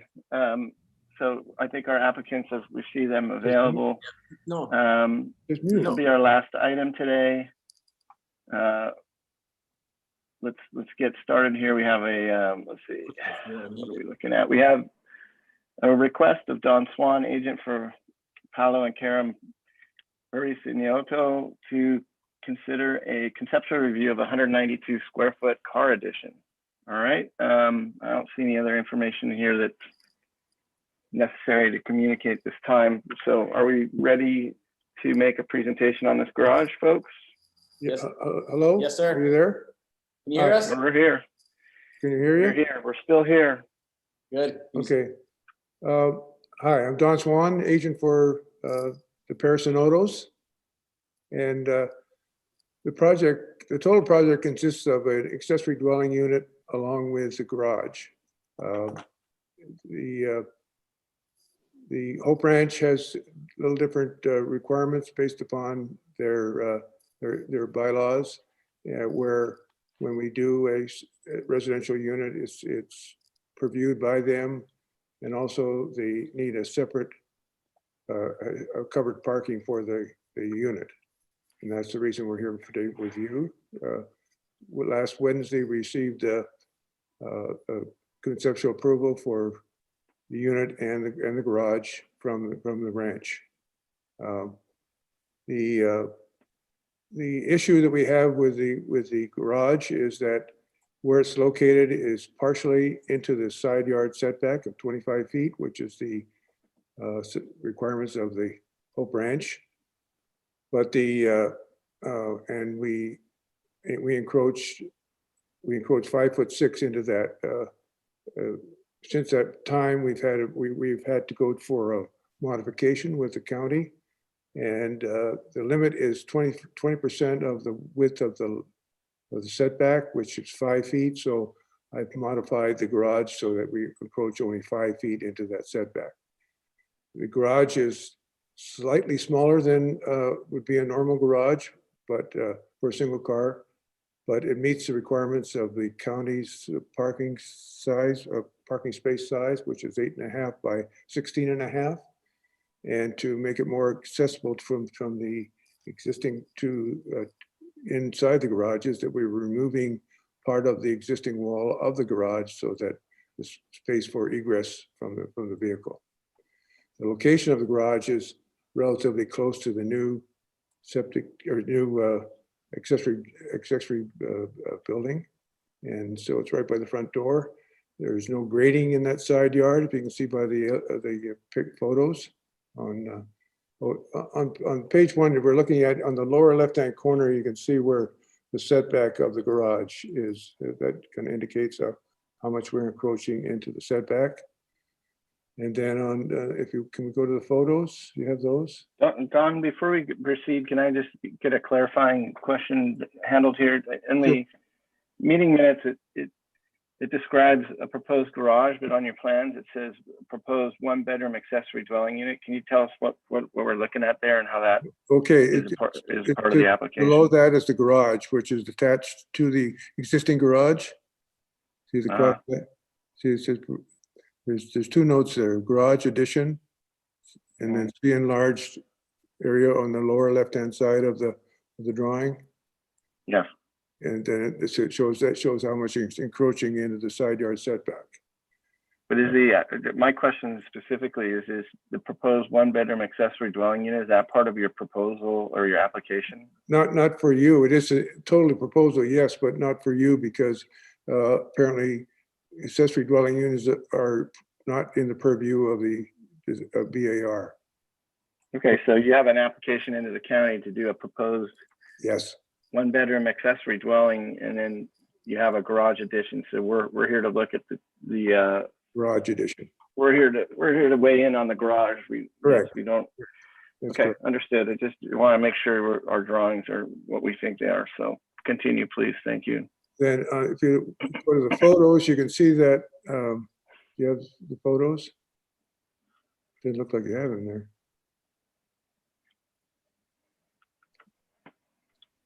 This one here? Well, that's a site plan, shows where the location of the house. Okay, here we go. Come back up. Okay, stop at go to the front elevation. Down a little farther. This one here? Yeah, this one here. See, there's the location of the garage. You see the open yard on the side of it. And the open yard, the driveway on the side there. And then go up, page 3. Okay. Go back down again. Okay.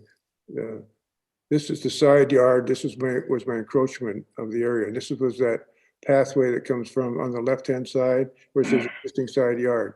It slopes down around to the entrance of the accessory dwelling unit, which is the unit itself is 2 foot below the finished floor of the existing house.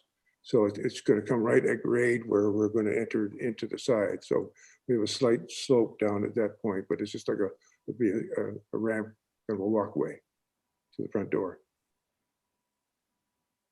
And the only landscaping we're going to be involved in is on the west side of the garage. We're putting a planter there that will be next to the walkway going to the entry. So that's existing.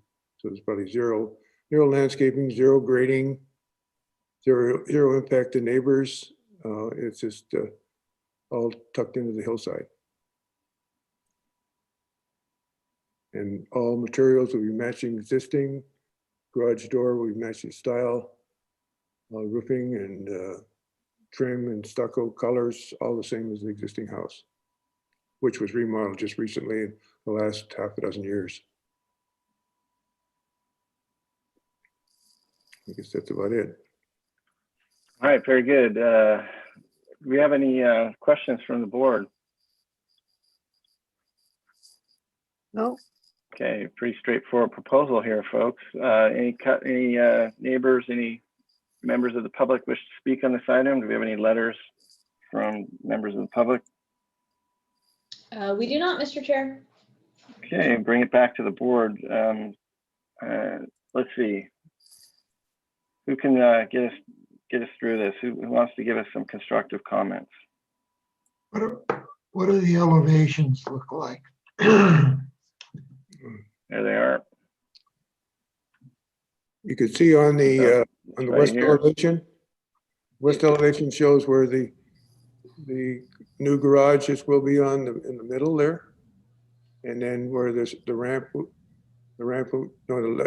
West elevation. Yeah, west elevation, west, where the garage is, new garage, and there's the front door of the ADU unit.